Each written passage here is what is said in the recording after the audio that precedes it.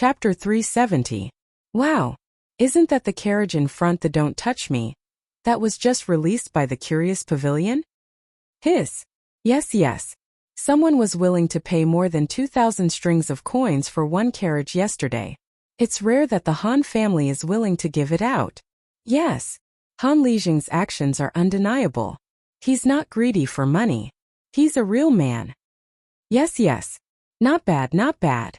Those with a bit of eyesight could immediately tell that the three carriages leading the dowry team had an extraordinary origin. Combined with yesterday's incident in front of the strange Empress pavilion, everyone's eyes became even more fervent as they looked at this team. This dowry was really too generous.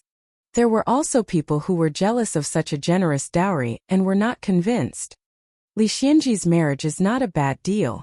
Look at the dowry sent by the Han family. There are so many precious gold, silver and jade items. It's worth a lot. TSK, what a lucky bastard. Why is no one willing to marry me, Lu Fengshui, with so much dowry? Lu Fengshui, who would want to marry someone like you? Moreover, this Li County man was not simple. Not only was he young and held a high position, but his business was also doing well.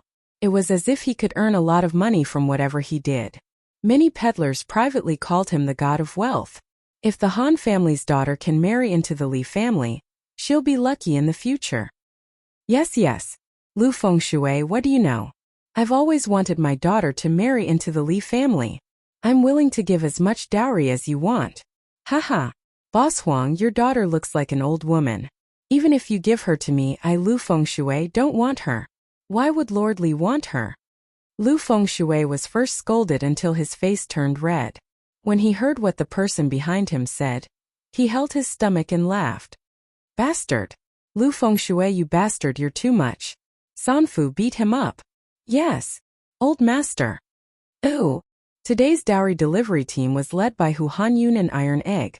After feeling the envious gazes of the people around them, the two of them could not help but puff out their chests and walk forward valiantly and proudly.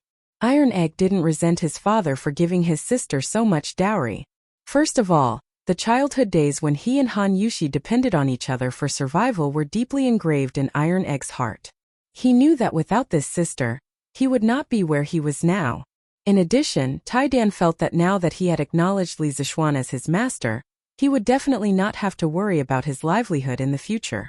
Therefore, Tai Dan supported Han Li's decision to spend all his wealth to buy a dowry for Han Yushi. Ouch! Which family is marrying off their daughter over there? It's true. Why is there another gift-giving team here? Just as they were watching the show, someone noticed another gift-giving team on the other side of the street. There are quite a few gifts here. Look at this long line. Which family is this? They actually bumped into the Han family.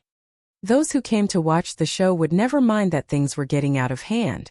Since they had nothing to do, this group of melon-eating people chatted as they watched the show. It was extremely comfortable. It seems to be the Du family's carriage. Look, there are markings on it. Du family? That Du family? Could it be that Duke Kai's, Du Ruhui's family is marrying off their daughter? Someone immediately laughed. Nonsense, since when did Minister Du have a daughter? The person next to him suddenly realized that he had misspoken. Chonghua Square's Du family's Du Yanheng is adding to his niece's dowry. 800,000 copper coins, 30 carts of silk, satin, gold, silver and jade. At this moment, in front of the gift-giving team, a page boy walked forward while beating gongs and drums and shouting loudly. During the spring and autumn period, when the dukes married off their daughters, the officials had to send their daughters as concubines and dowry as dowry. Later on, when those big families married off their daughters, their relatives and friends would usually send gifts called adding to the dowry. Oh, so it's Chonghua Square's Du Jiuxing's family. I didn't expect the Du family to be the Han family's daughter's maternal uncle. Someone shouted in realization. There were also people who had never heard of the Du family. What Du Jiuxing? Why haven't I heard of this Du Yanheng before? Haha. You might not have heard of Du Yanheng, but you must have heard of Du Daoling, right? He is the famous master brewer of the previous dynasty, the true successor of Wine Sage, Du Kong. People call him Little Wine Sage. This Du Yanheng is Du Daoling's eldest son. Oh, So he is the son of Du Zhousheng. I know this. Their family's Zhousheng workshop used to be very famous. Ingzhou's Fushui, Wuchang Ruoxia, Hezhong Sang Luo, and Yuanzhou's Ichuan Zhousheng workshop can all be brewed, and the taste is extremely pure. But since the Drunken Immortal restaurant launched the Immortal Drunken Wine, their wine is no longer good. What do you know? That's because after the death of Old Man Du, his two sons fought for the family property, and that's why the Zhousheng workshop declined. Didn't you see that only Du Yanheng came today? Even his younger brother Du Xiaoquan didn't come. Oh, so their family doesn't get along? Bah! You two really have nothing better to do. What does it have to do with you whether their family is harmonious or not? The question now is, how did Du Yanheng become the Han family's daughter's maternal uncle? Someone scolded angrily. At this time an old man in his 50s stroked his beard and said, "Oh, I know. It said that 15 years ago, Old Man Du's youngest daughter, Du Shenyang, secretly agreed to marry an illegitimate son of a general. Old Man Du didn't agree to this marriage, but Du Shenyang threatened him with her life and wouldn't marry anyone else. Old Man Du was so angry that he wanted to expel Du Shenyang from the family. Fortunately, Old Lady Du couldn't bear to see her beloved daughter suffer, and prepared a dowry for Du Shenyang to marry that poor boy. But since then, Old Man Du didn't recognize this daughter anymore." "Ah, there's such a thing? Uncle Meng, can you tell us more about it?" The Tangs also liked to gossip, and this kind of love affair was the favorite of the onlookers. Go, go, go. I've said what I need to say. What else is there to say? Uncle who? Why do I have an uncle? Iron Egg was born late, so how would he know about these old things? He looked at the convoy behind him and asked in confusion. Iron Egg, you do have an uncle. The one behind is your mother's elder brother. But they didn't interact much in the past. Cough cough, it's a long story. You can ask your father when you get back.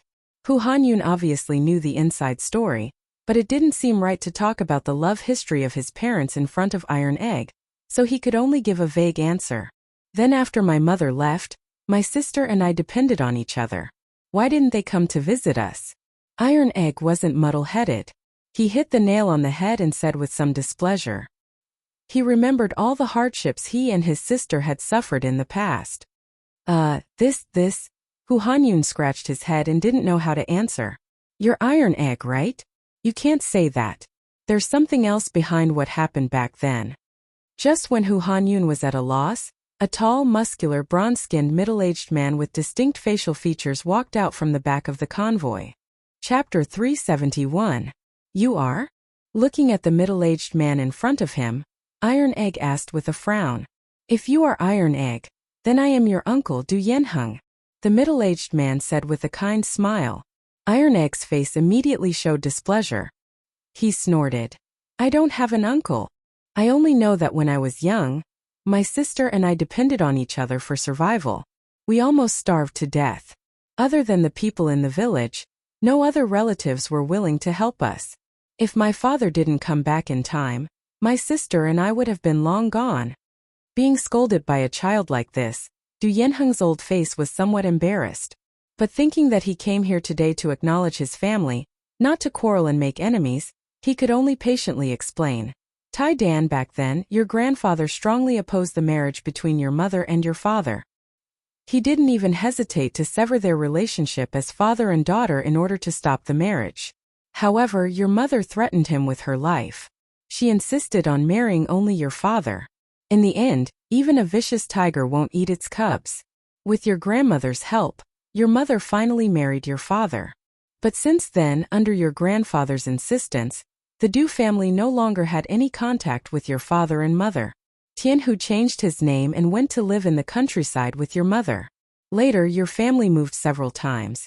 After your grandfather passed away, the Du family didn't even know where your father and mother lived. So, then why didn't my grandfather agree to my mother marrying my father? Iron Egg asked angrily. In his opinion, his father was a hero who had fought on the battlefield.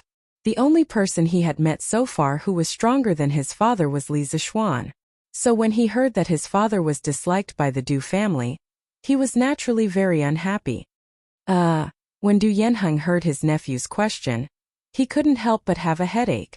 He thought to himself, why is it so difficult to deal with children nowadays? Is it because I haven't dealt with children for a long time? Or is it because this child in front of me is too monstrous? Iron Egg, there are too many things involved in the past. I'm afraid it's not convenient to talk about it now. If you really want to know, you can ask your uncle after you send your sister's dowry. Or you can go back and ask your father. Du Yanheng shook his head and said in a deep voice, why can't you say it now? If you are really my uncle, then please explain everything clearly now. Otherwise, we don't want the dowry you added. When he asked Hu Hanyun earlier, Hu Hanyun wasn't willing to go into detail. Now that he asked Du Yanheng was also being secretive. Iron Egg couldn't help but ask impatiently. When had Du Yanheng ever been humiliated by a child like this? He was so angry that his face turned red. He pointed at the Iron Egg and was about to explode. Cough cough. Iron Egg, don't make a fuss.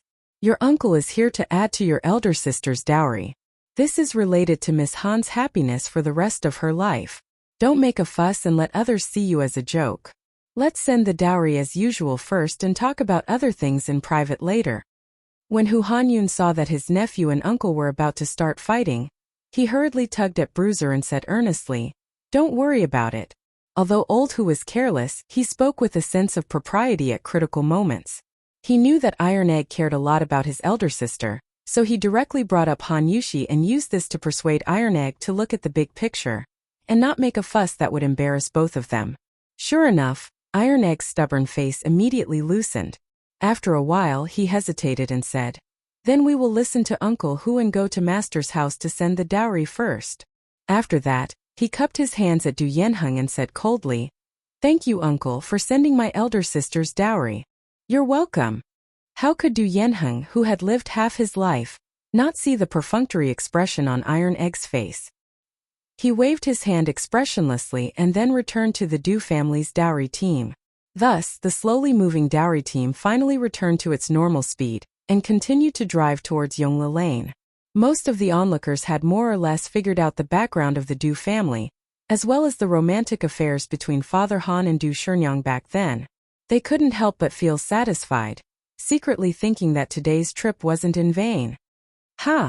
This Han family is really lucky. More than 10 years ago, Han Tianhu married the Du family's daughter, and now his daughter is married to a young county founding man. This fortune is really amazing. Yes, this Han family's fortune is really heaven-defying. Oh, look, another team has come. Don't tell me they are also here to send the Han family's young Miss dowry? The new team had more than 50 carriages and hundreds of gifts. It looked like there were more gifts than the Du family's previous gifts. It's from Duke Yi's mansion. The leading carriage has a symbol on it. Someone with sharp eyes immediately recognized the words on the carriage and quickly shouted, hey! The leading carriage is also from Strange Interest Pavilion. Don't touch me, how generous! Aren't you talking nonsense? What kind of status does Duke Yi have? How can he not get a carriage? The question is, what does Duke Yi have to do with the Han family? I know this. Do you still remember the bandit suppression a few months ago? Duke of Igua, Duke of Lugua, Duke of Wugua, Great General Niu, and 1,000 Yulin guards all filed out of Yenshing Gate at noon. In the evening, the army escorted several thousand bandits back in triumph. Many people saw it. I also saw it at that time. But what does this have to do with the Han family's young miss? Hey! It has a lot to do with it. Why don't you think about it? What kind of bandits can actually alarm the three dukes and the Yulin guards to take action at the same time? Yes. Generally, bandits can be eliminated by the county government. Why did they make such a big scene? Haha. It was said that at that time, those bandits kidnapped the adopted daughter of the Duke of Yi. The Duke of Yi was furious and wanted to go out of the city to suppress the bandits. How could His Majesty bear to let him take the risk alone? So he sent 1,000 Yulin guards to help. And this Han family's young miss is precisely Duke Yi's adopted daughter. As if to confirm what he said, a manservant in front of the Qin family's caravan started to beat gongs and drums while shouting, Duke Yi's mansion has added 4 million copper coins, 1,000 mu of fertile land, 5 shops and 30 carts of silk, satin, gold, silver and jade. Wow! This Han family's young miss actually has such a big background. Duke's mansion actually added so much dowry. 4 million copper coins and 1,000 mu of fertile land. They are really willing to part with it. What does this mean? It means that Duke really dotes on his adopted daughter, Han family's young miss. That's right. Who was just saying that the Han family's girl marrying into the Li family was climbing up the social ladder. In my opinion, these two families are well matched. Hey! I heard that the Han family's young miss is a famous peerless beauty in the villages outside the city. She is not inferior to those aristocratic families' young misses. Duke Li really has good luck with women. Duke Li is also handsome and suave. He looks like a talent. I think that not only are they well matched, they are also a golden boy and jade girl. A match made in heaven. Qin Huayu walked at the front of the Qin family's caravan and listened to the discussions around him. The corner of his mouth curved into an elegant arc. These people's analysis was correct. Due to Han Tianhu and Li Zixuan, his parents really doted on Han Yushi and almost treated her as their own. Ever since they recognized this daughter, his mother had personally gone to the Han family to visit Han Yushi more than once. This time, the Qin family had also spent a lot of money to add to the dowry. It was to give Han Yushi face and prevent others from saying that Han Yushi married Li Zixuan because the Han family was climbing up the social ladder. From the looks of it, the effect was pretty good. Oh. Chapter 372. Haha. Iron egg. I'm not late, am I? Qin Huayu came to the front of the Han family's dowry team and smiled. Of course you're not late. Thank you, brother Huayu, for coming personally to add to my sister's dowry. Han Yushi was Qin Qiong's adopted daughter, and could be considered Qin Huayu's adopted sister. With this relationship and the fact that Iron Egg was sitting next to Qin Huayu in the mathematics school, they had a very good relationship. Therefore, when he saw Qin Huayu representing the Qin family to support his sister, Iron Egg was naturally happy from the bottom of his heart. Haha, we're all family, no need to be polite, no need to be polite. Let's go and send the bride off together. Qin Huayu chuckled as he patted Bruiser's shoulder. Iron Egg nodded and the two walked side by side. Du Yanheng saw this scene from behind, and his expression changed slightly. His eyes flashed and then he quickly returned to normal. He continued to follow the Han family's team expressionlessly. After the Qin family's huge dowry team joined in, the atmosphere was pushed to a climax. Just when everyone thought that today's excitement would end here, another small team came from the west side of the street. There were only about 20 carriages, and it looked about the same size as the Du family's dowry team. Why is there another team here? Are they also here to add to the dowry? Oh my god. One family after another. Who exactly is that Miss Han? Which family is this? It doesn't look like there are many gifts.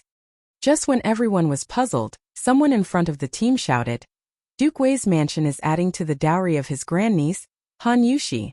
1 million copper coins, 500 mu of fertile land, 15 carts of silk, satin, gold, silver, and jade. How did Duke Wei become Miss Han's granduncle? Someone vomited blood after hearing this. Yes, I've never heard of it before. Strange things are happening one after another today.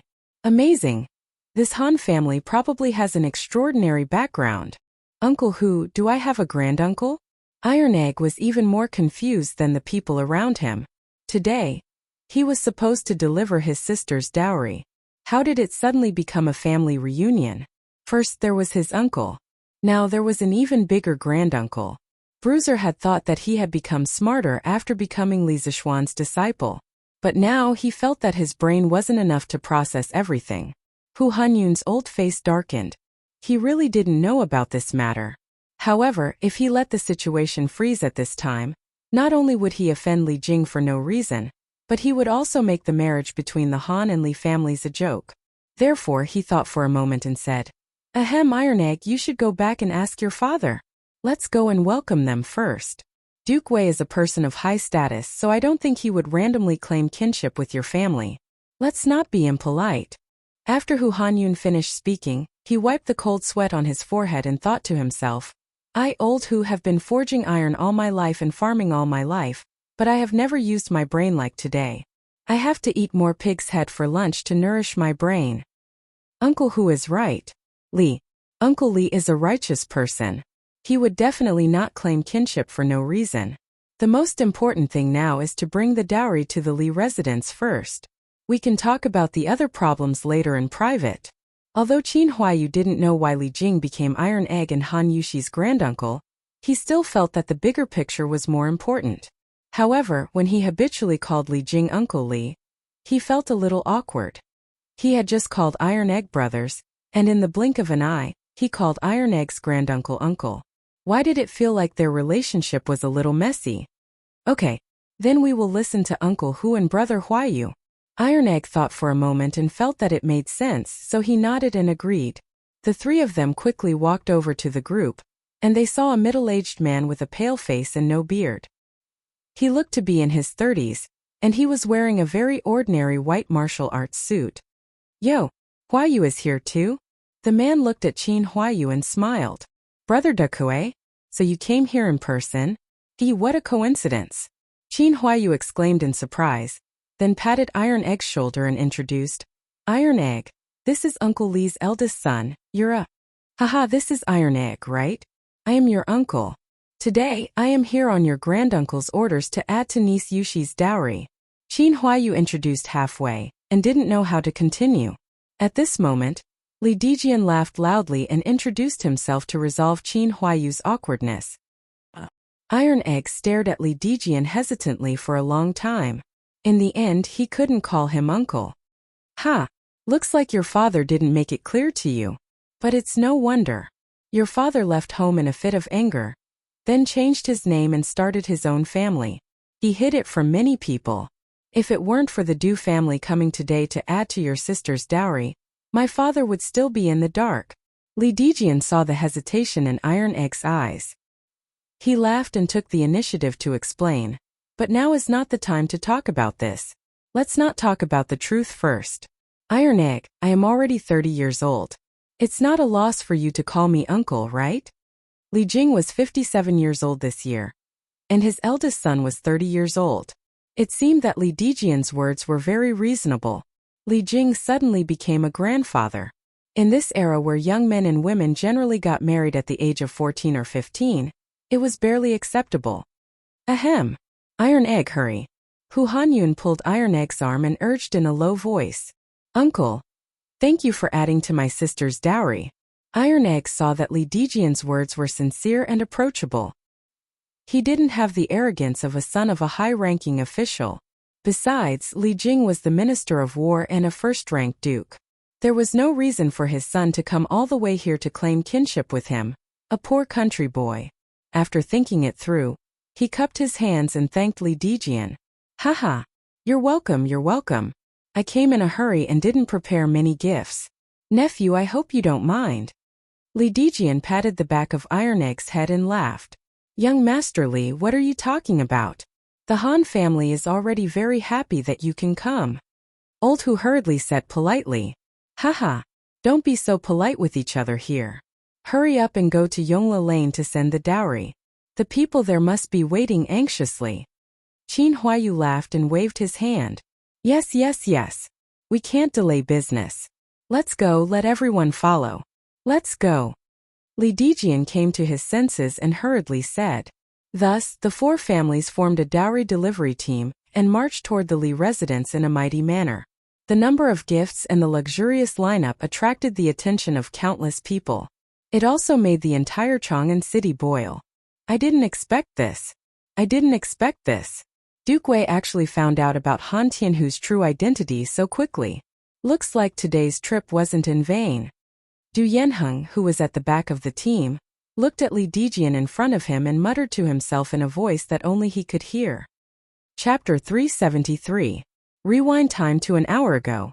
Puningfang, Duke Wei's mansion. Ha! Master, are you reading again?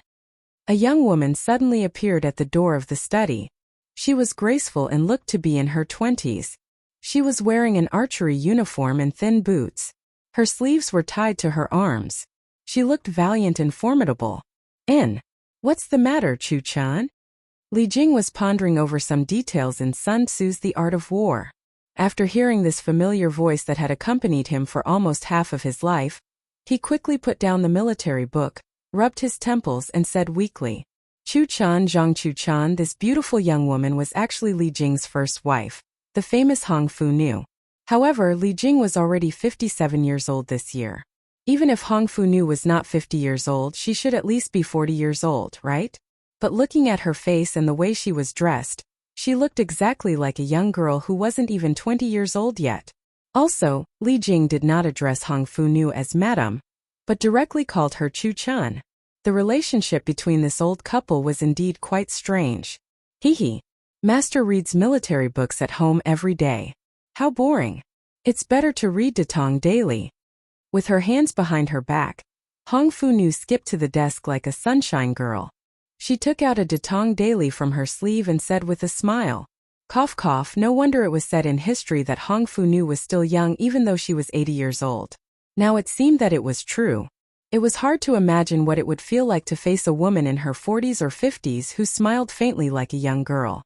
In any case, Li Jing seemed to have a strong immunity to this devilish girl's laughter. He glanced at the Datong daily on the desk expressionlessly. His lips moved, and he wanted to say something but stopped. Master still doesn't like reading this newspaper? Then why don't we go to the backyard and have a spark? Obviously, Li Jing must have rejected her more than once before. When Hong Fu Nu saw the expression on Li Jing's face, she immediately knew the answer, so she pouted and said angrily, Cough cough. Chu Chun, this newspaper only talks about some old and rotten things. It's not as interesting as the art of war. This old man is indeed not interested in this. Li Jing's face darkened as he spat out blood. Only Hong Fu Nu would dare to make the Tang Empire's war god put down his military book and read Datong daily. Hee. Since you don't like reading newspapers, then how about I tell you the story of the founder of Datong daily? Hong Fu Nu tugged at Li Jing's arm and blinked. She smiled mischievously. Hee. Chu Chun is talking about Li Zishuan, right? This old man knows quite a lot about him. He's a promising young man. Li Jing shook her head and chuckled. Humph. Of course not. Master, I'm sure you've never heard of what I'm about to say. This is something new that Chu Chun encountered at the entrance of the East Market. Hong Fu grunted delicately and spoke with slight displeasure. Cough cough. Then Chu Chun, quickly tell me. This old man is all ears. Li Jing retreated in defeat. Previously, when I was at the East Market, I saw Li Zishuan's fiancé's family. They came to Chang'an to send dowry. That's a big show. Just the copper coins alone are worth 20 million. Oh? I've heard that Li Zishuan is getting married soon, but I didn't expect it to be so soon. That's not what I'm about to say. Master, guess who followed behind to add dowry? This. I only know that Li Zishuan's fiancé's surname is Han, and her name is Yushi. As for their family's relatives in Chang'an, I'm not sure. Haha. That's what I'm saying. Master, you've never heard of these things. Hong Fu's daughter laughed happily. Then she moved a stool from the side and excitedly began to explain to Li Jing. Today, when the Han family's team entered the city, Du Yanheng of Chonghua Square's Du family personally led a team of dowry enhancers to follow them. He said that it was for his niece. Niece? How is the Du family related to the Han family's girl? I heard from the people around that Han Yushi's mother is the little wine sage Du Daoling's daughter, Du Shernyang. Moreover, Du Daoling didn't agree to this marriage at first. Du Shernyang threatened him with her life before finally marrying Han Tianhu. Back then, this matter caused an uproar in Chang'an City. Master, didn't you hear about it at that time? Hong Fu Nu played with the hair in front of her chest as she told Li Jing the news she heard. Du Daoling. Du. Wait. Li Jing felt that these two names were somewhat familiar. He frowned seriously and pondered for a while. Suddenly, he slammed the table and stood up, shouting. Didn't Du Shenyang marry Han Tianlin back then? Could Han Yushi's father be? No. Master, you guessed wrong. Han Yushi's father is called Han Tianhu, not Han Tianlin. Hong Fu Nu waved her hand and said with a look of superiority. Han Tianhu? Ha! That's definitely right. Han Yushi's father must be Han Tianlin. Li Jing said with certainty. Master, is it really the Han family's little Linzi? Hong Fu Nu rolled her eyes and suddenly asked excitedly. Yes, it's most likely. In order to live a leisurely life, this kid really concealed his identity and hid it from everyone. Li Jing recalled the past with a look of nostalgia. After a while, he suddenly opened his eyes and said, "Quick! Chu-chan, quickly instruct all the servants in the residence to immediately prepare dozens of carriages of gifts. Go and add to the Han family's girls' dowry now." "Oh, yes. If it's really little Lindsay, then isn't Han Yushi your grandniece? We really should go and add to the dowry." Hong Funu reacted and said happily. Li Jing was speechless. "Isn't she also your grandniece?" Of course not. I'm still so young. I don't want to be someone else's grandaunt. Master, you should be it yourself." Hong Funu snorted and was about to leave. When Li Jing heard that, his face was filled with black lines. Was this something a grandmother should say? Sigh. "Oh right, master. If we want to catch up to the Han family's team, we have to hurry. But this way we won't have time to prepare many things. What should we do?" Hong Funu had just walked to the door when she came to her senses and turned around to ask. It's fine. Even if we don't bring anything and only send some people to support the Han family, little Lindsay will be very happy." Li Jing stroked his beard and said calmly, Yes, that's true. Then, I'll personally send the Han family's girls' dowry." Hong Funu said eagerly. "Nonsense. Just let Dejian go. What will you look like if you go?" Li Jing said unhappily. Throughout history, which grandaunt personally went to send dowry to her grandniece? Why can't I go? Am I unpresentable? Hong Funu said angrily with her hands on her hips, revealing her shrewish and unreasonable side. The veins on Li Jing's forehead were throbbing. He wanted to be angry but didn't dare to. After a pause, he could only swallow his anger and coax her nicely. Cough, Chuchen, I definitely didn't mean that." "Then what do you mean?" You see, you let Dejian send the dowry. We can practice martial arts in the backyard. I haven't tested your martial arts skills in a long time."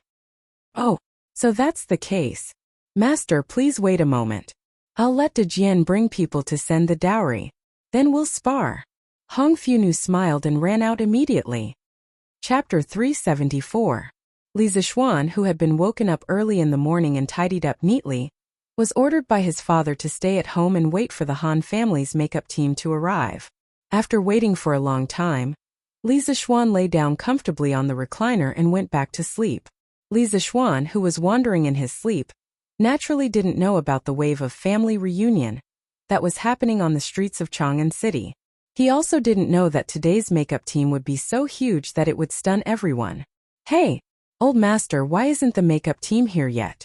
Could it be that something went wrong on the way?" Madame Li was anxiously pacing back and forth in the front yard, looking at the gate from time to time. However, after waiting for a long time and not seeing the makeup team, she finally couldn't help but ask. "Haha, madam, don't be anxious. What could happen to the emperor? They will definitely be here soon. Besides, didn't madam just send Sanbao out to scout for news? There should be news soon." Li Jingma was also a little anxious, but he forced himself to calm down and comforted her. Still talking about it. Didn't our daughter-in-law get kidnapped outside Chang'an City last time? Fortunately, Xianer went there in time and nothing happened." Madame Li rolled her eyes and said unhappily, "Ahem. Wasn't that an accident? Besides, weren't those bandits already surrounded by the Imperial Army? Madam, don't worry about it." Li Jingma's face darkened, and he said in a muffled voice, "I'm worried about it?" Madame Li immediately jumped up as if someone had stepped on her tail. "If I don't worry about my daughter-in-law, who will? One of you is sleeping soundly in the hall, and the other is drinking tea leisurely here. In the end, it's me who's worrying for nothing." All right, with such an unreasonable wife, old Master Li could only grit his teeth and swallow his anger. He smiled and said, "Ahem, it was a slip of the tongue, a slip of the tongue. Madam, please don't be angry." They're here. "Old Master, madam. The makeup team from the Han family is here. So long. Just as the old couple was about to quarrel, Sanbao ran in and shouted while gasping for breath. "You're here? He's here? Where is it? What's so long?" Madame Li immediately forgot about her earlier emotions. She quickly glanced at the door and asked Sanbao, "Madam, they are almost at the entrance of the workshop. Sanbao ran faster, so she came back first. The makeup line is so long, and there are so many people around to watch the fun. Sanbao took a deep breath and bowed. Haha. Good, good, good. Old master, our in-laws have also given us face. I didn't send so many betrothal gifts in vain. When Madame Li heard this, she was overjoyed. She thought that Han Tianhu had only sent back most of the betrothal gifts. She was already very satisfied with that. After all, the Li family had given her a lot of betrothal gifts. She only needed to send back a part of it, and it was already very ostentatious. It could be considered giving face to the Li family. Which mother wouldn't want her son's wedding to be lively? Haha. Of course. Tianhu isn't someone who forgets righteousness at the sight of profit. He might have even supplemented the betrothal gifts from other places. The Han family's foundation is thin, but Tianhu's character is unquestionable. This marriage is going well. Old Man Li stood up and said with a smile, Yes, yes. Xiao He, go and wake young master up and wipe his face. Why are you in such a daze on such a joyous day? Madame Li was so happy that she couldn't close her mouth. She turned her head and ordered Xiao He. Yes, madam. Thinking of her young master, Xiao Shi covered her mouth and smiled. She ran to the main hall to wake the lazy pig up. In just a short while there were sounds of drums and gongs outside the door. Then they saw Iron Egg, Hu Hanyun, Qin Huayu, and Li Dijian, who were wearing joyful clothes, striding into the residence first. Grandmaster, Grandmaster. Iron Egg is here to send my sister's makeup. Iron Egg smiled and bowed to Li Jingma and Madame Li. Good, good, good. Good child, go in and rest. Iron Egg was very obedient in the Li family, and was deeply loved by the two elders. At this time Madame Li lovingly touched the back of Iron Egg's head and said softly, The Han family presents their daughter's dowry, 20 million copper coins, 1,000 mu of fertile land, 3 plates of coral pearls, golden amber pearls, beeswax pearls and agarwood pearls, 4 pieces of green jade, 4 pieces of white jade, 2 pieces of crystal, 2 pieces of gold amber, 2 pieces of jade, 2 pieces of ivory, 2 pieces of jade, 2 pieces of ivory, 2 pieces of deer bone, 2 pieces of ox horn. Sanbao and Afu took turns to sing the gifts at the door. Butler Wang Zhong leaned over the red square table that had been set up earlier and quickly recorded everything down. As he recorded, his forehead started to sweat uncontrollably. There seemed to be an endless supply of gifts. He couldn't finish recording them no matter how hard he tried. Madame Li listened for a while and felt that something was wrong. She had never seen many of these things before. Most of the dowry from the Han family should be self-prepared. She couldn't help but look at Li Jingma and ask, Master, isn't this too much? Yes, it is indeed more than what we sent over. Isn't this Han Tianhu too honest? For the sake of his daughter's reputation, where did he get so much wealth? Yo! It looks like there's still a long line behind. This? Li Jingma looked out of the courtyard and was instantly stunned. There were close to 200 ox carts and 400 to 500 gifts. The procession of gifts stretched for several hundred meters. Looking around, it was either gifts or people. The usually spacious Yongla lane suddenly became crowded. All the residents in the lane were alarmed and came to see what was going on. This led to more people delivering gifts, and even more people coming to see what was going on. Hee. Old Master Li, Madame Li, Du Yanheng from the Du family in Chonghua Lane is here to send dowry for his niece. These are just some small gifts to show my respect. While Old Master Li was dumbfounded, Du Yanheng went forward and cupped his hands with a smile. You are Han Yushi's uncle? Li Jingma asked in surprise. Yes, Yushi's mother is my biological sister. Because of my father, the two families might have been at odds. Today, I know that Yushi is getting married, so I came here specially to add dowry for my niece. I see. You are a guest. Brother Du, please come in. Li Jingma looked at the silent Iron Egg beside him, and his eyes flashed. He knew that there must be something hidden in this, but he knew that now wasn't the time to delve into it, so he smiled calmly. Thank you. Du Yanheng heaved a sigh of relief and walked in. The Du family in Chonghua Lane is sending dowry for my niece, 800,000 copper coins. Sanbao then sang the Du family's gift list. Uncle Li, Auntie Li, Huayu is here today to add dowry for my adopted sister on behalf of my parents. Thank you, thank you. This was an old acquaintance. When Li Jingma and Mrs. Li heard that the Qin family also came to send dowry for Han Yushi, their faces glowed even brighter. They quickly invited Qin Huayu to the side to chat enthusiastically. Coincidentally, Li Zixuan was also cleaned up by Xiao He, so the two brothers stood at the side and chatted about family matters. The Duke of Yi's mansion is sending dowry for his adopted daughter, 4 million copper coins, 1,000 mu of fertile land, a pair of pure gold buttons inlaid with jewels, a pair of white jade mandarin duck buttons, 4 pairs of pearls, 2 small knives with jade handles and ivory handles, 4 gold necklaces, 6 silver necklaces, 1 golden phoenix with pearls, and 1 golden hairpin with longevity fruit in the mouth of a pair of phoenixes. When it was time to read the Qin family's gift list, the quick-witted Sanbao immediately raised her voice to the maximum.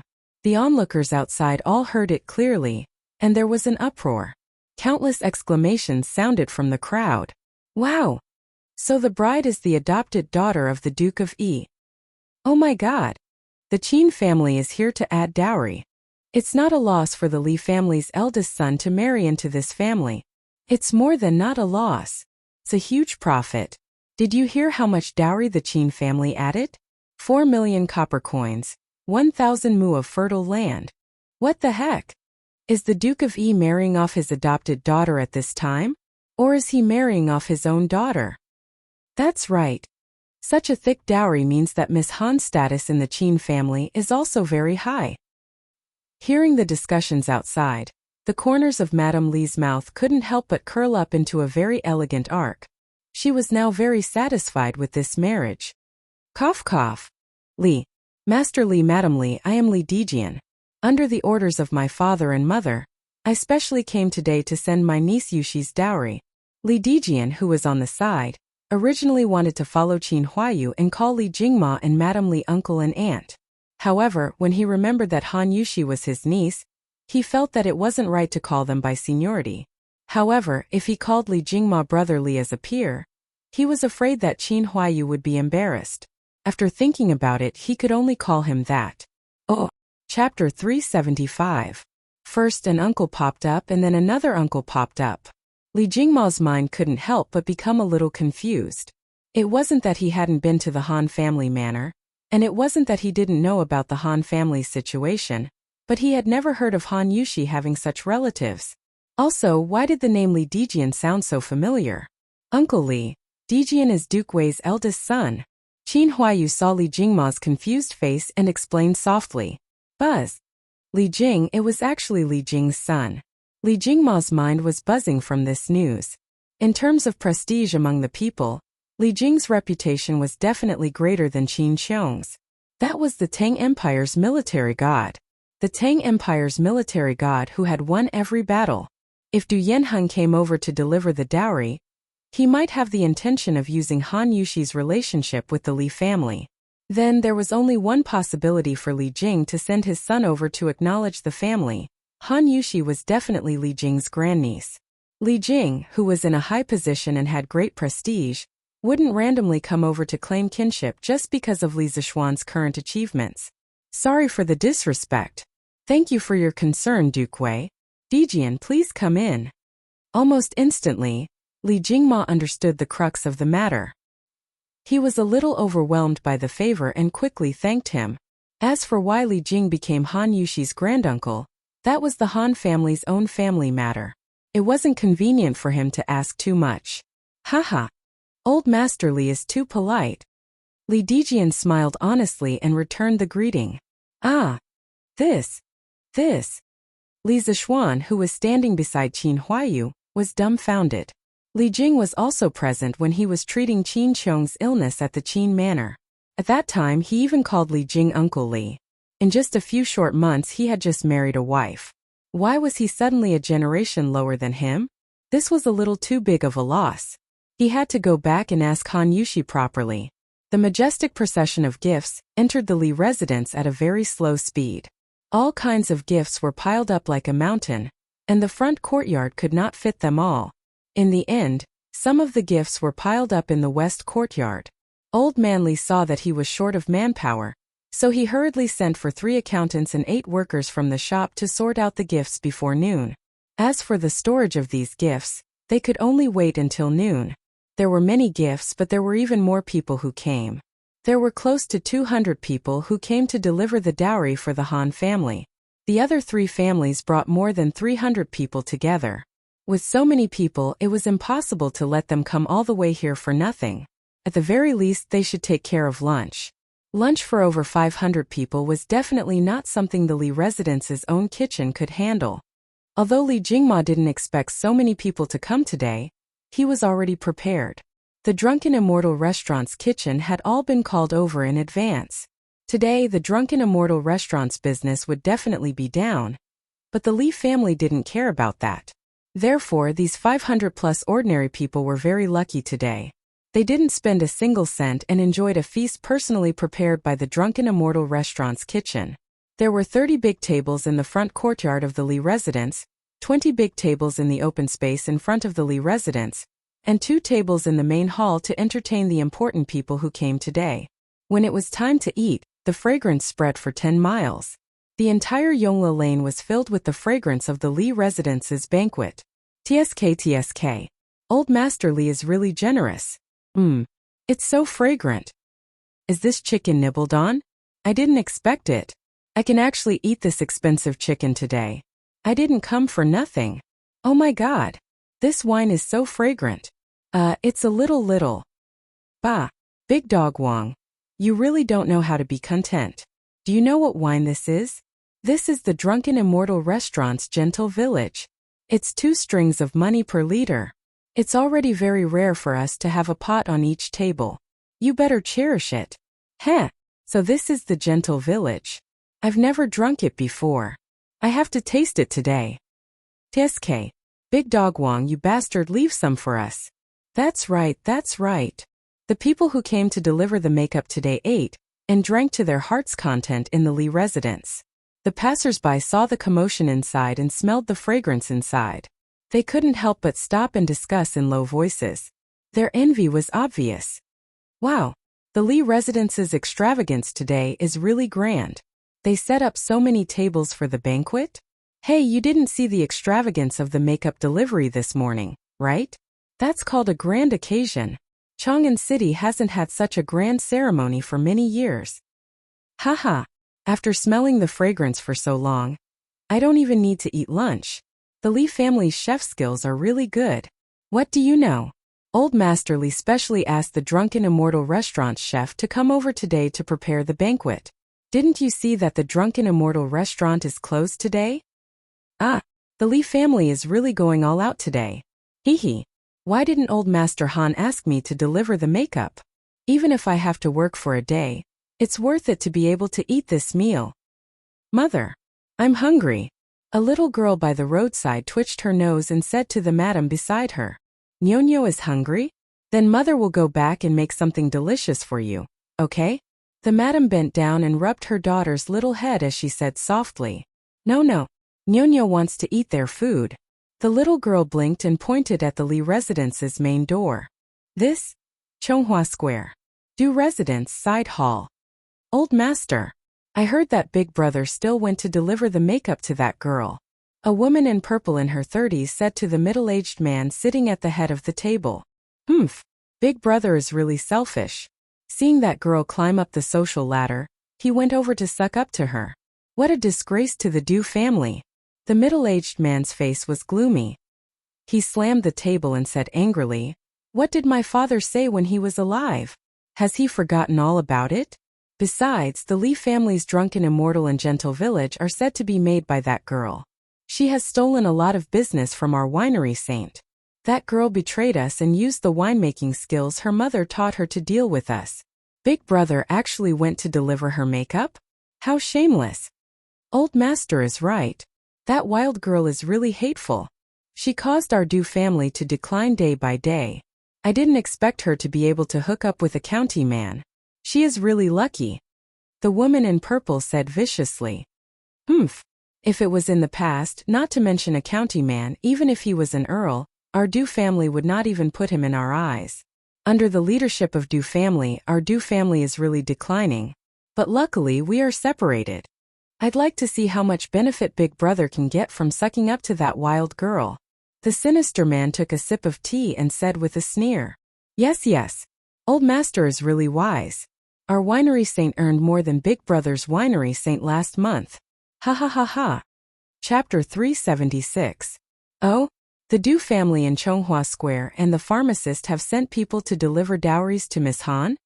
In the Sweet Du Hall, Li Er was eating the food that Empress Zhongsun had personally delivered, while listening to Zhao Song's report on the interesting things that happened in Chang'an today.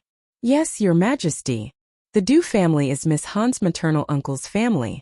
As for Duke Wei, I heard that he is here to add to his grandniece's dowry. Zhao Song said respectfully. Eh? Your Majesty, how did Duke Wei have a grandniece so quickly? Why have I not heard of it before? Hearing this, Zhongsun interrupted curiously and asked.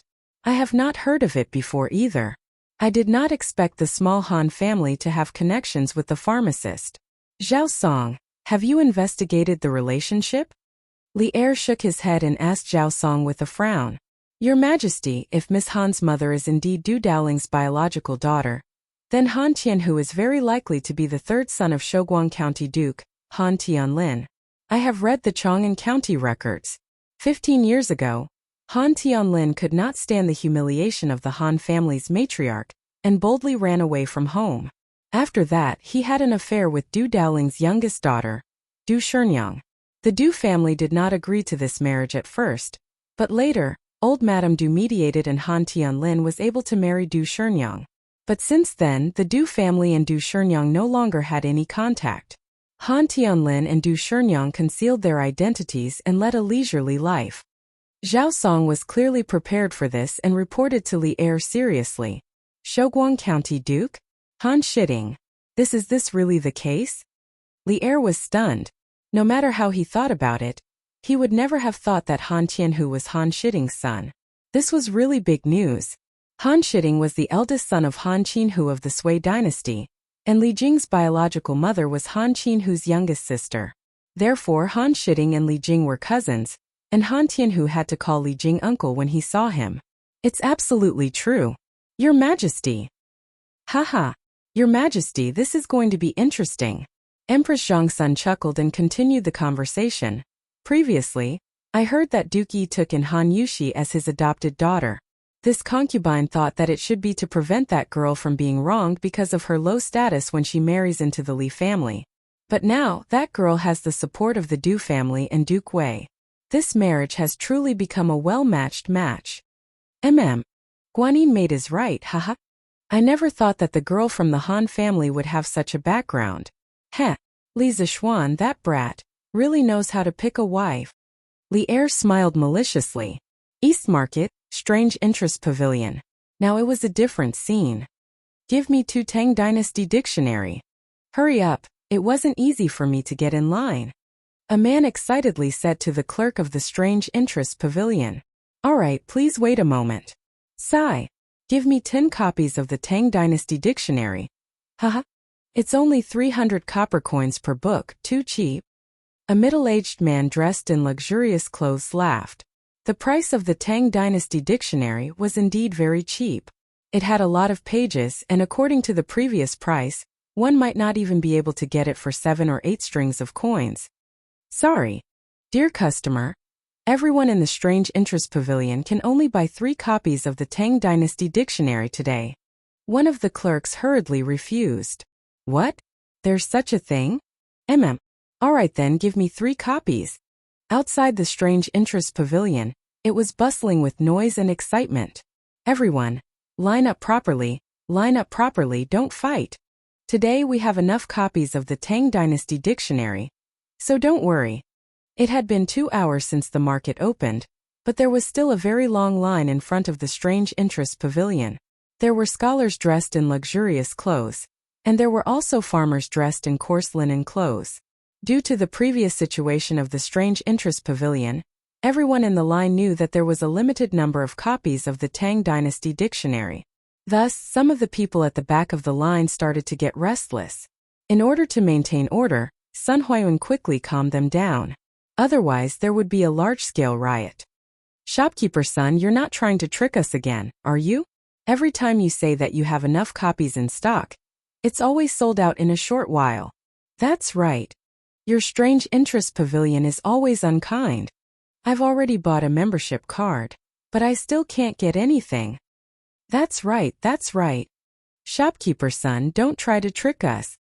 As soon as Sun Huayuan finished speaking, a group of customers who had suffered from the hunger marketing policy of the strange interest pavilion immediately voiced their doubts. It was not their fault. They had been cheated by the strange interest pavilion too many times in the past. Some of the products of the strange interest pavilion could not be used even if they bought a membership card. For example, the new horse carriage Don't Touch Me. Purple members would still have to kneel if they came late. Which shop in Chang'an City would dare to do the same thing as the strange interest pavilion? Fortunately, the products of the strange interest pavilion were unique. Otherwise, they would have been eliminated by their competitors long ago. Sun Huayuan's old face reddened. He said awkwardly, "Ahem, everyone, I'm not lying at all. After 2 days and 2 nights of hard work by our workshop's craftsmen, the supply of Datong daily today has reached 1,500 copies. Everyone present should be able to get one." Everyone was stunned at first. They could not believe their ears. Then a wave of applause followed. Good. Good job, shopkeeper son. 1,500 copies? Haha. Looks like I'll be able to get one for my eldest son today.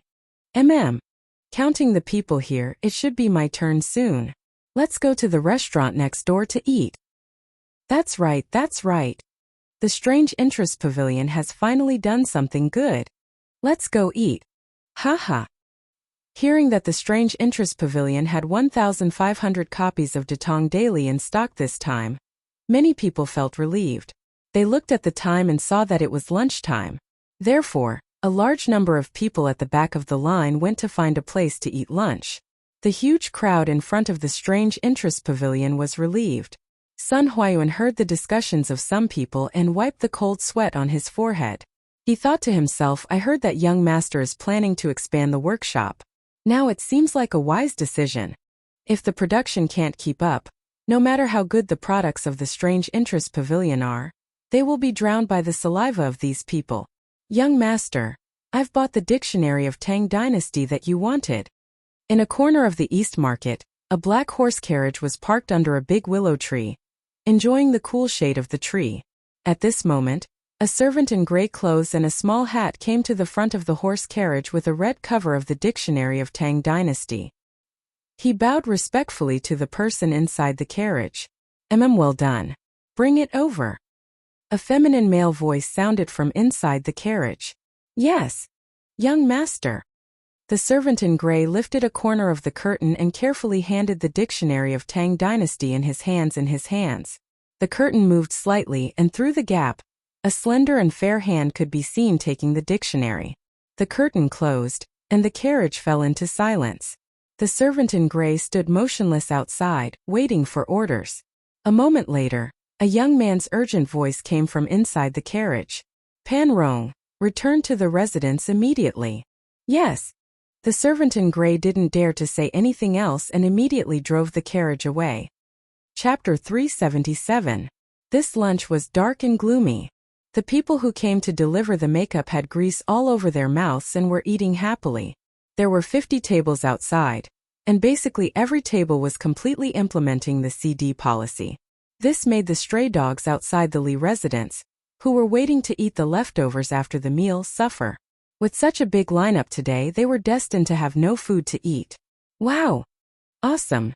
2F king awesome! And the Li family's food is really F king good.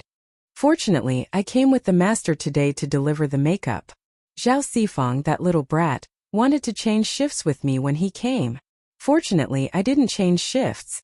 Haha! A servant who came with Du Yanheng to deliver the makeup said proudly while rubbing his swollen belly. Hey! De Zhuang, if you change shifts, won't you regret it for the rest of your life? Haha! That's the truth. Brr!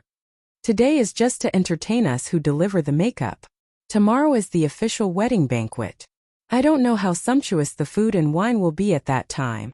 It's a pity that I'm not qualified to come and participate. Go! You should be satisfied. The meal we ate today is enough for many people to envy for a lifetime. Those who come to attend Lord Li's wedding ceremony tomorrow are all high officials and nobles. How can it be our turn? Haha. That's right.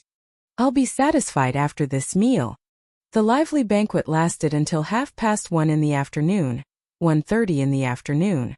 More than 500 people who delivered the makeup rubbed their swollen bellies and left one after another under the leadership of each family.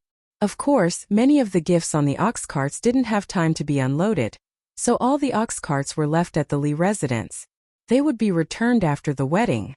Anyway, there was the symbol of each family on it, so there was no need to be afraid of confusion. Besides, when the bride was fetching the bride tomorrow, they could be placed at the back of the convoy to add to the extravagance. The people who delivered the dowry had eaten their fill and returned home, each looking for their mothers. The people of the Li residence, on the other hand, were extremely busy. More than 10 servants were busy tidying up the tables, chairs, bowls, and chopsticks, while the other 80 servants were busy helping to transport the dowry that had been sorted out in the morning to the Li residence's storeroom. This was a huge project. When Li Zixuan had just returned home a few months ago, he felt that there were too many maids and servants in the house. Now it seemed that there was not enough manpower. No wonder it was often said in books that some rich and powerful families had more than 10,000 maids and servants. In this era it was not exaggerated at all because the business of the big families was even bigger. The current foundation of the Li family was still not comparable to those 1,000-year-old families. Today the amount of dowry sent by the Han, Li Du, and Qin families was so much that it almost filled up the 2 courtyards of the Li residence. The Li residence was not a small residence. The entire area of the Li residence could be counted with one's fingers in the several nearby squares. Even so, the courtyard was still full. One could imagine how many gifts there were. If it was a small family, it was estimated that the house would not be able to hold it. The storeroom of the Li residence was in the backyard. It was an independent 3-story building. There were only some famous people's calligraphy and paintings, gold, silver, jade, and of course a lot of copper coins. Li Zixuan had been here once but never again because he was not short of money to spend. Li Jingma personally went forward to open a simple and heavy copper lock, and then brought a few trusted servants in. The rest of the servants delivered all kinds of expensive gifts outside, and the servants inside were responsible for placing the gifts in appropriate places. In this way, the servants inside were actually the most tired, but none of them complained. Instead, they were all glowing and looked proud. The gifts that could be moved into the Li residence's storeroom were the more precious ones. For example, some of the cheaper furniture and decorations that took up more space could only be placed in the courtyard first, and even had to be piled up. As for the rice, wheat, and meat in the dowry, they had long been arranged to be placed in the Li residence's granary, or sent to the Drunken Immortal restaurant. According to Li Zixuan's previous plan, he had originally planned to buy a large amount of food during this autumn harvest to deal with the locust plague next year. But now, it seemed that when the time came, perhaps only half of the planned amount would be needed, because half of the granary at home was filled with food. Xianer, these are all Yuxi's dowry. You can't use them without permission in the future, do you understand? Madame Li stayed inside for a while before coming out. As a woman, she couldn't help much inside. Li Zixuan was also bored inside, so he slipped out with his mother. Knowing that her son was deliberately playing tricks, Madame Li smiled and didn't want to expose him. She looked at the mountain of dowry outside, thought for a while, and then earnestly instructed her son. A woman's dowry in ancient times was usually the private property of the woman, especially at this time. According to the law, a woman's dowry was protected by the law. When a woman married into her husband's family, her dowry wouldn't become the family's public property, but still belong to her private property. Not only could the parents-in-law not take it, even the husband couldn't take it. If the woman was divorced, then the dowry could be taken away. If the woman passed away, then the dowry would belong to her children. If she didn't have children, then most of the dowry would go to the mother's family, and the husband would get half of it at most. This still depended on negotiation, and it was also where disputes over property often happened. Therefore, the rights of women in the Tang dynasty were still very high, and they were protected by the government. It wasn't like the Ming and Qing dynasties, where women were completely dependent on men. They followed the father at home, the husband after marriage, and the son after the husband's death. The women of this time also had their own property rights, which was unimaginable in the future. Mother. I know, so don't worry. I don't care about that little bit of money. Li Zishuan pursed his lips. He was an awesome transmigrator, so no matter what, he wouldn't fall to the point where he had to rely on his wife's dowry to survive. If that was really the case, he might as well find a piece of tofu and kill himself. Hee. My son is promising. Madame Li looked at her son's smug face and couldn't help but smile lovingly. Haha. Isn't that because I was born good? Glib tongue. Alright, go ahead and be naughty. I'll go and see if there are any oversights. Xianer. Nothing must go wrong at tomorrow's wedding. Madame Li covered her mouth and smiled, tapping her son's forehead in annoyance. After such a long time of family reunion, she felt that she was getting happier every day. The only flaw was that she hadn't fulfilled her wish of having a house full of children and grandchildren. However, that was soon, so she felt full of motivation when she did things now. Thank you for your hard work, mother. Li Zishuan said sincerely. People said that having an elder in the family was like having a treasure.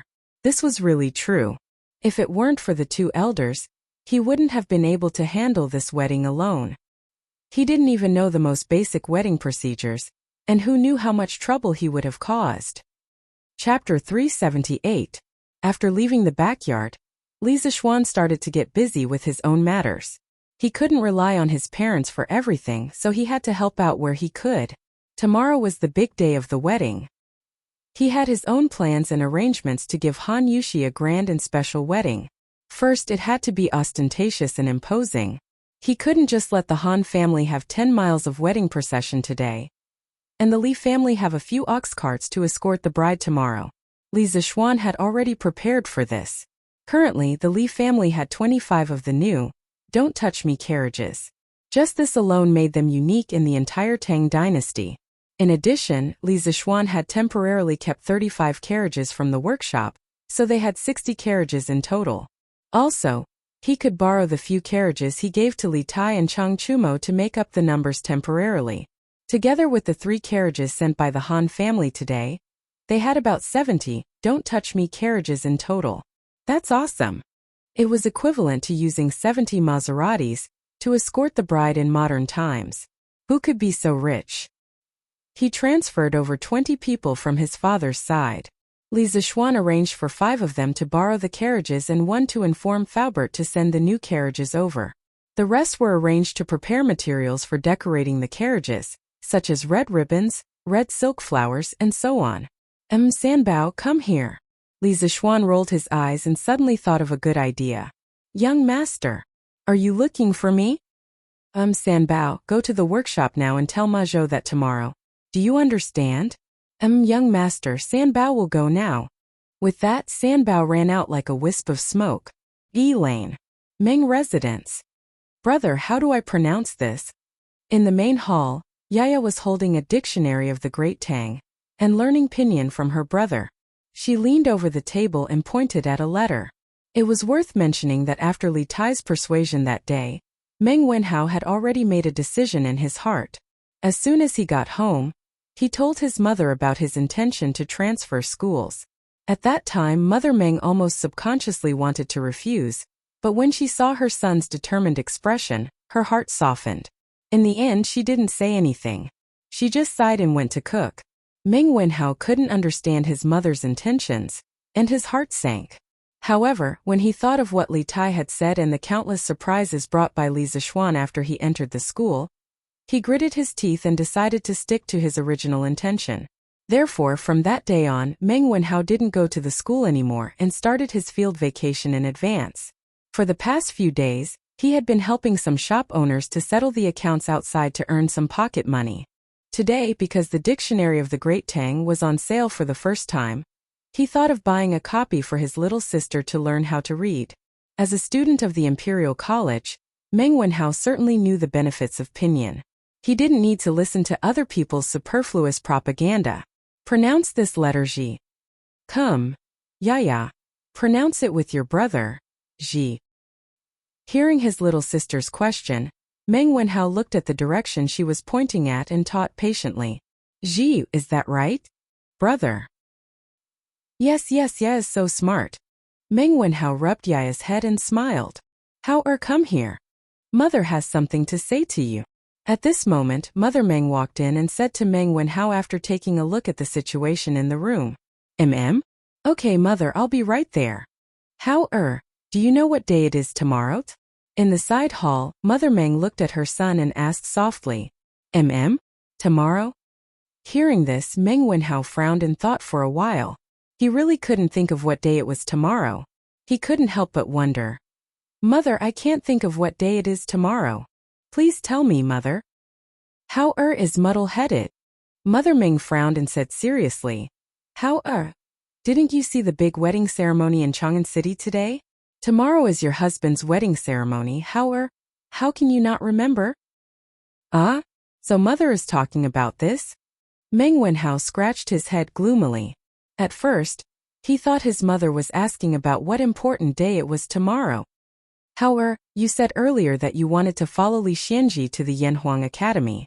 I'm not well educated, and I don't understand the principles behind it. But since this is your decision after careful consideration, I'll support you. Mother Meng sighed, turned around and continued. Besides, Li Xianji is very kind and intelligent. Whatever he does, he won't harm his own student. I believe in my own judgment. You should prepare to go to Yanhuang College. What? Mother, you agree? Meng Wenhao's eyes widened in disbelief as he exclaimed. I agree. You started from the county school and got promoted to the Imperial College 2 years ago. Mother and your father have seen you overcome obstacles and get promoted step by step, but the road to becoming an official is still uncertain.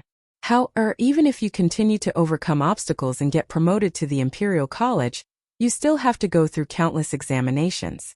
With Li Xianji's knowledge, it might be a very good way for you to follow him. This is the path you chose.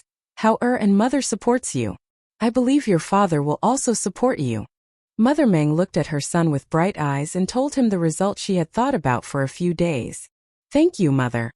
I won't disappoint Mother's expectations and will succeed soon. Meng Wenhao, who was a little dispirited before, suddenly became energetic and said excitedly. Although he had already made up his mind to stick to his dream regardless of whether his family agreed or not, if he could get his mother's approval, it was naturally the best and most perfect result. When mother and son work together, their sharpness can cut through metals. Silly child. As long as you and Yaya don't have to worry about food and clothing in the future, and are healthy, Mother will be satisfied. Mother Meng chuckled and continued. Li Xianan is a great benefactor to our family. Whether it is teaching you or saving your father's life, these are all things that we can never repay in our lifetime. However, you mustn't forget your benefactor. This is Li Xianan's wedding. As his disciple, no matter what, you have to personally go and greet him and express your sincerity. Here's 2 strings of money. Take it and go to the East Market to buy some congratulatory gifts. Don't be too shabby. Tomorrow, however, you can go to the Li Mansion to congratulate your master on his wedding. Mother Meng took out 2 strings of money and handed it over. Before Father Meng went out to sea, Boss Feng had given the Meng family a large sum of money to settle down. Therefore, the Meng family could still afford this money. Mother, no need. I recently worked as an accountant for a grain store and earned a lot of money. I don't need you to give me money. Ooh. Chapter 379. What? No way. Absolutely not. Workshop. Datong Daily Editorial Department. A thin, silver-haired old man in purple slammed the table and said angrily, "The Tang Dynasty Daily has become the face of our Tang Dynasty. How can we treat the content of the paper as a child's play? Absolutely not. Even if County Magistrate Li is here, I can't agree. Junior Supervisor Yu, please forgive me for speaking bluntly. When the censorate was established by His Majesty, its purpose was to monitor the unreasonable content in Datong Daily. The scope of the censorate's authority was clearly defined. As long as it didn't involve party politics or maliciously smear the reputation of the court, it would be approved without any reason. When Ma Zhou heard this, he was not afraid of the old man's imposing aura at all. He immediately stood up and retorted. The two requests that Lord Ju has made today do not involve any political strife or maliciously smear the reputation of the imperial court. Junior eunuch, you has no right to reject them. Junior supervisor, you. That purple-clothed old man was none other than the head of the interrogation department of the Tang Daily that Li Changqian had single-handedly established. Junior supervisor Yu Shernan. Yu Shernan was good at calligraphy. During the Chan dynasty, he served as Minister of Justice Chao and Minister of Xiong. After entering the Sui dynasty, he became an official secretary. After the fall of the Sui dynasty, he was appointed by Dou Jianda as Assistant Minister of the Yellow Gate. After Li Er killed Dou Jianda, he appointed Yu Shernan as Minister of the Qin Palace, Secretary of the Secretariat, and Scholar of the Hongwen Academy. He was one of the 18 scholars with Fang Xianling and others.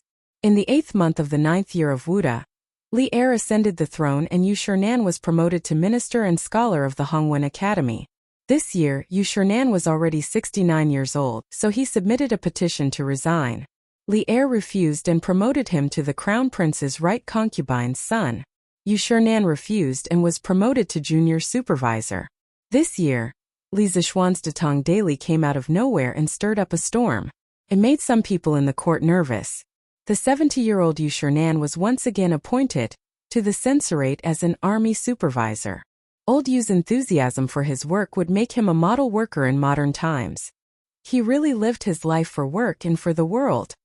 You brat, you're twisting words and forcing logic.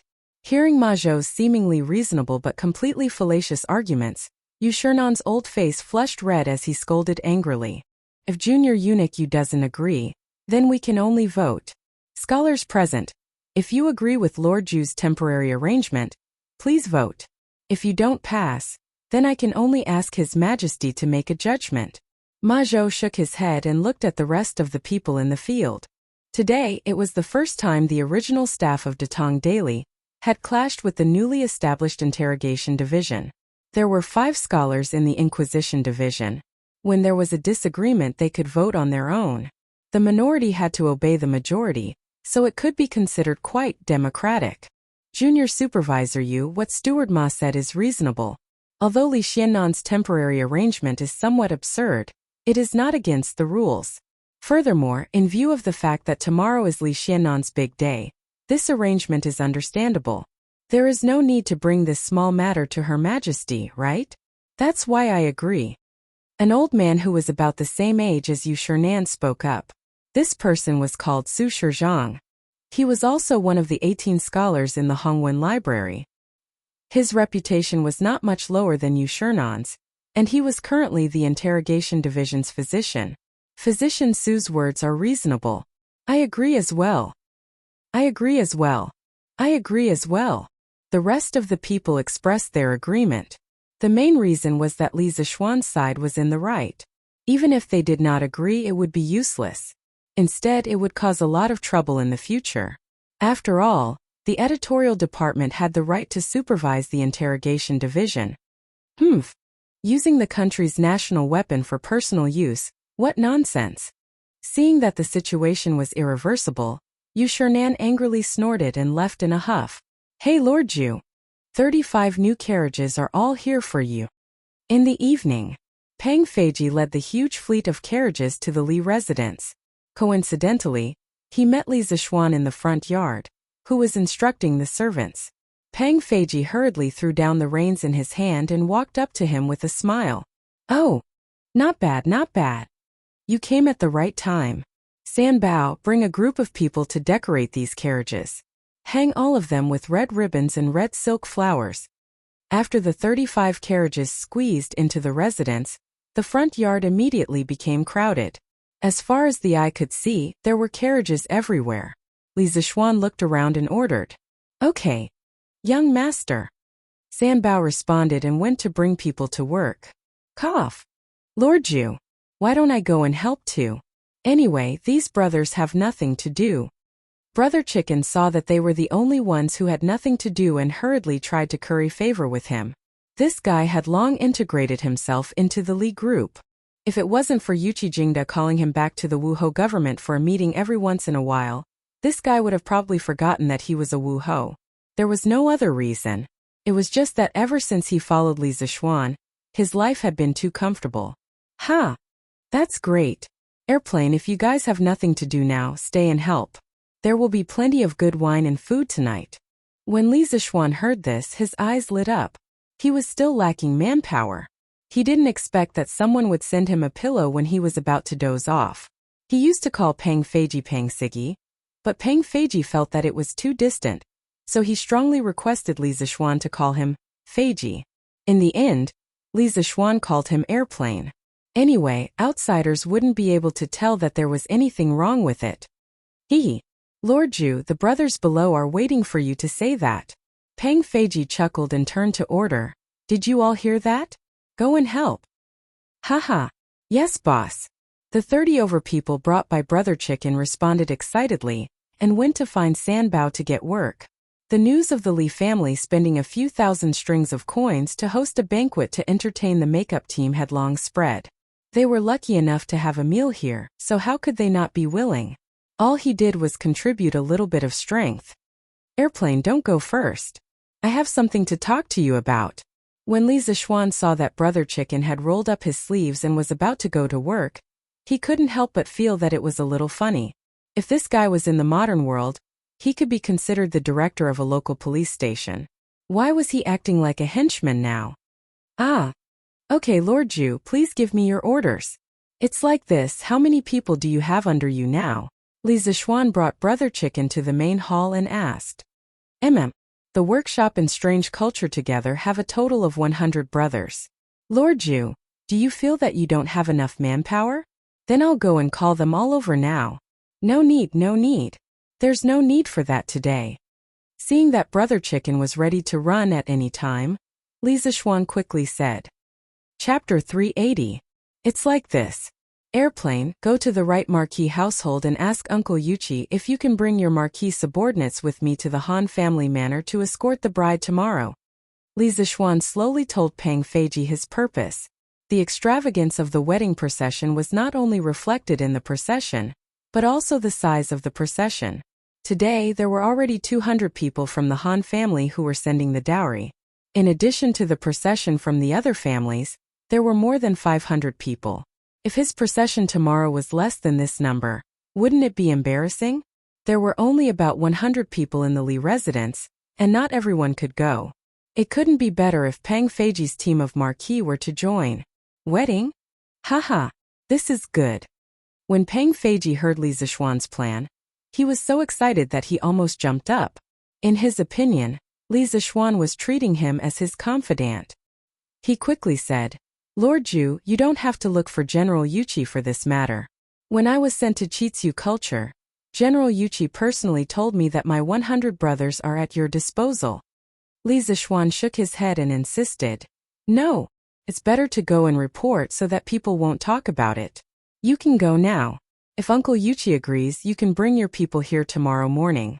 Remember to make them clean up before you come. Don't embarrass me. Okay, Lord Ju, don't worry. I will order them to bathe today. Then I will go and look for General Yuchi now. Pang Feiji laughed and said. Okay, go. After a while, Chang Yaojin and Qin Qiong, the two military bosses, actually came together. Li Zishuan quickly went to welcome them. Uncle Chang, Uncle Qin, why are the two of you here? After welcoming the two bosses to the main hall to serve tea, Li Zishuan smiled and asked. Haha. Today, the whole Chang'an city is talking about the Han family's dowry. You're famous now. Bah! You don't know anything, why serve tea? Bring the wine.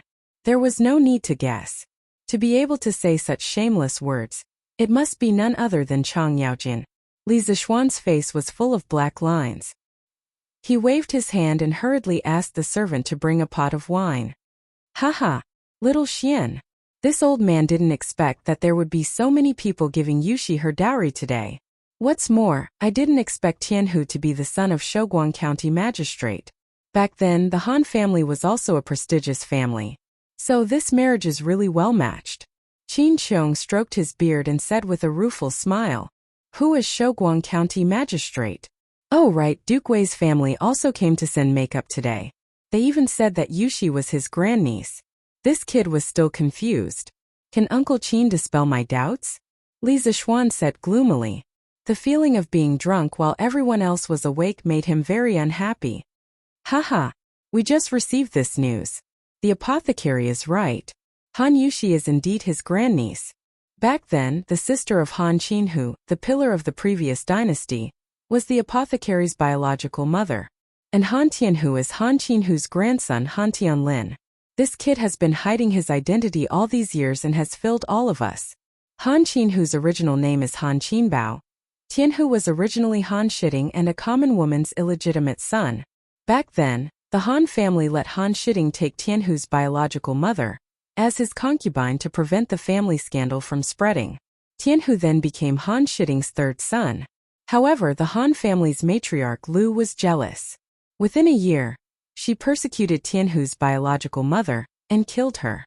Tianhu was alone in the Han family and suffered abuse. 15 years ago, which was the 8th year of the Dai dynasty, Tianhu was discovered to be secretly learning the family's martial arts. Lu wanted to join forces with the family elders and used this as an excuse to kick him out of the family. Tianhu had a feeling and ran away from home that night. He concealed his identity and wandered around the pugilistic world. In the same year, Tianhu and the Du family's young miss, Du Sherngyang, the youngest daughter of little wine sage Du Daoling, had feelings for each other and secretly pledged to marry. The Du family was the imperial winemaker and had a strong reputation. Of course, they wouldn't agree to this marriage. However, Du Sherngyang had a strong personality and threatened to kill herself. In the end, old Madame Du's heart softened. She prepared a small dowry and quietly married Du Sherngyang to Han Tianhu. The following year, in the 9th year of the Dai dynasty, Han Shiding followed Duke Chu, Yang Xiangan, to rebel and force Luoyang. In the end, Yang Xiangan was defeated and committed suicide. Han Shiding was also captured. His wife and children were all imprisoned. The Han family also completely declined. Therefore, when Tianhu ran away from home that year, it could be said that he avoided being implicated in this unexpected disaster. Li Zixuan's jaw dropped. In his previous life, he had read many versions of the legend of the Sui and Tang heroes. Naturally, he knew that Han Qinhu and the Han clan were an extremely powerful existence in the Sui dynasty. He had thought that Han Lijing was just an honest and hard-working farmer. Who would have thought that he was actually from one of the top military families of his time? Moreover, Han Lijing seemed to be very charming. As a descendant of a general's family, he was able to hook up with the Du family's young miss. Li Zixuan couldn't help but have a whole new level of respect for Han Lijing. He was really a role model for his generation. Haha, how is it, kid? Do you think you've picked up a treasure? You're marrying Han Qinhu's great-granddaughter. Tis KSK. When Chang Yaojin saw Li Zixuan's shocked expression, he couldn't help but smile mischievously. Uncle Chang, what are you talking about? Regardless of whether Yuxi is from an ordinary family or the daughter of a noble family, I treat her with sincerity. The concept of a well-matched family doesn't exist for me. Li Zixuan said seriously. He didn't marry Han Yuxi because he coveted anything from the Han family. No matter if Han Yuxi's identity was noble or ordinary, she would only have one identity after marrying into the Li family, and that was his wife. Sour, you're really sour.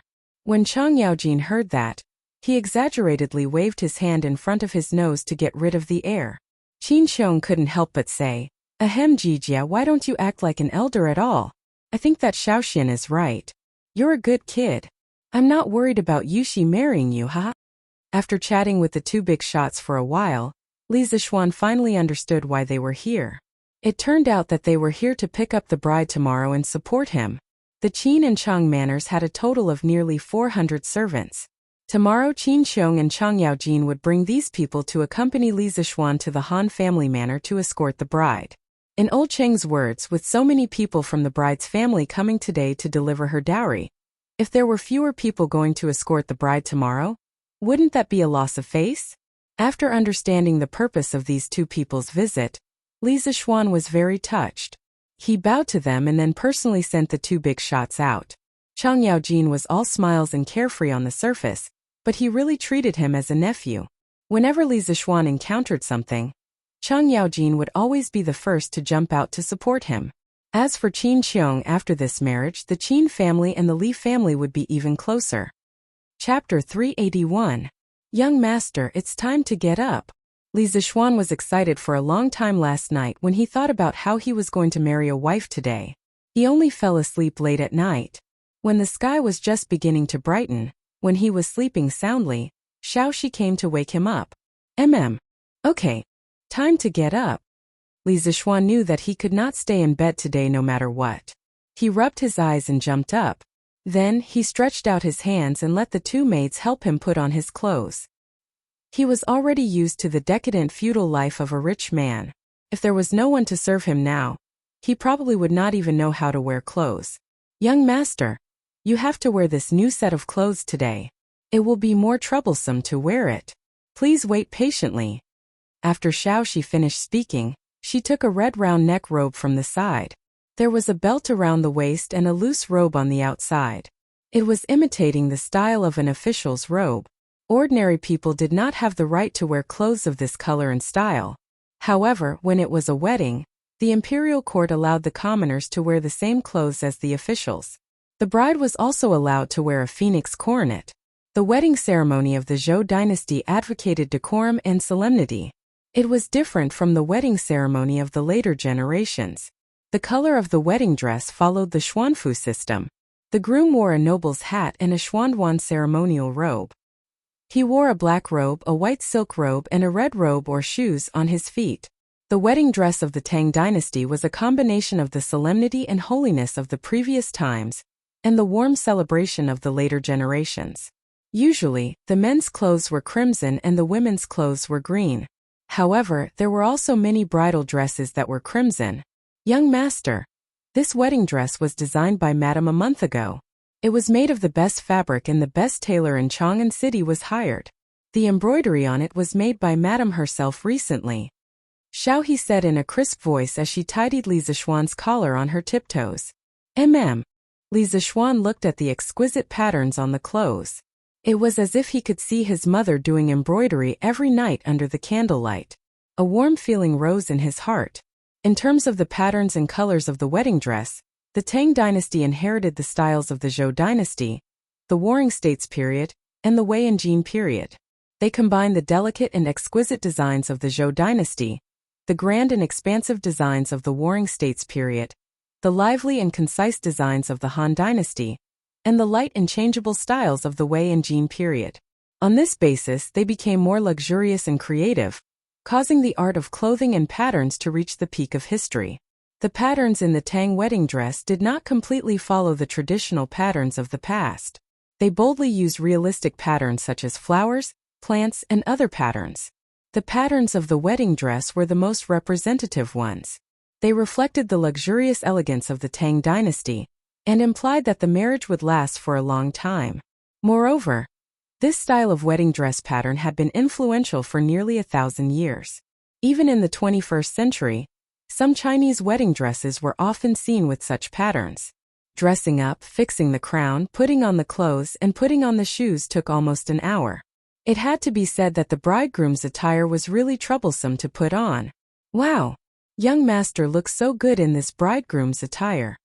Xiaohe took 2 steps back and exclaimed with her eyes wide open. The little girl's eyes were almost shining with stars. He's really handsome. Xiaoxi also exclaimed with a face full of infatuation. Haha. I, your young master, am handsome to begin with. Li Zixuan said proudly. He just looked at the bronze mirror and realized that the effect of the clothes was really good. In fact, at the beginning, he instinctively resisted wearing this kind of bright red clothes. He did not expect that after wearing it, the effect would be so good. Perhaps the tailor's skills were too good. Li Zixuan expressed that the cloth, the style, and the embroidery, even if it was in the modern era, it would definitely be top-notch. Hee. Young master is really shameless. Just after breakfast, Pang Feiji led 100 martial marquises to the Li residence. Li Zixuan glanced at them and secretly nodded. He thought that Pang Feiji was quite reliable when doing things. These people were all wearing tight clothes and tidied up neatly. It was obvious that they had all taken a bath yesterday. At the very least, their hair was not as shiny as before. Li Zixuan was very satisfied. He did not ask for these people to smell good. He only asked that they did not stink. After chatting with Peng Feiji for a while, Li Zixuan directed them to start pulling out the 70 new horse carriages and more than 200 ox carts. Yesterday, the servants of the Li residence had decorated all the carts. They were all tied with red silk and red silk flowers, looking very festive. After half an hour, the carriages of the Li residence were all lined up. At the front was the horse carriage that Li Zixuan usually rode. It was also the first new horse carriage that was born in this world. What was different from the other horse carriages was that the compartment of this horse carriage was installed with thick metal plates. It looked sturdier and heavier. In addition, as Don't Touch Me number 1, this horse carriage itself had a very important commemorative meaning. 270 carriages. It was just a number, but when it was placed in front of you, you would know how shocking it was. The long streets of Yongla Lane were almost completely filled. The huge carriages could not be seen at a glance. The residents of Yongla Lane who were already awakened by the commotion all ran out to watch the show. Wow! Such a big show. What is the Li family doing? Is it a wedding? Of course it's a wedding. This wedding procession is so big. Yes, this old man has lived for more than 70 years, and I've never seen such a grand wedding procession. They're so particular. Yes, they have face. The Li family is very particular about their face. You can't say that. It's mainly because the Han family sent a grand wedding procession yesterday. The bride's side has already made such a big show. If the Li family's side doesn't make a big show of it, wouldn't they be asking for trouble? Besides, if they don't make a big show of it, how can they suppress the bride in the future? That's right, she's the adopted daughter of Duke Yi, the grandniece of Duke Wei. Li Zixuan was outside organizing the carriages. Old man Li and Madame Li were also very busy in the courtyard. They were calling the servants to prepare the banquet. The bride was going to be picked up at dusk today, and the guests started to come in the morning. According to Li Jingma's idea, his son's wedding must be a grand affair. Holding a banquet that lasted for 3 days would take at least 500 to 600 tables and cost nearly 10,000 strings of coins. This scale was comparable to the wedding banquets of some 1,000-year-old families. Haha. Little Xian, I old Chang am here. Come out quickly and let your Uncle Cheng see what today's groom looks like. With a rough laugh, Chang Yaojin rode his horse and came to the front of the Li residence. Wow! Not bad, not bad. Kid, your appearance is not bad. You're only a little worse than I old Chang when I was young, ha ha ha. Chang Yaojin got off his horse and looked at Li Zixuan carefully for a while. Suddenly, he laughed shamelessly. Chapter 382. That madman Chang is really shameless. He doesn't have any respect for his elders. Just as Li Zixuan was about to raise his head and spit at old Cheng's salted soda water, Yuqi Jingda patted his horse to kill, and verbally attacked Demon King Chang, helping Li Zixuan vent his anger. You're the shameless one. You look like a charcoal ball and you're so stupid. Old Cheng wasn't afraid at all. He moved his lips and retorted. Ha! Madman Cheng, do you want to fight? These wicked words made Yuqi Jingda so angry that his hair stood on end. These two people were really enemies in his previous life. As soon as they met, they would fight. Li Zixuan's head hurt when he saw them. Let's fight. Who's afraid of you? Cough cough. Can't the two of you stop?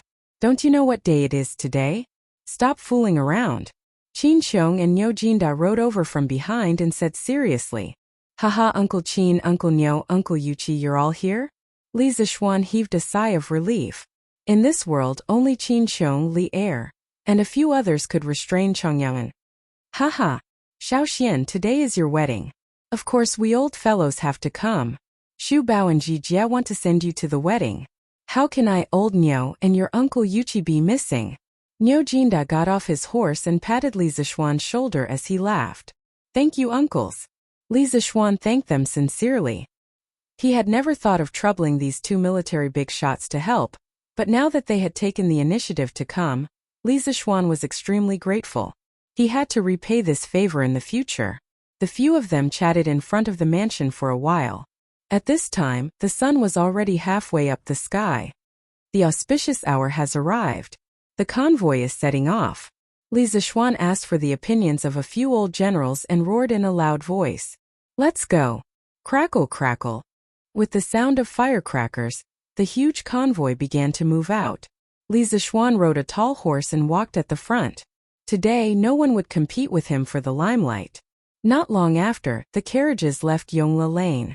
The Qin, Chang, Niu, and Yuchi families' carriages were all waiting outside Yongla Lane. Because if they all went in, Yongla Lane would probably explode. He wouldn't have known if he didn't look, but when he came out to take a look, he was really shocked. The four families had brought a total of 700 to 800 people, and more than 200 carriages. Although these carriages weren't as luxurious as the new carriages, they were still very shocking when placed together. Haha, little Xian, you look so energetic today. Yes, yes. He's indeed handsome. The group outside Yongla Lane was personally led by Chang Chumo, Yuchi Baolin, and Qin Huayu. When they saw Li Zishuan come out, the three of them hurriedly went up to greet him. Haha, Chumo, Huayu, Baolin, thank you for coming to help me today. Li Zishuan chuckled and cupped his fists. Haha, little Xian, you're treating me like an outsider. We're brothers, let's not be so formal. Just drink a few more cups with your big brother today. Haha. Chang Chumo patted his chest and laughed. Li Zishuan nodded and looked at Qin Xiong. Uncle Qin, why are there so many carriages? Qin Xiong laughed and said, Haha, our families aren't as capable as you to get so many new carriages. These 230 carriages were all rented from a few carriage companies in Chang'an. Li Zishuan nodded and cupped his hands. I'm sorry to have let you guys spend so much money. Of course, he couldn't say that he was returning the money. This was a debt of gratitude, and it couldn't be repaid with money. Li Zishuan was sure that if he dared to say, I'll pay for the rental of the carriages, Chang Yaojin's hammer would fall on him immediately. Haha, it's okay. Let's go to the Han family village quickly. Qin Xiong nodded with satisfaction and laughed. The 5 families gathered together, and there were more than 300 carriages.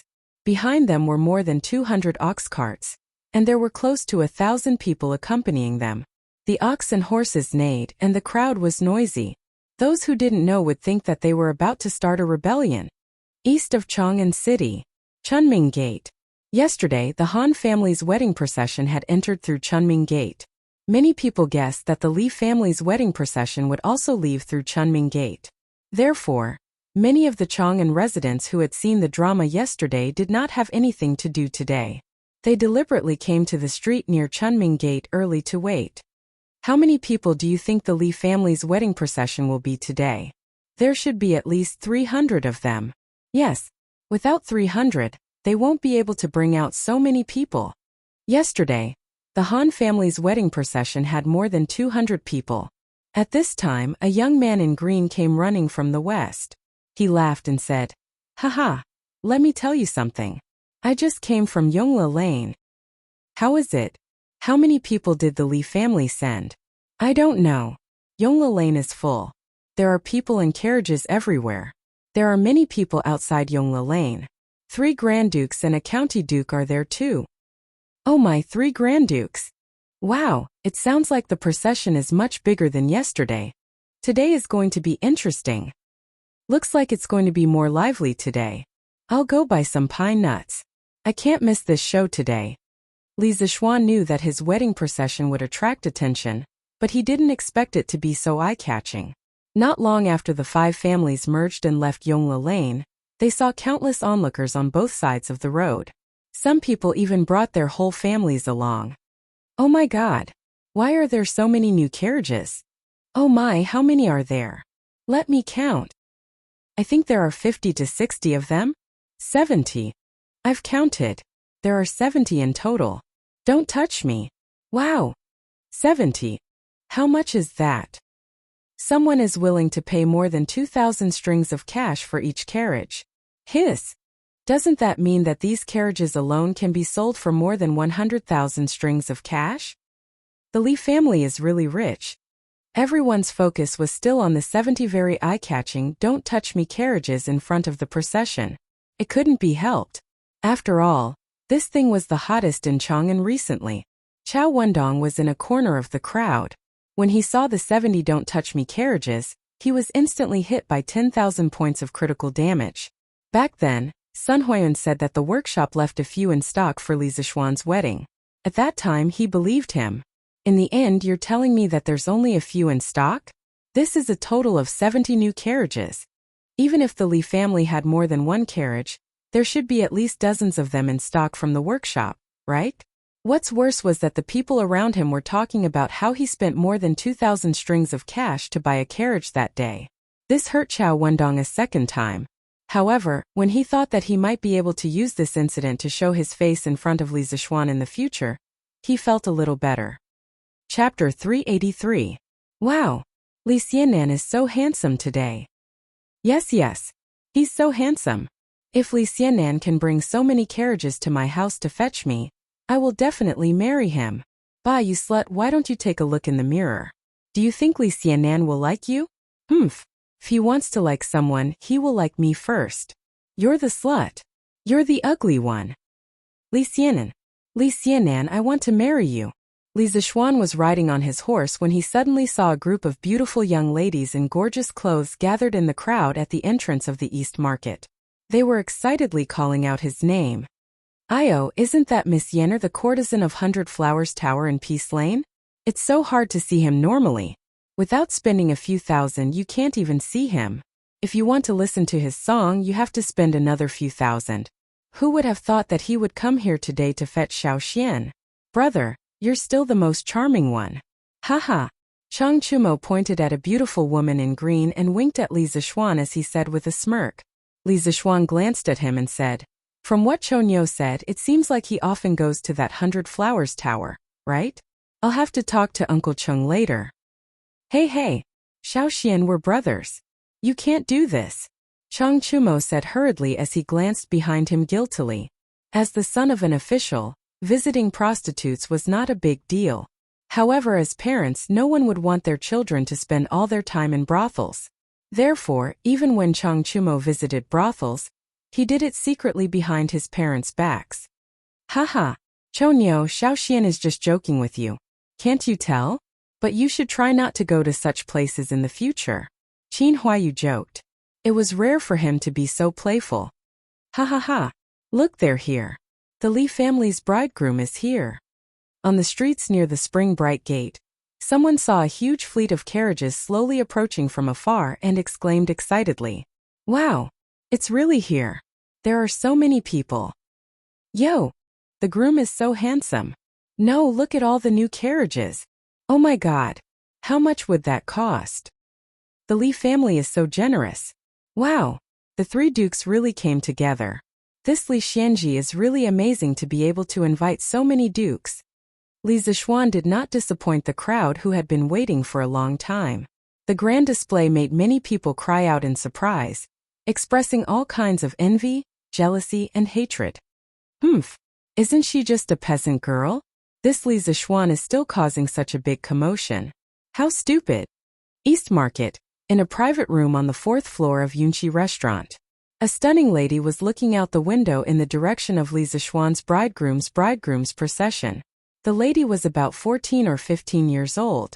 She was wearing a lake green long dress. Her perfect facial features were so exquisite that they looked like they were carved by humans. Her eyebrows were arched, her nose was arched, and her cherry lips were bright red. She looked at the grand fleet of carriages and snorted unhappily. However, no one noticed that an imperceptible trace of jealousy flashed across her eyes. Hehe. Ning-er, you said it yourself. Han Yushi is just a peasant girl. Why do you have to be angry with her? This Li Zishuan is just lucky. So what if he has some spare cash? Can his Li family compare to our Chui family? Heh. A man in white came behind the lady and said nonchalantly while waving his folding fan. Second brother, you can't say that. Li Zishuan's achievements today are definitely not due to luck. Ninger feels that this person is very powerful and smart. Otherwise, he wouldn't have been able to obtain so much wealth and such a high status in such a short period of time. The green-clothed girl shook her head and opened her red lips in disagreement. Oh, from what little sister said, you seem to know this Li Zishuan very well. Could it be? The man in white suddenly stood in front of the lady and stared into her eyes. Ah, stupid second brother. How can you make such a joke? The girl was so embarrassed that she jumped up and punched the man in the chest. She snorted and refused to let go. Shoo! At this moment, 2 groups of soldiers and horses, totaling more than 200 people, rushed over. The commoners at the city gate began to discuss spiritedly. Wow! 2 more groups of people came.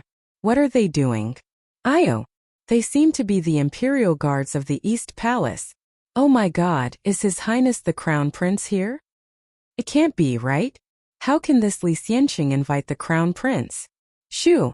Don't say any more. It's really the Crown Prince. The other group is brought by His Highness King Wei. Oh, this is a big scene.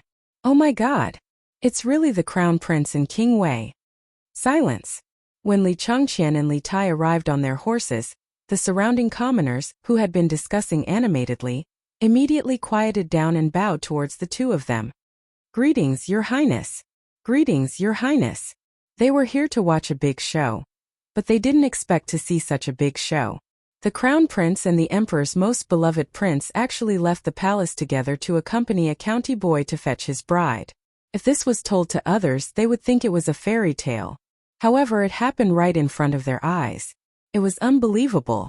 Li Zishuan himself was also taken aback. This was completely out of his expectations. Greetings, Your Highness King Wei. Everyone was bowing. Of course, he couldn't make an exception at this time. Otherwise, it would be easy for others to pick on him. It didn't matter how they joked around in private, but in front of others he still had to show the proper etiquette. Li Zishuan didn't want to bring trouble to his family because of this. Besides, in the Tang dynasty there was no need to kneel. They only had to bow and cup their hands. Li Zishuan could easily get over this hurdle in his heart. If he had transmigrated to the Qing dynasty, he would have thought of ways to rebel. No modern person liked to kneel to others. Everyone, there's no need for such formalities. I'm just out for an inspection today. Li Changqian raised his hand and gestured for everyone to dispense with the formalities. Then he and Li Tai walked quickly to Li Zishuan and smiled. Xiao Xian, today is your big day. Qing Ke and I are here to join in the fun. You don't mind, right? Li Zishuan shook his head and smiled. As long as Your Highness and all of you don't mind, of course I don't mind. Haha. Don't worry, Xiao Xian. Before Big Brother and I came, we already reported it to Father and Mother. It's fine, it's fine. Li Tai jumped off his horse and laughed. Li Zishuan's eyebrows twitched. He felt the ground tremble just now. He looked worriedly at the horse that little fatty had just ridden over. He frowned and said seriously, Qing Ke, where did you buy this horse? Can actually carry you. How about you buy me 10 horses later? Chapter 384. F*CK. Xiao Xian, how dare you scold me in such a roundabout way? I'm going to kill you. Li Tai was stunned for a while before he realized that Li Zishuan was calling him fat. He was furious and was about to attack. However, with his body size, it was harder than reaching the heavens for him to be as still as a virgin and as agile as a fleeing rabbit. Before he could reach Li Zishuan's side, Li Zishuan had already leaped onto his horse in a flash and rode off with his whip raised. Let's go. Li Zishuan's last words echoed in the air. Haha. Qing Ke, where did you buy your horses? Give me 10 of them too, ahaha. Giddy up. Cheng Chumo imitated Li Zishuan's tone and said that. Before Li Tai could get angry, he slapped his horse's butt and followed after Li Zishuan. Cheng Chumo. You bastard. Li Tai stomped his feet and wanted to get on his horse as well. However, he was too heavy, and it would take a lot of effort to overcome Earth's gravity. Wu Chun Dao, hurry up and help me onto the horse. Li Tai looked at one of the guards he brought along and said angrily, Oh, yes, Your Highness Prince Wei. The black-faced guard hurried over and helped Li Tai get on his horse. Everyone held back their laughter and didn't dare to make a sound. Li Changqian shook his head speechlessly and said, Let's go. To the Han family manor. It was only then that the bridal procession started moving again, leaving behind a crowd of confused onlookers. They didn't expect the high and mighty prince to be so amusing. Moreover, Li Zishuan seemed to have a very good relationship with the crown prince and King Wei. This made everyone so envious that they were about to go crazy. At the end of the day, this was still a feudal society. The royal family would always be supreme in the hearts of the people. Ugh, a man from Li County actually dares to joke around with the Prince of Wei? Do you think His Highness King of Wei got angry just now? He's definitely not really angry. Otherwise, the Prince of Wei would have already sent his guards to arrest Li Xiannan. Your Highness Prince of Wei has such a good relationship with Li Xianji? That's not all. Didn't you see the Crown Prince smiling and watching from the side? This means that His Royal Highness isn't angry. It seems that Li Xiannan and His Royal Highness have a good relationship. TSK. Li Xianji is amazing. Everyone looked at each other stunned and shocked. From then on, no one dared to underestimate Li Zishuan or the Li family. Big White was quite intelligent and had been to the Han family village many times. There was no need to worry that it would take the wrong path or step on something sharp and stab the horse's hooves. Thus, after exiting the city gates, Li Zishuan sat on the horse's back with his head in his hands. Looking at the long line of carriages behind him, he felt an inexplicable sense of excitement. A group of 1,200 people, 300 horse carriages, and more than 200 ox carts meandered along the narrow path for about 4 to 5 li. The passers-by on the road all looked sideways and were stunned by this huge group. What the heck? Whose family are they going to fetch the bride? There are too many people. Look at this direction. They're going to the Han family village. Oh, I know. Li Xiannan is going to the Han family village to fetch the bride. Yesterday, the Han family went to the city to deliver the bride's dowry. I saw it with my own eyes.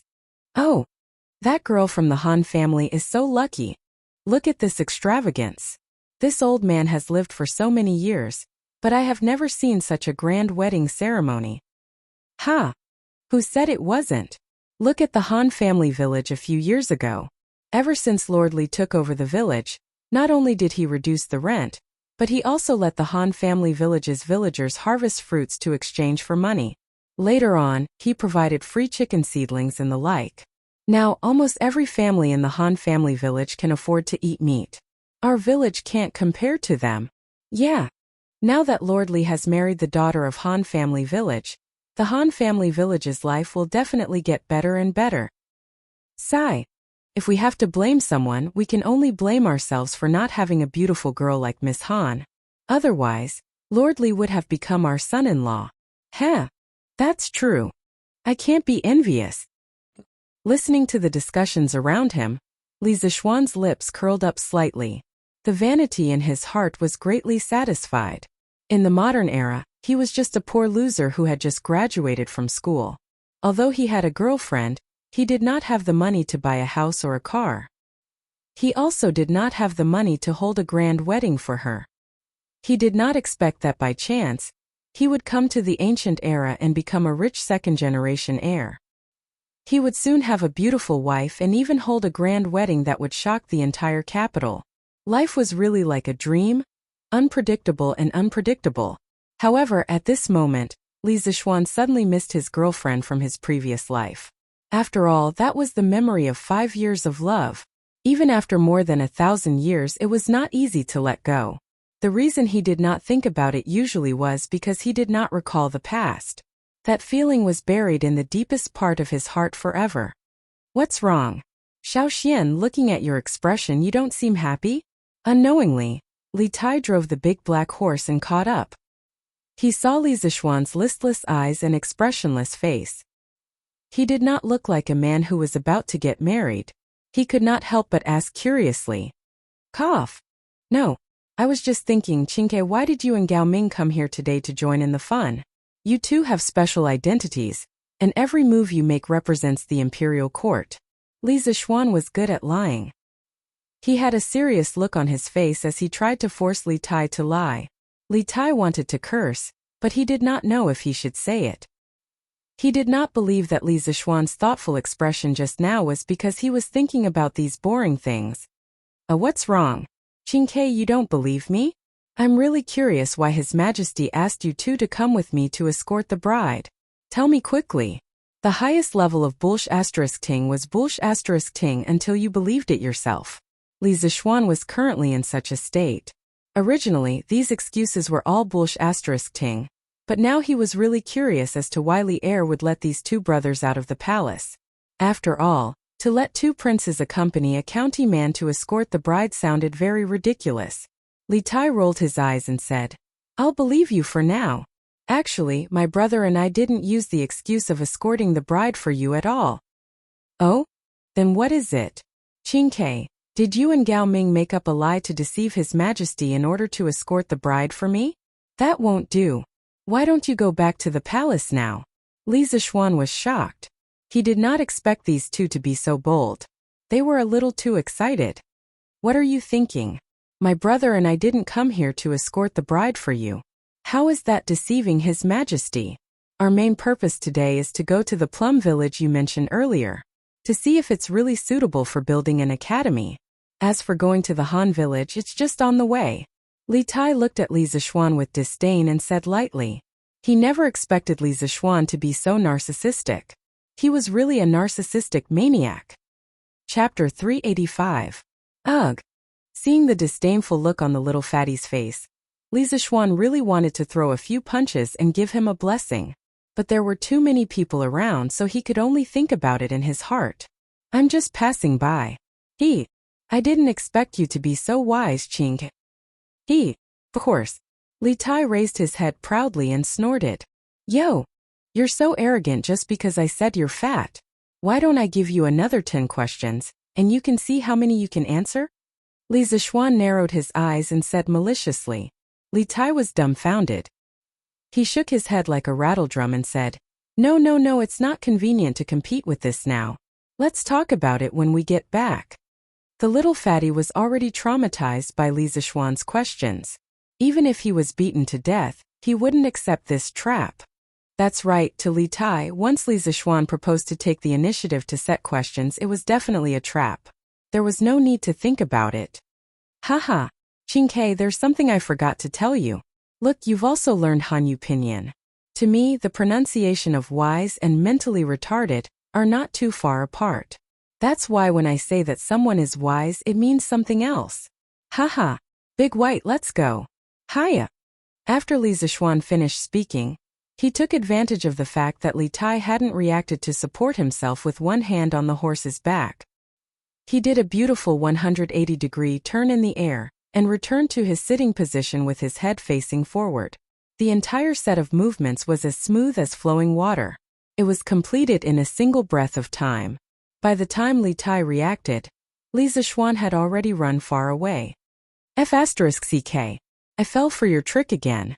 Xiaoxian, you're the retarded one. Li Tai roared and slapped his horse's butt, charging forward. "Second brother, not only is Xiaoxian close to the crown prince, but he's also close to Prince Wei. What should we do in the future?"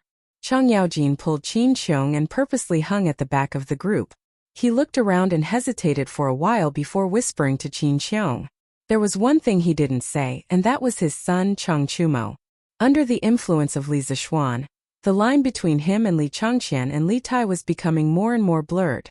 One had to know that Chang Chumo had previously always carried out his instructions and kept a distance from all the princes. "Jijia, I know what you're worried about, but this old man feels that it's still too early for you to worry about that. Previously, the crown prince and Wei Wang were like fire and water. But ever since Xiaoxian appeared, they were able to coexist peacefully. Just like today. This old man thinks that little Xian is that variable. I believe that the current crown prince will not become the hidden crown prince of the past. The king of Wei will not become the king of Qin of the past. The current emperor will not become the retired emperor of the past. Therefore, we should just wait and see. Who knows, our children and grandchildren might have their own children and grandchildren." Qin Qiong calmly controlled the warhorse beneath him and calmly analyzed. It was just that the words he said were a little too shocking. If it was spread out, the consequences would be unimaginable. If it was not for Chang Yaojin personally asking, Qin Qiong would definitely not say these words that came from the bottom of his heart. Second brother's words make sense. Then I, old Chang, will ignore them for now. Chang Yaojin rubbed his chin deliberately and nodded in agreement. Aha, that's how it should be. Besides, today is Xiaoxian's big day. It's really not appropriate to talk about this. Let's go and welcome the bride properly. It's not right to always fall behind. Giddy up. Qin Qiong patted the horse's butt and laughed. Hey, Second brother, wait for me. Han family, Han Yushi's boudoir. Han Yushi sat calmly in front of the dressing table's bronze mirror, and let a group of maidservants dress her up. These maidservants came with Madame Qin early this morning. After all, she was equivalent to half of Han Yushi's mother. Her daughter was going to get married, so of course she had to be attentive. A woman took a cotton thread and twisted it around Han Yushi's face to remove the hair on her face. This was called twisting noodles. In ancient times, unmarried women didn't know how to twist noodles. Twisting noodles before marriage was also called opening noodles. After opening noodles, she was married and had to change her hair bun. Madame Qin was personally combing Han Yushi's hair. Of course, it wasn't a girl's hairstyle but a bride's hairstyle. On the table at the side, there were all kinds of hairpins. 1 comb to the head, don't worry about wealth. 2 combs to the head, don't worry about sickness. 3 combs to the head, have more children and live longer. Then comb to the tail, raise the case to the eyebrows. 2 combs to the tail, fly side by side. 3 combs to the tail, tie the heart with the heart forever. There is a head and a tail, share wealth and honor in this life. Yushi, although I'm not your biological mother, you can treat me as your biological mother in the future. Mother hopes that you and Xiaoxian will grow old together and raise the case to the eyebrows. Madame Qin said sadly as she combed her hair. Yes, thank you, mother. Yushi will definitely live well in the future. This long-lost motherly love made Han Yushi's eyes turn red. She suddenly thought of her deceased biological mother and said sadly, "Sigh. That's good. That's good. Hee." Madame Qin wiped her tears and smiled happily. Then she continued to help Han Yushi tie her hair. After tying her hair into a bun and putting on her new clothes, Han Yushi immediately looked like a fairy descending to the world, stunning everyone in the room. Sister Yushi, you're so beautiful today.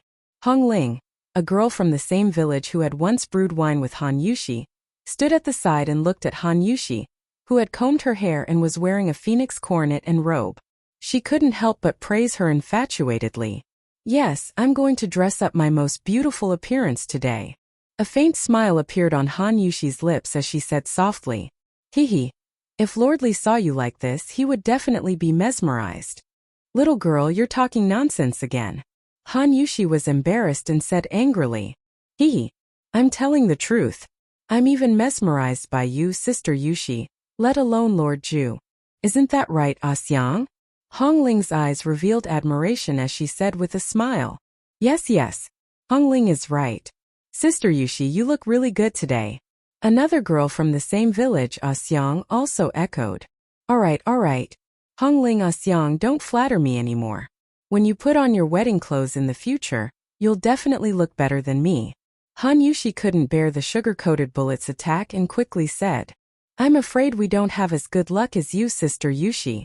A trace of loneliness and sadness flashed across Hong Ling's eyes as she thought so in her heart. "Grandpa Han, young master's wedding convoy is here. We're about to enter the village." At the entrance of the village, Danyo ran over and cheered loudly. "Slap. Stupid boy, you have to call him son-in-law in the future. Don't call him young master, do you hear me?" What welcomed Danyo was not praise, nor was it a reward but a big slap. An old man at the entrance of the village said resentfully, "Haha, Uncle Han is right. Danyo, you didn't take the slap for nothing. You have to be careful in the future.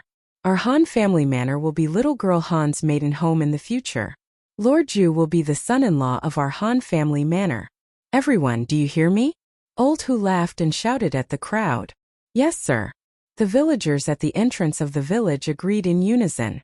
Danyo, take a few children and inform the people in the village, regardless of gender, old or young, come here to welcome the son-in-law.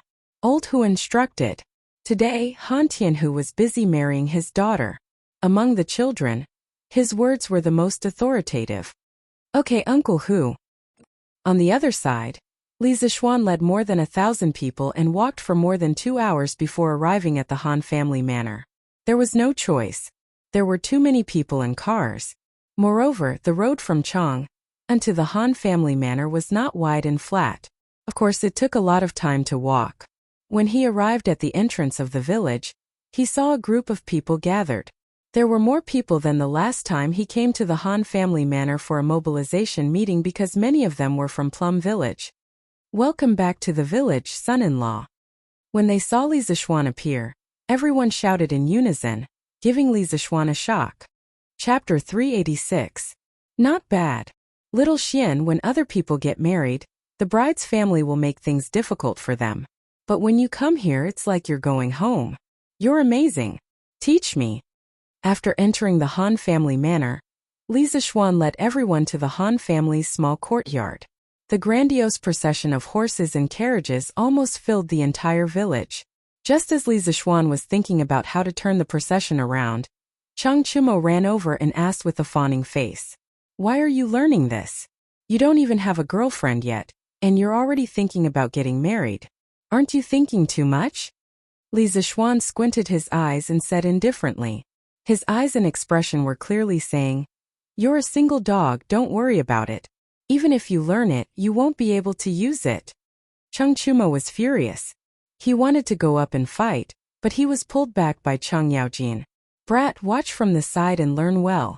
Don't mess around. After so many years, I haven't seen you get a wife. Useless." Chang Chumo opened his mouth. Not only was he fed dog food by Li Zixuan, but now he was being fed dog shit by his own father. "My life is really bitter. Bride, rush her out. Bride, rush her out. Bride, rush her out. Bride, rush her out. Bride, rush her out."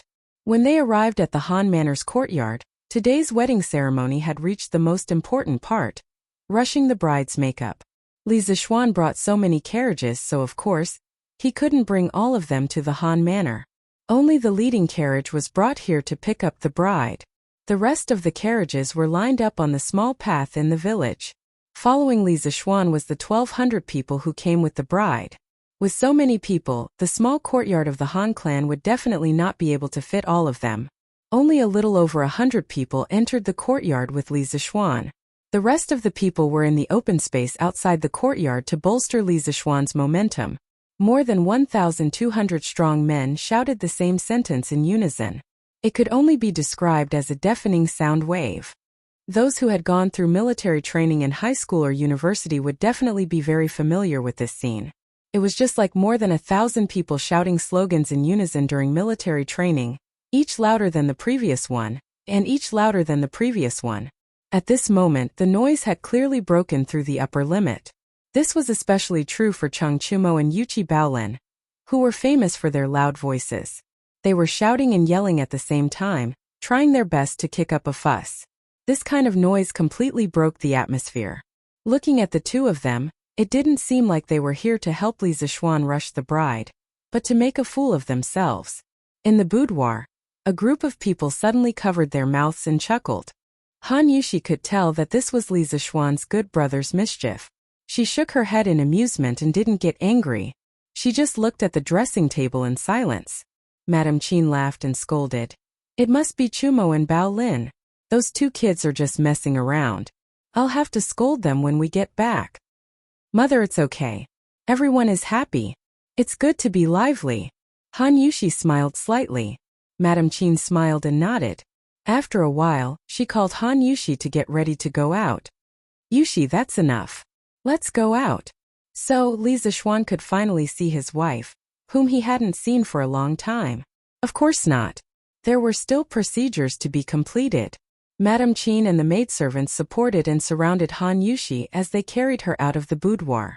Now, even if the bride left the room and went to the hall, the house would hang layers of screens and curtains to block the way.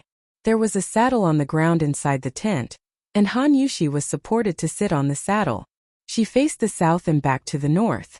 At this time, no matter how one looked at it, one could only vaguely see a graceful shadow. Next, it was time to prepare for the birthing ceremony. Birthing the wild goose was the core part of the wedding ceremony in the Tang dynasty. Because wild geese were monogamous and loyal, the ancients used wild geese as mascots. They hoped that the newlyweds would live happily ever after and never stop until death. That being said, even though the social status of women in the Tang dynasty was higher than that of women in the later dynasties, it was still normal for men to have multiple wives and concubines. Therefore, this so-called birthing ceremony was just a beautiful fantasy of a married woman for her future husband. Li Zixuan looked at the faintly discernible graceful figure behind the screen, and his heart was filled with joy and excitement. He turned around and picked up the live wild goose he had brought from home. Circulating his jinchi, he accurately threw it over the screen. Behind the screen, the maidservants and young girls from the same village saw the wild goose being thrown over. They swarmed over and grabbed the wild goose, then used some ropes to tie up the wild goose's body and mouth. They didn't let it move or cry and just left it there. After the wedding, the groom's family would come back with something to redeem the wild goose and set it free. Then there was the melodramatic plot that Li Zixuan often saw in countless time travel novels in his previous life. Reciting poems. This had to be recited until the bride was so touched that she asked someone to tear open the curtain. Only then could the couple meet. At this time the groom was usually very anxious. Because ancient times were not like modern times, many couples would not meet before marriage, let alone know each other. Therefore, the groom was usually eager to know what his future wife looked like. However, Li Zixuan and Han Yushi were different. They were free to fall in love. Although he already knew that Han Yushi was as beautiful as a fairy, Li Zixuan still had to recite a poem. However, he was already prepared for this. Last night's stars and last night's wind. West of the painting tower, east of the Kasha hall. Body without the wings of a colorful phoenix, heart as one. Next seat, send Go Chun wine to warm. Separate Chow shoot to cover the red wax lantern. Shu Yu listen to the drum to respond to the official. Walk the horse lawn tie to turn the canopy.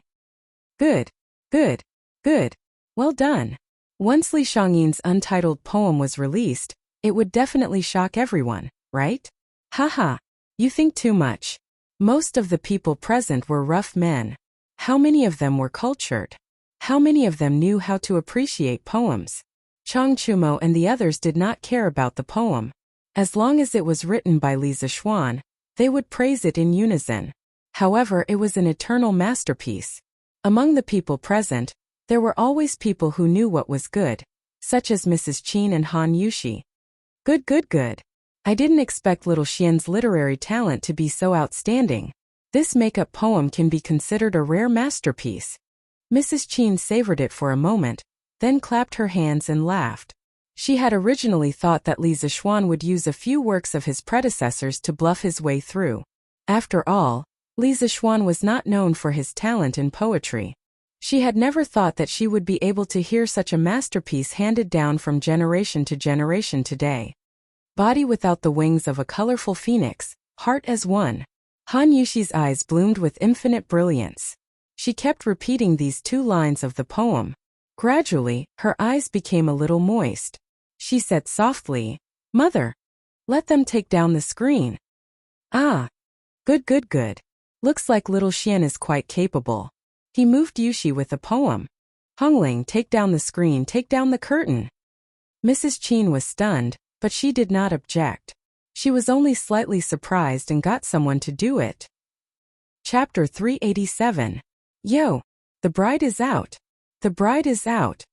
When they saw Han Yushi, who was wearing a phoenix coronet and a red gown, being escorted out, more than 1,000 people in and outside the courtyard burst into deafening cheers. Chang Chumo widened his eyes and clapped his hands excitedly. Wow! She's out! She's out! Little Xian is so awesome! A poem was enough to summon the brides. Under normal circumstances, the makeup urging process was not smooth. It would take a long time. Firstly, the bride had to show her modesty.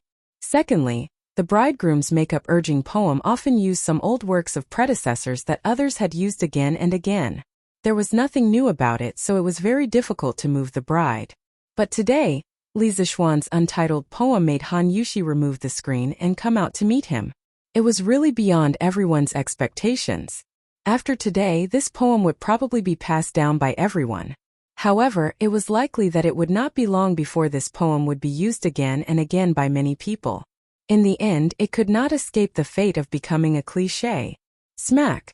I told you to follow behind little Xian. Watch carefully and learn well, right? You brat, you have to hurry up when you go back. Chang Yaojin's big hand slapped the back of Chang Chumo's head as he spoke casually. Chang Chumo rolled his eyes and secretly wondered if this old man of his was his biological father. At this time, Li Zixuan's attention was no longer on this side. From the moment Han Yushi came out, his eyes were sucked over, and he could no longer look away. He saw Han Yushi wearing a bright red shirt with a long skirt that reached the ground. There was a belt on the skirt that tied the skirt below her chest. She looked slender and luxurious. Of course, this red gown was not one layer, but layered on top of each other. Coupled with her slim figure, it looked even more three-dimensional. Han Yushi wore light makeup as she looked at Li Zixuan affectionately with her big eyes. A hint of shyness appeared on her face. The gorgeous decorations made her look as noble and beautiful as a fairy. A cool and comfortable feeling went straight into Li Zixuan's heart. At this moment, this guy felt like he was in love again. The woman in front of him was the luxurious version of the Han Yushi he had seen in the past.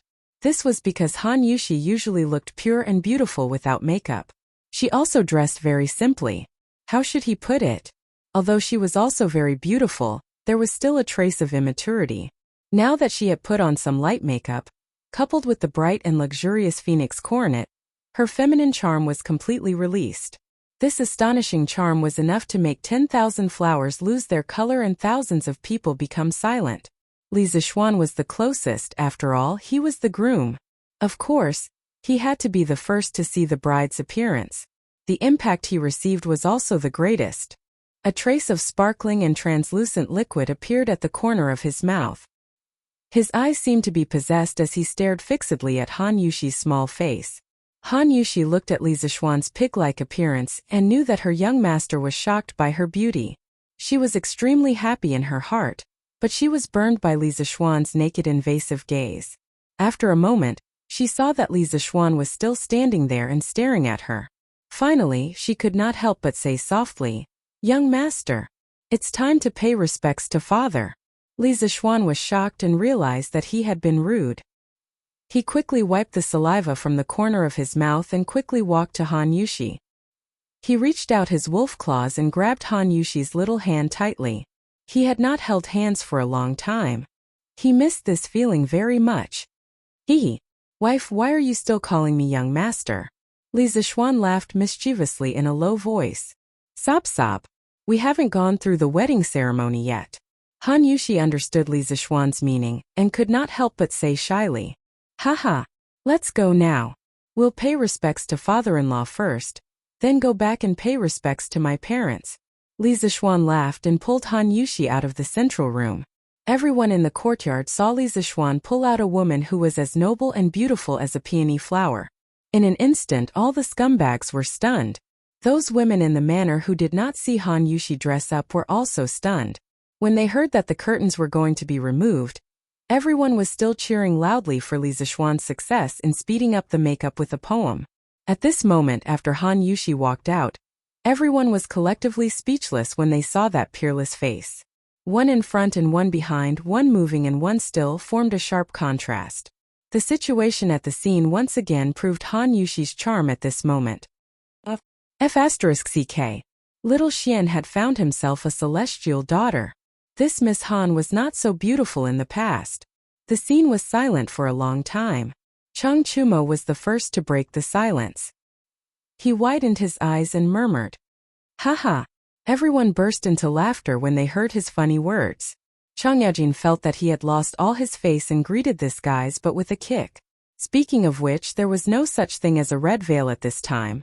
The red veil was not an ancient ritual of the Han people.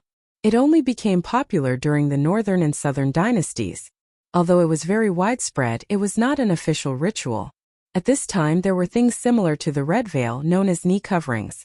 There were all kinds of colors but they were mainly red.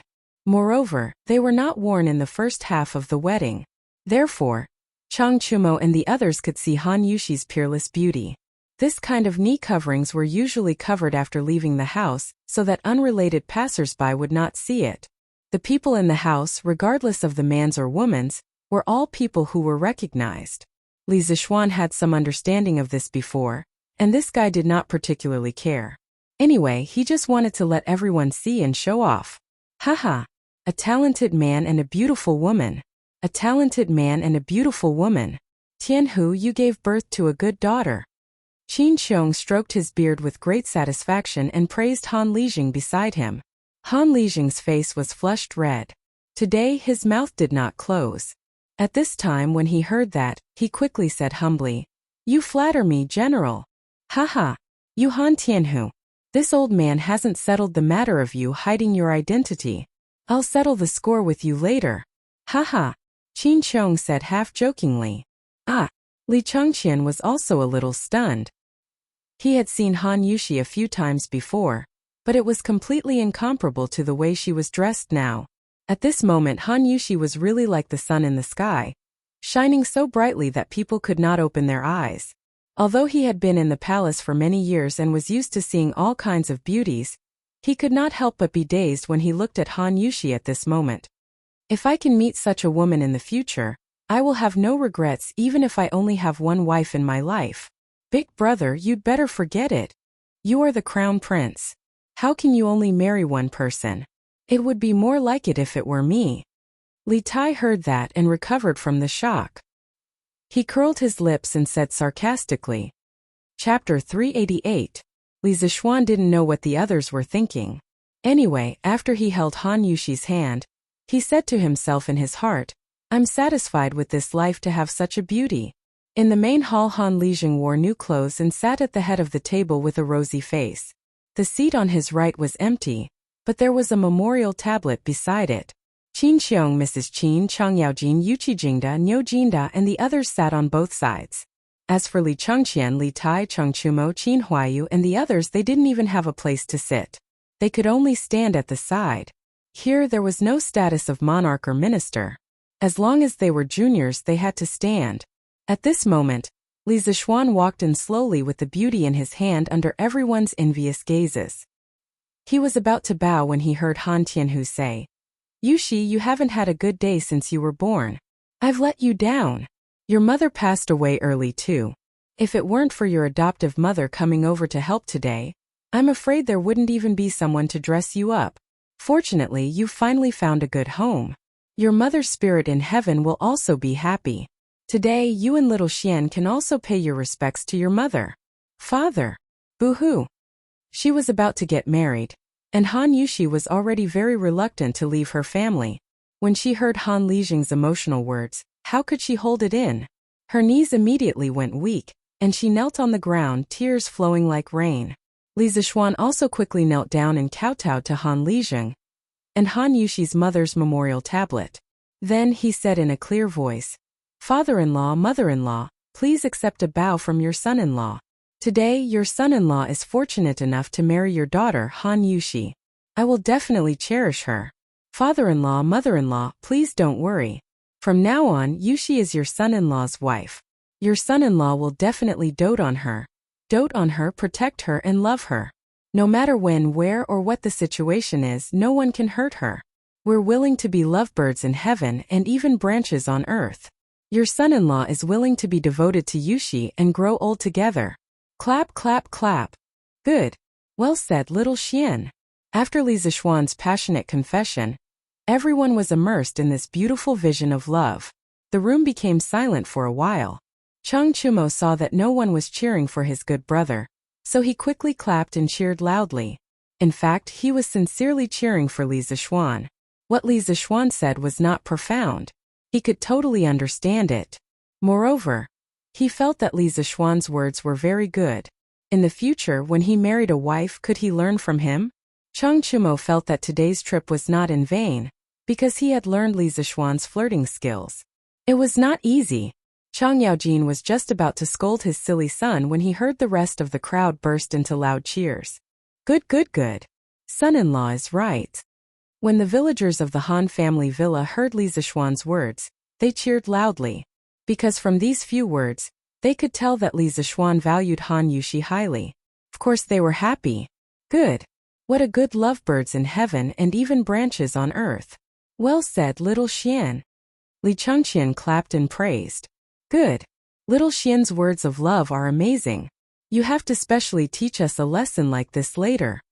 The little fatty, Li Tai said excitedly.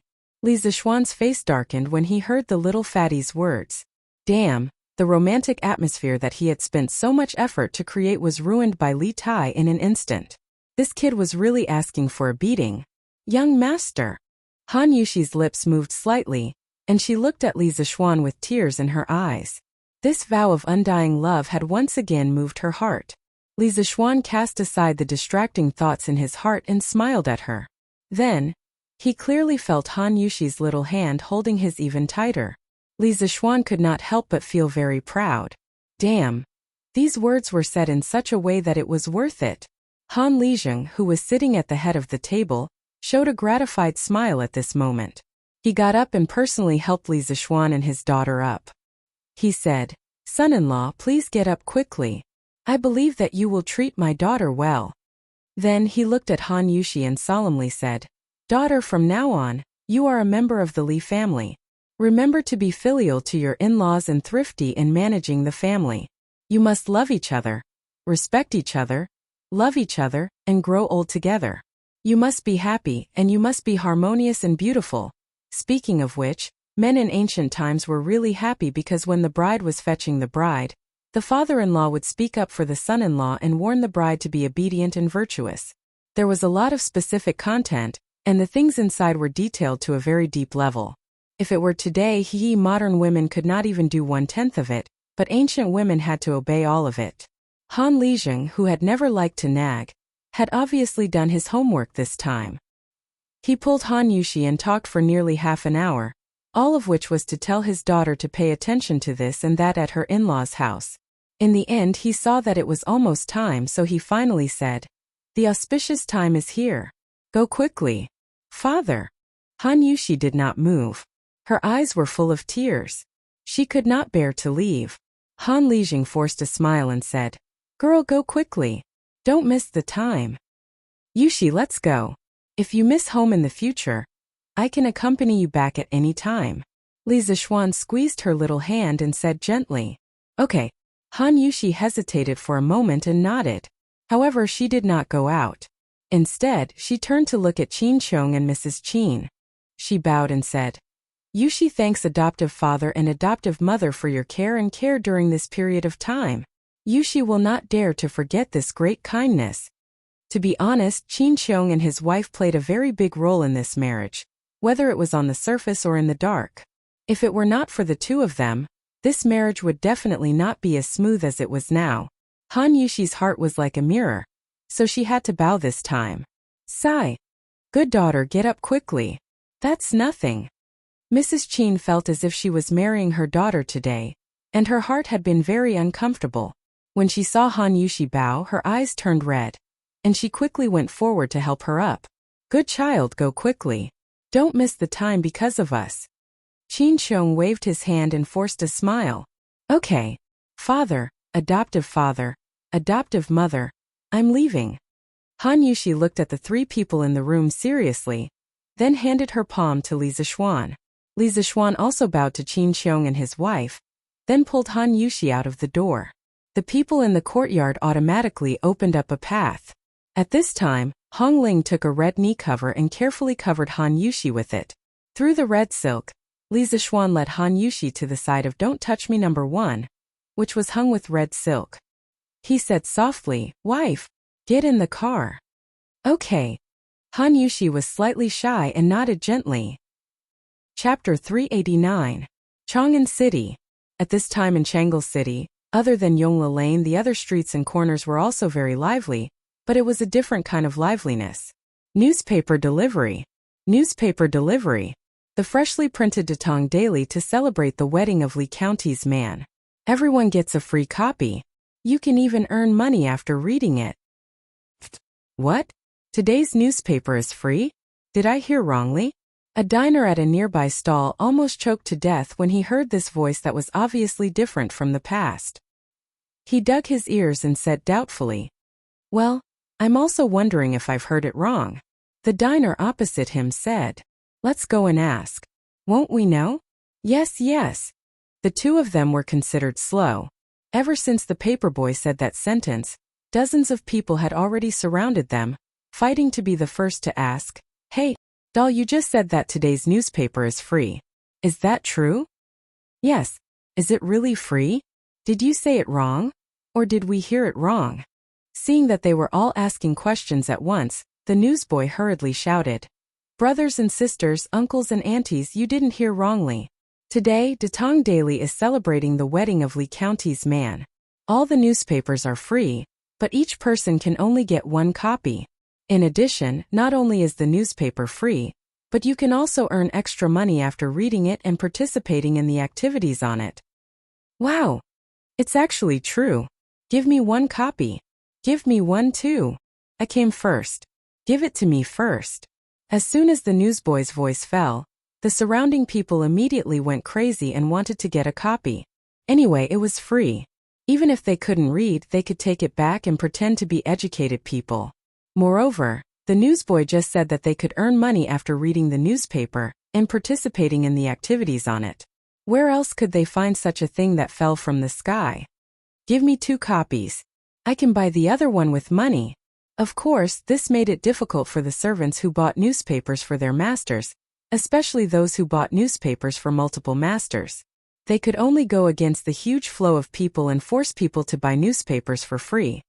Haha, it's not easy to get the newspaper. Let's see what's different about today's newspaper.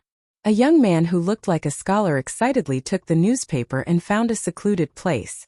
Then he couldn't wait to open the newspaper and start reading.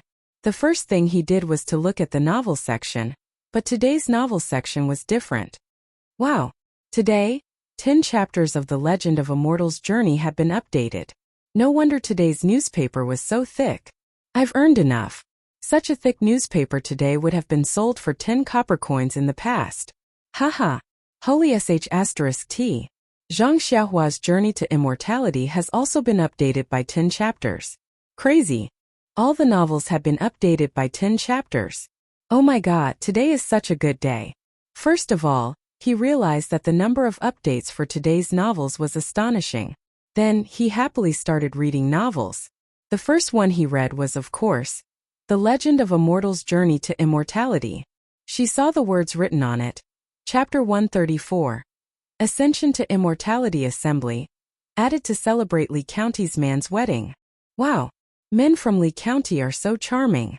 Even Leather Knight congratulated him on his wedding. After reading the title, the scholar couldn't help but sigh.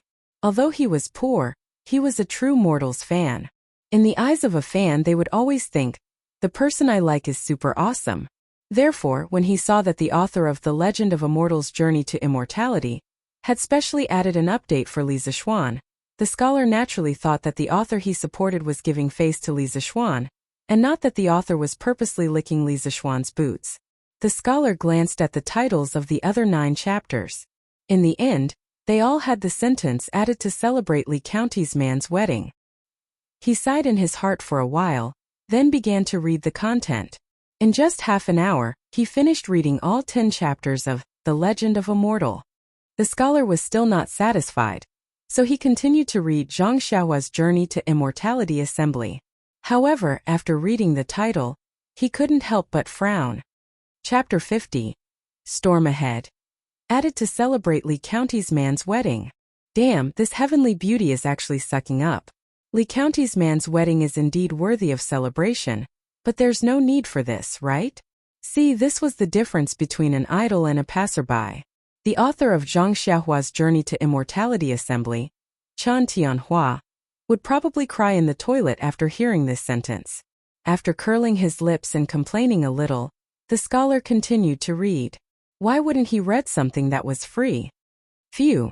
This is so satisfying. 3 novels, 30 chapters, and I don't even need to spend money. Today is so satisfying. I still have to thank Lee County's man for his wedding. Haha. The scholar smiled in satisfaction and was about to put away the newspaper and go home. Suddenly, he remembered that the paperboy just said that he could earn money by participating in the activities in the newspaper. The scholar hurriedly flipped to the first half of the newspaper to look for that legendary activity. Actually, he didn't need to spend much effort to find it. On the first page of the newspaper in the middle, there was a line of the most eye-catching words. It said, "Great luck, free chicken dinner. Special activity to celebrate Lee County's man's wedding." Damn, why is today's headline like this? If this fellow was a modern person, he would definitely complain. Isn't it just a rich second-generation heir getting married? Why is it still flooding the front page of the newspaper? The words "celebrate Lee County's man's wedding" were everywhere. The scholar couldn't escape even if he wanted to. In order to celebrate Lee County's man's wedding today, Datong Daily is holding a large-scale special activity. Today, anyone who holds a Datong Daily picks a bouquet of flowers not white, in the wild, delivers it to the Lee residence in Yongla Lane, and sends a message of blessings to Lee County's man and Miss Han's wedding will be able to receive a free chicken dinner from Drunken Immortal Restaurant. There is no limit to the number, but the activity ends at 4:45 p.m. Everyone participating in the activity, please hurry up and line up. After reading this short headline, the scholar's eyes widened and he vomited blood. Damn! There's actually free chicken dinner. Why did I only see it now? It had been 2 hours since he finished reading all 30 chapters of the novel. God knew how many people who saw this news had already picked the flowers and rushed to Yongla Lane. There was no need to say anything. A bouquet of flowers was worth a lot of money. Only a fool wouldn't do it. The scholar stuffed the newspaper into his arms and went straight to the eastern suburbs of the city. There were all kinds of flowers there, so it was relatively easy to complete the task. In fact, the scholar's guess was not wrong. Now the entire city of Chang'an had gone crazy. The people who heard the news flocked out of the city to pick flowers in exchange for the chicken dinner. The soldiers guarding the city were dumbfounded. In the past, it was the people outside the city who wanted to enter the city like crazy. Today, it was the people inside the city who wanted to leave the city like crazy. A big wedding and an activity had created a situation where everyone was happy together. Li Zixuan could be said to have created the first fancy wedding. No wonder Yu Shernan didn't agree to the newspaper doing this. Chapter 390. Xiao Hang. Where are you going? I'm going to pick flowers. Why are you picking flowers? You can exchange the flowers you pick for chicken at Yongla Lane. Didn't you read today's newspaper? I didn't read it. Is there really such a good thing? Of course, but you have to get a Datong Daily before picking flowers. Don't worry, today's Datong Daily is free. You don't have to spend any money. Oh, then I'll go now. Similar conversations took place in almost every corner of Chang'an City. Perhaps the rich people would not take a piece of chicken seriously, but in any era, the rich people were always in the minority. Moreover, the world had just settled down, and the people were far less wealthy than the people in the Tang dynasty. Therefore, there were still many people who cherished the rare piece of chicken. Hey, I was the one who saw this flower first. Go away. Bullsh *T I saw it first. In the western suburbs of Chang'an City, 2 naughty children were pushing each other over a nameless purple wildflower. It wasn't that they were stingy, nor was it that they were lazy and unwilling to look for other flowers. It was just that the thousands of people who came out of Chang'an City today had gone crazy. They were like locusts passing through. Wherever they passed, flowers would not grow. In this season, there were many kinds of flowers in the fields in the suburbs. However, at a glance, one could only see a few small wildflowers. It was very difficult to gather a bouquet. I saw it first. I saw it first. I saw it first. Just as the 2 naughty children were about to fight, a middle-aged man carrying a basket came and shouted, "Cough, cough. Why are you 2 naughty children? Isn't it just a bouquet of flowers? I just picked 2 more in the mountains. I'll give you one. Stop fighting." The 2 naughty children heard him and stopped immediately. One of them reached out and took the bouquet from the middle-aged man. Then he thanked him. "Thank you, uncle. Uncle, you're a good person." Yes. Thank you, uncle. The other naughty child echoed. Haha. That's right. Hurry up and eat the chicken you're eating. The middle-aged man scratched his head and laughed. Here. Manager, here you go. This is a flower I picked. Do you think it's okay? Yongla Lane, the back door of the Lee residence. 6 long lines had already formed in this alley. It was really impossible to see the end of the line. Even the scorching summer couldn't stop these people's enthusiasm to eat chicken. The person in charge of today's chicken dinner event was none other than Ma Zhou. In order to prevent this event from affecting the guests attending the Lee residence's banquet, Ma Zhou specifically arranged for the location of receiving the chicken dinner to be at the back door of the Lee residence.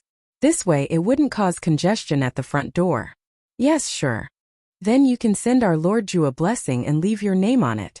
Then you can receive a free chicken. The man behind the table took the bouquet, looked at it and said, My name is Wang Dapeng.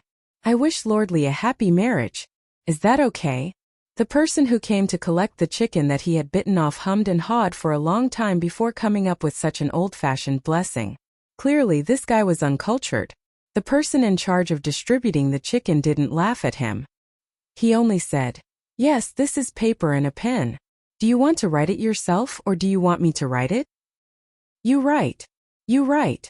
My handwriting isn't good." The person hurriedly waved his hand. That's good." The person in charge smiled faintly. It was obvious that he had met many similar people today. He picked up the pen and finished writing in a few strokes. Then, he put the note into the bouquet and handed it to the servant behind him. Then he took out a piece of chicken wrapped in a paper bag and said, "This is the first time I've met such a person. Okay, this is your chicken dinner. I thank you on behalf of Lord Ju for your blessing." The person who came to collect the chicken dinner was shocked by the person in charge's polite attitude. He took the chicken dinner and hurriedly bowed and said, "You're welcome. You're welcome. Haha, take care. Next." The person in charge laughed and shouted loudly, "Wow! Another person came out with a chicken dinner. How many chickens did the Lee family prepare?" The crowd behind the line exclaimed, "I don't know. The newspaper said that there's an unlimited supply. As long as you come before 4:45 p.m., I think they prepared a lot." TSK. Li Xian's man is so generous. This wedding is known by the whole city. I wonder how much money was spent. Haha. What's this? Didn't you see the wedding procession that Lord Julie brought out this morning? Just the carriage alone cost hundreds of thousands of strings of coins, not to mention the crown prince, Prince Wei, 3 dukes, and a prefectural duke all went to support them. Damn it, Li Xian's man is so awesome. Xiaoxi, quickly bring a dozen people to move the bouquets at the back door to the front yard and place them there. Lord Ju is coming back with the bride soon. Ma Zhou saw that a large number of bouquets had accumulated at the back door. He hurriedly instructed Song Xiaoxi. Li Zishuan racked his brains to organize a wedding that Han Yushi would never forget. In the end, the one who had to work hard was still Ma Zhou. "Okay, Master Ma. I'll go right away." Song Xiaoxi didn't dare to slack off and went to call for people. After a while, when the bouquets at the back door were moved to the front yard, Ma Zhou personally brought a few people to the front yard and started the work of placing the bouquets. Although he didn't know much about garden art, Li Zishuan had roughly taught him how to place the bouquets. The guests who arrived at the Li residence in advance looked curiously at Ma Zhou, and the rest as they moved the bouquets around. They didn't know what they were doing. However, as time passed, those who didn't think much of it gradually became shocked. They realized that they were already in a sea of flowers. The colorful flowers trembled in the wind, and the faint floral fragrance lingered at the tip of their nose. This feeling was wonderful. Wow!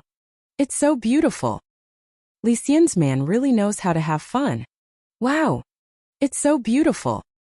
Master Ma, Boss Chow from Chonghua Square sent 100 pots of Luoyang red.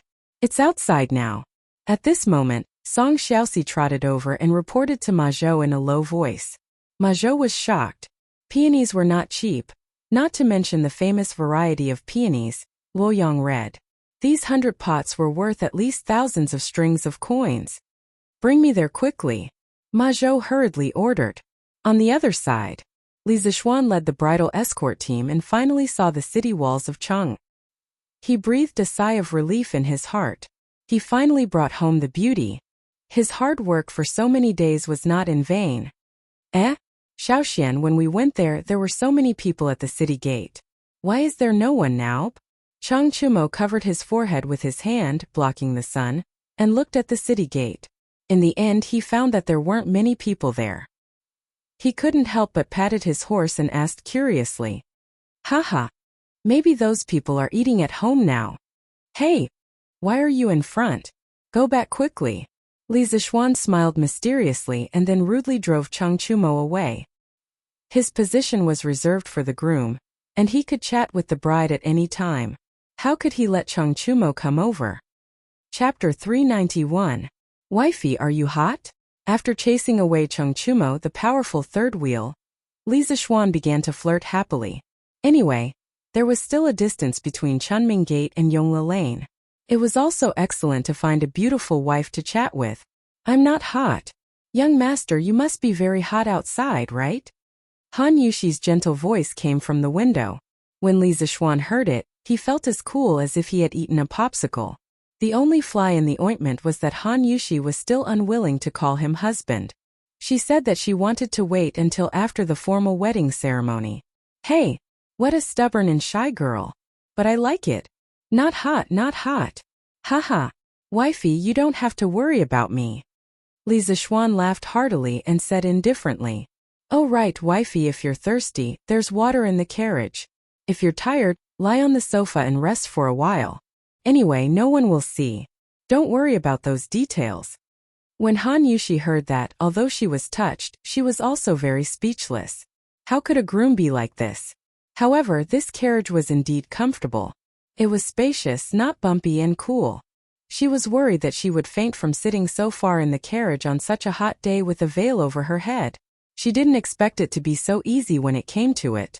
Young master, Yushi is not thirsty or tired. You don't have to worry.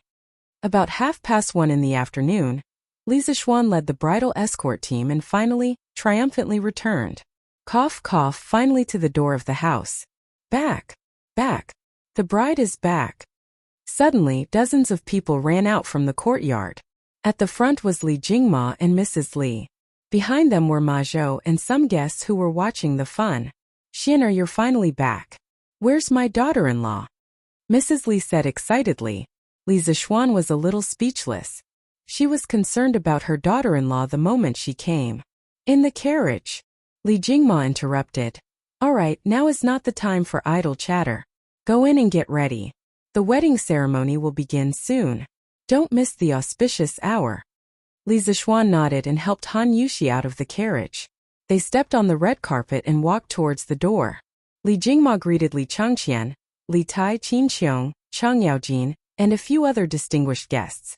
It was worth mentioning that Li Changqian and Li Tai, the two fellow sufferers, did not return with them when the bridal escort team returned from the Han family village. This was because they had come out with a mission today. First, they rode light horses to Plum Village. After completing the field inspection, they quickly caught up with Li Zixuan's large group. The two brothers had really put in a lot of effort to help Li Er complete his task. Wife, there's going to be a surprise later. You better be mentally prepared. Although Han Yushi was unwilling to call Li Zixuan husband along the way, this fellow was thick-skinned. He kept calling her wife and couldn't stop at all. This fellow was thinking, if you don't want to call me husband, you can't stop me from calling you wife, right? It was as if, although you don't like me, you can't stop me from liking you. Surprise? What other surprises are there? Han Yushi thought to herself, today's grand bridal escort ceremony was already very surprising. How could there be another surprise? Hee. You'll know soon. Li Zixuan laughed softly. As soon as she stepped into the Li residence, Han Yushi understood what Li Zixuan meant by surprise. The knee covering on her head was only a thin layer of silk. Although it could block part of her vision, she could still vaguely see the things outside through it. Han Yushi felt that she would never forget the magnificent scene in front of her for the rest of her life. In the center of the courtyard, there was a step-shaped bonsai that was piled up with peony flowers that were taller than a person.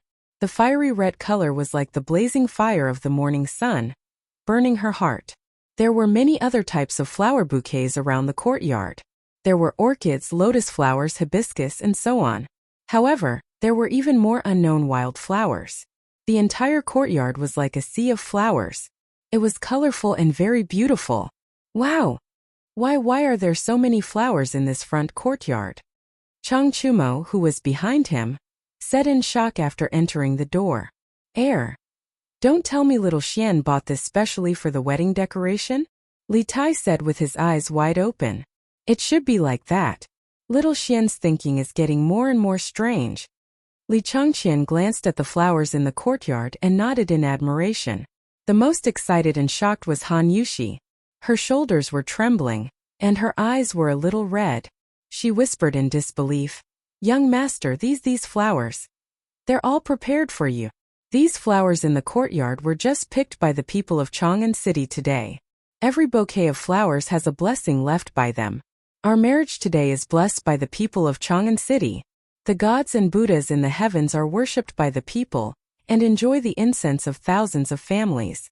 I, Li Zishuan, will also be blessed by thousands of people and enjoy endless flowers when I marry my wife today. Li Zishuan smiled. He didn't wait for Han Yushi to ask and said loudly. In fact, when he saw the peonies in the center of the courtyard, he was also shocked because he had not asked anyone to buy peonies before. However, now was not the time to be puzzled. He could only bury his doubts in the bottom of his heart. After understanding the origin of these flowers, Han Yushi opened her mouth in shock. No one in the Great Tang knew such a romantic way of expressing love, right? At this moment, Han Yushi's heart melted. She no longer had any resistance to Li Zishuan. Husband, for Yushi to be able to marry you, she must have done a lifetime of good deeds in her previous life to cultivate her good fortune. Yushi is so lucky. So happy. Thank you for giving me such an unforgettable wedding. It was the first time he heard Han Yushi say such touching words of love. Li Zishuan could not help but stop and look at her deeply. Then he said softly, "You and I are husband and wife. From today onwards we are one. There's no need to say thank you. Being able to give you happiness is my greatest happiness." Husband. Han Yushi was touched. She had thousands of words in her heart, but when they reached her mouth, they only turned into this affectionate call. If it were not for the wrong occasion, she would have already thrown herself into Li Zishuan's arms. No woman could resist such a romantic scene and such touching words of love. Cough cough. I say Xiaoxian, if the two of you want to say such loving words, you have plenty of time to do so in the future. Why don't you prepare for the wedding now? Cheng Chumo's words came from behind. Han Yushi quickly turned to look elsewhere to hide her shyness. Li Zishuan glared fiercely and said softly, "Chou Niu, I will ask you for advice on martial arts every day in the future." Don't. I didn't say anything just now. Cheng Chumo's legs went soft, and he almost knelt down. At the same time, he secretly hated his cheap mouth. Haha. Seeing this, Han Yushi could not help but purse her lips and chuckle. Li Zishuan ignored this clown. He held Han Yushi's hand and walked toward the main hall. Chapter 392. Before the formal ceremony, there was a ceremony to show the man's family's connections. As the Li family and the Han family were far apart, it was already afternoon by the time Li Zishuan returned from the wedding. Therefore, some of the guests who were usually busy chose to come in the afternoon. As for those who came in the morning and had already given their gifts, they were left for the ceremony. The Du family of Chang'an's Chonghua Square is here to congratulate. Gift of 80,000 coins, a jade Buddha, and a pair of golden cups. Minister Yan of Chang'an's Eternal Peace Square is here to congratulate. Gift of 400,000 coins, a pair of pure gold buckles, a pair of white jade mandarin duck buckles, for sets of pearls, 2 small knives with jade handles and ivory handles, for gold necklaces, 6 silver necklaces, a golden phoenix with pearls, and a golden hairpin with a pair of luan holding longevity fruits. Wow! Even Minister Yan sent someone to give gifts. And these gifts aren't light either. As the Minister of Works, Yan Lide was a well-known figure in the entire imperial court. His actions instantly caused many people to discuss in private. Wei Zhuoqing of Chang'an's Yongxing Square is here to congratulate. Gift of 4,000 coins and a piece of calligraphy. Even Wei Zhuoqing is here. It's just that the gifts are a little too little. Everyone was surprised to hear that even Wei Zheng had come to congratulate Li Zishuan on his wedding. However, when they heard about the gift he had brought, everyone's face darkened. A gift of 5 strings of cash, this was really Li Zishuan wanted to vomit blood. Was this old man Wei Zheng here to sincerely congratulate him on his wedding? Or was he here to get a free meal? How is it just a little too little? This is 100 times less than what Minister Yan gave just now. That's enough. You guys should be content. In the past, Wei Zhuoqing never attended these banquets. Ordinary people couldn't even invite him with money. Last time, when the eldest son of Elder Shao married the princess of Xiang City, Wei Zhuoqing only gave a gift of 5 strings of coins. At that time, Elder Shao was so angry that his nose was crooked. Haha. In that case, the Li family's reputation is really big. Haha. That's how it works. The people of Chang and were always the most well-informed. After a while, Wei Zheng's background was immediately exposed, but he did not feel ashamed at all. He was still tasting his wine, as if he did not hear the discussion outside. Anyway, everyone in Chang'an knows that I'm an honest and clean official. I've already given you a lot of face by giving you 5 strings of cash as a congratulatory gift. Besides, my calligraphy must be worth a lot of money, right? Little Xian, you didn't lose out at all. Since this old man has paid such a big price to attend the wedding, I have to eat more later to recoup my losses. That was what Wei Zheng thought to himself. Duke Wei of Jinning Square has come to offer his congratulations. He's gifted 800,000 taels of silver, a pair of white jade and mandarin duck buttons, for pairs of beaded silk, beeswax, and turquoise robes, 2 small knives with jade handles and ivory handles, for gold necklaces, 6 silver necklaces. San Bao, who was singing at the door, also felt a little awkward. She quickly read out the gift list for the next family. Whoa! Duke Wei is really extravagant. He just added so much dowry to the Han family yesterday, and he's sending so many congratulatory gifts today. Yeah, this congratulatory gift is more than 200 times more than what Wei Zhuqing gave. Li Jing had indeed spent a lot of money this time. He had basically spent a third of the gold, silver, and goods that he had accumulated from his military exploits over the years because of Li Zishuan's wedding this time. Wei Zheng, who was sitting at the side and tasting his wine, heard some people's discussion and his old face instantly darkened. Why the F***ck are they comparing me again? Li Jing usually gets a lot of money after winning a battle. Last time I was just an advisor. Where could I get money from? How can they be compared? Thinking of this, Wei Zheng could not help but look at Li Jing and San Bao with hidden bitterness. San Bao, who was singing at the door, had no idea that Wei Zheng had been whipped again. He continued to read. Bu Zhengfang's house of the Duke of Yi has come to congratulate him. They have sent 1 million gold coins, a pair of pure gold buttons, a pair of white jade mandarin duck buttons, for pairs of beaded silk, beeswax, and turquoise robes, 2 small knives with jade handles and ivory handles, for gold necklaces, 6 silver necklaces. The house of Duke Lu of Huaid Lane has come to congratulate us with 2,400,000 yuan, for gold necklaces, 6 silver necklaces, 1 golden phoenix embroidered with pearls, a pair of golden phoenix embroidered with pearls, a pair of golden phoenix embroidered with pearls, a pair of Hetian white jade phoenix embroidered with jade, a pair of phoenix embroidered with emerald, a pair of phoenix embroidered with jade, a pair of phoenix embroidered with emerald, a pair of phoenix embroidered with emerald, a pair of phoenix embroidered with emerald, a pair of phoenix embroidered with emerald, a pair of phoenix embroidered with emerald, a pair of phoenix embroidered with emerald, a pair of phoenix embroidered with emerald, a pair of phoenix embroidered with emerald, a pair of phoenix embroidered with emerald, a pair of phoenix embroidered with emerald, a pair of phoenix embroidered with emerald, a pair of phoenix embroidered with emerald, a pair of phoenix embroidered with emerald, a pair of phoenix embroidered with emerald, a pair of phoenix embroidered with emerald, a pair of phoenix embroidered with emerald, a pair of phoenix embroidered with emerald, a pair of phoenix embroidered with emerald, a pair of phoenix embroidered with emerald. The congratulatory gifts sent by Chang Yaojin were even more explosive. It was not an exaggeration to say that they stunned everyone. The reason why there were so many gifts was firstly because when the Han family sent off the bride yesterday, Qin Qiong could go and add to the dowry because of his foster father's identity, but the Chung family could not. Old Chung felt that he was one step behind second brother Qin, so he had to make up for it today. Secondly, because of Li Zishuan's immortal drunkenness in Gentle Village, the Chung family had also earned a lot of money behind him. As the saying goes, return the favor. When it was time to support Li Zishuan, he had to not be stingy. Duke Lu is really generous. 4,003,000 strings of cash. Ordinary people like us will probably never see so much money in our entire lives. For the banquet held by the Li residence today, the main guests were sitting in the front courtyard. However, outside the courtyard, there were also 50 tables set up in the open space in front of the Li residence. Ordinary people could come and eat as long as they gave some gifts. Hearing that the gifts were getting more and more generous, the people outside were really shocked and dumbfounded. When they thought of the eggs, fish, and other things that they had given, some people who were thin-skinned flashed a trace of embarrassment on their faces. However, these people were thinking too much. Li Zishuan had never expected to make a fortune through the congratulatory gifts. His wedding was mainly for fun.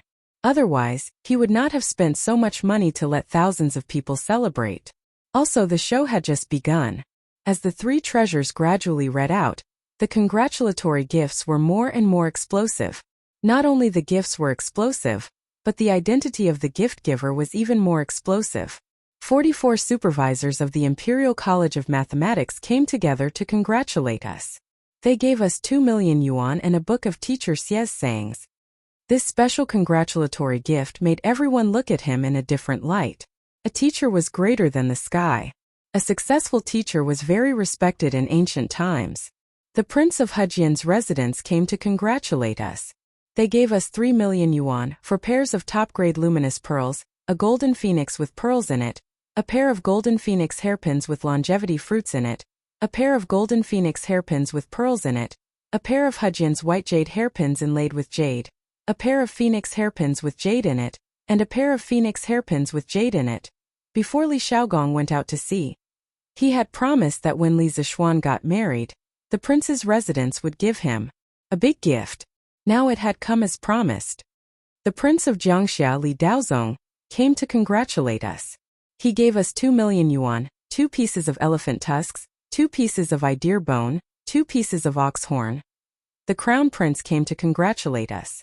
He gave us 4 million yuan, 2 pieces of jade, 2 pieces of elephant tusks, 2 pieces of deer bone, 2 pieces of ox horn.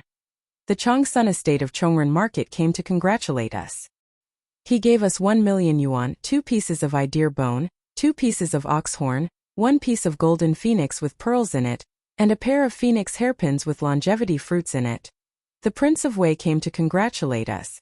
He gave us 4 million yuan, a pair of golden phoenix hairpins with pearls in it, a pair of phoenix hairpins inlaid with jade in it, a pair of phoenix hairpins with jade in it, and a pair of phoenix hairpins with jade in it. Princess Changle has come to offer her congratulations. She has gifted 3 million taels of silver, a pair of phoenix hairpins decorated with jade, a pair of crimson gold hairpins, a pair of crimson gold hairpins, a pair of jade hairpins, and a pair of white jade hairpins. His Imperial Majesty sent an envoy to congratulate us. He gave us 10 taels of gold, 10 pieces of brocade silk, 10 pieces of silk, and a pair of jade rui. The Crown Prince, the Princes, and the Princesses all came to congratulate us. One after another, these gifts caused the commoners who were watching the commotion and freeloading outside to feel their scalps go numb. Normally, they would not be able to see such important figures. Today, they had only come to eat a banquet, yet they had seen all of them. The most shocking thing was that Li Er had also sent someone to deliver gifts. Everyone present, regardless of whether they were commoners or nobles, were all stupefied. Chapter 393. The auspicious hour has arrived. Smoke is drifting in the air, the lights are shining brightly, and the bride and groom are ascending to the flower hall. After the ceremony, Wang Zhong, the butler in the main hall, sang loudly. The most important part of the wedding ceremony, had finally arrived. All the guests turned their attention to the two newlyweds in red. Mr. and Mrs. Li sat on the main seat and looked at the newlyweds with joy in their hearts. Mr. Li's right hand that was stroking his beard couldn't help but tremble slightly. It could be seen that his heart wasn't calm at the moment. In the main hall, of course, there were many people of noble status who were closely related to the Li family. They sat on the side and watched the ceremony, such as Li Changqian, Li Tai, Li Daozong, Princess Hejian, Qin Qiong, Cheng Yaojin, and so on. Let's welcome the newlyweds, the first bow to heaven and earth. After getting a nod from Mr. and Mrs. Li, Wang Zhong sang at the top of his voice solemnly. As early as the northern and southern dynasties, it was a fixed ceremony for couples to bow to each other. In the northern areas before the Tang dynasty, couples bowed to each other as a ceremony, and it was held in special houses decorated with green curtains. After the Tang dynasty was founded, the term bow to heaven and earth officially appeared. The three bows in the ceremony were inseparable from the ancient idea of the unity of man and nature in China. During the spring and autumn period, Laozi summarized the things in the world into three categories: heaven, earth, and man. He thought that although man was the master of all things, heaven and earth were the carrier of production and life. Therefore, when getting married, They should first bow to heaven and earth to express their gratitude to heaven and earth. At the same time, they prayed that heaven and earth could ensure that the newlyweds' children would be safe and healthy. In addition to heaven and earth, parents were also important factors in one's life. Therefore, the ceremony was also an important part of the ceremony. Li Zixuan felt excited and refreshed as this was the first time he got married. He held Han Yushi's hand and solemnly bowed to the outside of the house. He came to the Tang dynasty for no reason. Maybe it was heaven's fault that he came to the Tang dynasty. After going through such a strange thing, Li Zixuan still had a certain level of respect for heaven and earth. Second, bow to the parents. There was no need to say anything more. He had to sincerely bow, not only for the previous owner of this body, but also for himself. Husband and wife bow to each other. Li Zixuan looked at Han Yushi with an expression. Through the thin knee cover, he could still see the outline of her flower-like face. He was looking at Han Yushi. How could Han Yushi not be looking at him? This handsome man in front of her had given her too much happiness and too much romance. To be able to marry such a man, Han Yushi truly felt that she was the happiest and luckiest woman in the world. After looking at each other for a moment, the two of them seemed to have some kind of tacit understanding and bowed to each other. The ceremony is complete. Send the bride to the bridal chamber. Wang Zhong heaved a sigh of relief. Thankfully, nothing went wrong. As the MC of the wedding, he had practiced these few lines in private for a long time. He was so nervous just now, but fortunately he managed to hold on. Li Zixuan pursed his lips and looked at Xiao He and Xiao Shi holding his wife as they walked out of the hall to the new room in the west courtyard. Haha! Today is my son's wedding. Thank you for coming. We will start the banquet now. Everyone please eat and drink well. Li Jingma stood up with a smile and cupped his hands to the guests in the room. As mentioned earlier, the Li family was quite far from the Han family. Li Zixuan definitely wouldn't be able to make it back before noon with such a huge entourage. Therefore, the formal banquet was arranged in the afternoon. As for the guests who arrived in the morning, naturally, they wouldn't be starved. At noon, fruits and snacks were provided. Haha! Old Master Li is too polite. We will definitely eat and drink well. Haha! Haha! Your family's delicacies are famous in Chang'an City. I, Old Chang, am here today and I won't be polite. To be honest, I, Old Chang, haven't eaten since last night. Haha! Madman Chang, you are so shameless. Ha ha ha. Wherever the father and son of the Chung family were, there would be joy. These two clowns, old and young, could liven up the atmosphere wherever they were. There were 2 banquet tables set up in the hall of the Li residence to entertain the distinguished guests. However, how could Old Chung, who came from the wind and went in the rain, be willing to drink in the house? Under his organization, a group of generals found a table in the courtyard and sat down, starting a drinking contest. The sound of finger-guessing, laughter, and scolding resounded throughout the venue. Old Chung pushed the atmosphere of the wedding banquet to its climax. When the others saw that the dukes and princes didn't care about their image and ate and drank to their heart's content, they had nothing to worry about. Therefore, the wedding banquet became more and more lively. The entire Li residence became lively. Laughter and finger-guessing could even be vaguely heard outside Yongla Lane. As the groom, of course, he had to be dragged around to toast. However, Li Zixuan had cushions. They were Chang Chumo, Qin Huayu, Yuqi Baolin, and Li Huiran. The 4 of them were Li Zixuan's groomsmen today, also known as groomsmen in modern times. They needed to accompany Li Zixuan to toast with him. Choax, you're the one with the highest alcohol tolerance among us. Remember to stand in front later. If you do well today, we'll call it even. Otherwise, you know what I'm going to say. Li Zixuan put his arm around Chang Chumo's shoulder and chuckled. Everyone could hear the threat in his words. On the wedding night, every moment of the night was worth 1,000 gold. Li Zixuan didn't want to be drunk. How could good wine be more important than beautiful women? Chang Chumo looked at Li Zixuan's fists and thought about how Li Zixuan was able to tie with his father in a martial arts competition. Chang Chumo instantly made a decision. Haha, no problem. We are brothers. There's nothing to talk about. Besides, Old Chang loved to drink the most. Thus, the 5-man team started to fight in the jungle. Qin Huayu was in charge of making the first move, pouring wine. Chang Chumo, Yuchi Baolin, and Li Huiren were in charge of crazily attacking, drinking wine. Li Zixuan was in charge of stealing the beam and swapping it for the guests and killing them, serving mixed wine to the guests. In an instant their efficiency exploded. From the group of civil officials in the main hall to the group of military generals outside, these guys ran through all of them. Next was the group of ordinary guests. Li Zixuan and his 4 teammates also ran through all of them. Finally, he came to the most special guest table of the day. It was the 44 students of the Imperial College. It should be 38 now. Li Tai, Li Huiren, Qin Huayu, Cheng Chumo, Yuchi Baolin, and Iron Egg weren't there. The 38 students sat together. Li Zixuan, dressed in his wedding attire, came to the front, raised his wine glass and laughed. I'm very happy that you guys could come. I like the thank you teacher book that you guys gave me.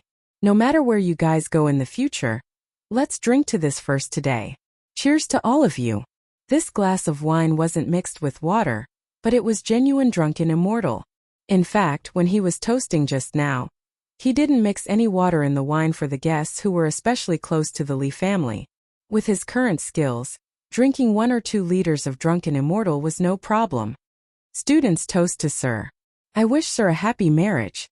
Meng Wenhao stood up and led the rest of the students in a toast. Meng Wenhao was actually the one who organized the group gift today. Chapter 394. They bowed to heaven and earth at dusk and drank until the lights were lit. When the banquet ended, it was almost midnight. Many people were drunk. Li Zixuan pretended to be dead drunk and lay on the table in the corner of the courtyard, refusing to move no matter what. The groomsmen couldn't pull him away, so they could only leave this knucklehead guy and go drink alone elsewhere. Li Zixuan laid on the table and saw that no one was paying attention to him. Then, he took advantage of the dim lighting and used the orchid butterfly steps to enter the west courtyard. His speed was so fast that no one could match him. Ah, young master. Have you finished drinking? At the door of the bedroom, Xiaoxi saw a black shadow sneaking towards them. She was so scared that she wanted to shout to catch the thief. However, the black shadow was already in front of her in a blink of an eye. Xiaoxi took a closer look and recognized that it was Li Zixuan. She patted her chest, let out a sigh of relief and asked, Yes, I've finished drinking. The banquet has ended. How is it? Is Yuxi asleep? Li Zixuan looked into the room and answered absent-mindedly. He did not notice how alluring Xiaoxi was when she patted her chest. Otherwise, he would definitely look around. Not yet. Young mistress has been waiting for you. Young master, I'll make you a bowl of hangover soup. Xiaoxi said considerately. No need. I'm not drunk. Ask the kitchen to bring me some bath water. Li Zixuan sniffed and realized that his body was full of the smell of alcohol and sweat. He could not help but frown. Regardless of whether other grooms would take a bath before the wedding, he had to take a bath. This was because he was slightly obsessed with cleanliness and had a bit of obsessive-compulsive disorder. That's right, he was a virgin in his previous life. Oh, young master, please wait for a moment. Xiaoxi knew her young master's personality and did not refute. She agreed and went to arrange it. Sigh. Xiaohe, you go with him. Also, get some food from the kitchen. Yuxi has waited for so long, she must be hungry. Oh, got it, young master. Xiaohe stuck out her tongue and also ran away. He. Li Zixuan laughed proudly and then opened the door gently and entered the room. Han Yuxi was dressed in red and sitting in front of the bed. When she heard the movement, she quickly looked at the door. Through the knee cover, she could see the outline of a familiar man. Moreover, when Li Zixuan was talking to the 2 maidservants outside the door, Han Yuxi had vaguely heard it. Husband. Hee. Wife, don't move, I'll help you. Li Zixuan chuckled and scurried to the front of the bed. Then, he picked up the jade rui and carefully removed the cloth covering Han Yuxi's head. Even though he had already seen Han Yuxi's peerless appearance in her wedding dress, Li Zixuan was still stunned when he lifted the cloth covering her knees. Her hair was tied up high, revealing her long neck that was as white and delicate as a swan's. A pair of simple teardrop-shaped earrings flashed with the silver light. Her eyelashes opened outwards, like a young girl in Jiangnan's rain town slowly opening up an umbrella, arching in a moving arc. Her face was lightly powdered, maintaining her natural beauty, but adding a touch of charm. The red button-down shirt, coupled with the high-waisted skirt, outlined two perfect arcs of Han Yushi's figure, especially the full soft breasts above. From Li Zixuan's vantage point, he could even clearly see a white ravine. Beautiful, she was simply too beautiful. Li Zixuan was once again mesmerized by Han Yushi. Husband, haven't you seen enough after so long? Han Yushi blushed and pouted coquettishly. Not enough, not even for a lifetime. Ouch! Li Zixuan said infatuatedly. Suddenly he felt something warm in his nose. Something flowed out.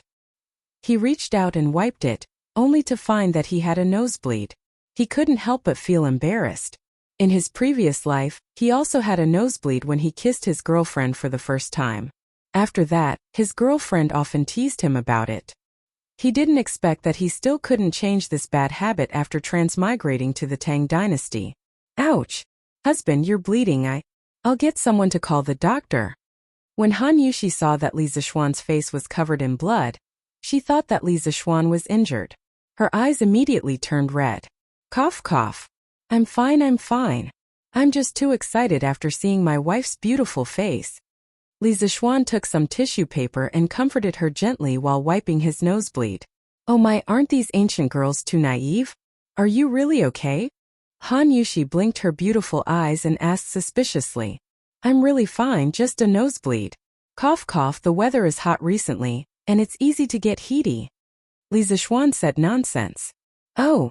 Han Yushi nodded her head, seemingly believing him. Young master, the water is here. Young master, the food is here too.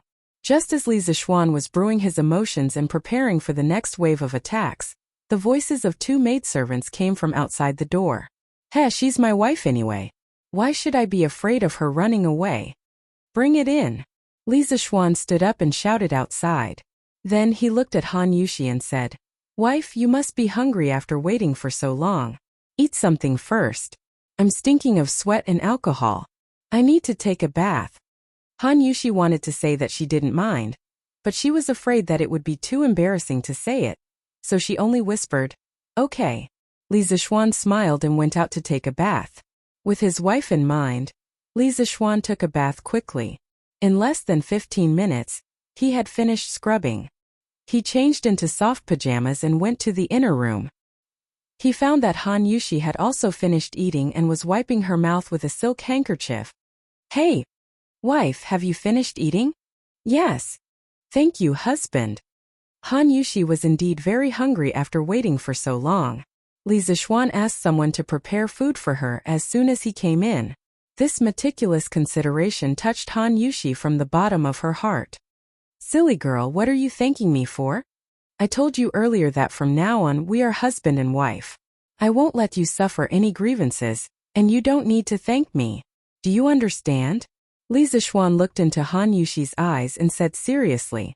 The two maidservants serving at the side saw that the couple was about to get into the main act. They looked at each other and went out quietly. They closed the doors and windows for Li Zixuan. Husband, you're so nice. Hee hee. What's this? Wife, you'll know that I can be even better in the future. Haha. It's time for us to drink wine. Here, wife, take it.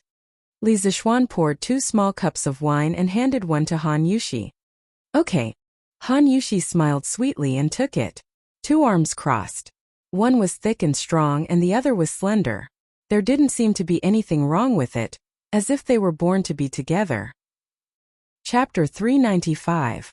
With a wife like this, I will never leave you. I will accompany you in life and death, and we will grow old together. In the bedroom, Li Zixuan looked into Han Yushi's eyes and said solemnly under the candlelight. Han Yushi's eyes immediately became misty. She said firmly, With a husband like this, I will never leave you. I will accompany you in life and death, and we will grow old together. This sentence was like a confession but also like a vow. The two of them looked at each other and smiled, then drank the wine in one gulp. Ahem ahem. Wife, look, it's getting late. Let's rest. Li Zixuan looked around and finally revealed his wolf's tail. Before Han Yushi got married, Mrs. Qin had more or less told her some general knowledge about men and women. When she heard the word rest, her face instantly became as red as a big red cloth, so red that water could drip out. Okay. Han Yushi responded in a voice as soft as a mosquito. Li Zixuan was overjoyed. He quickly pulled Han Yushi to the bed and sat down excitedly. Wife, you're so beautiful. Such a beautiful woman would only belong to him in the future. Li Zixuan was intoxicated as he looked at the peerless beauty in front of him. Han Yushi was shy and happy, but she said, "A woman's face is like a shooting star in the sky. It's short and beautiful. Youth is fleeting and youth is fleeting. So what if I'm beautiful now? One day, I will become an old woman with a face full of wrinkles. When that time comes, will my husband despise me?" Li Zixuan smiled, took Han Yushi's two small hands, pressed them to his heart, and said very seriously, "I'm sorry."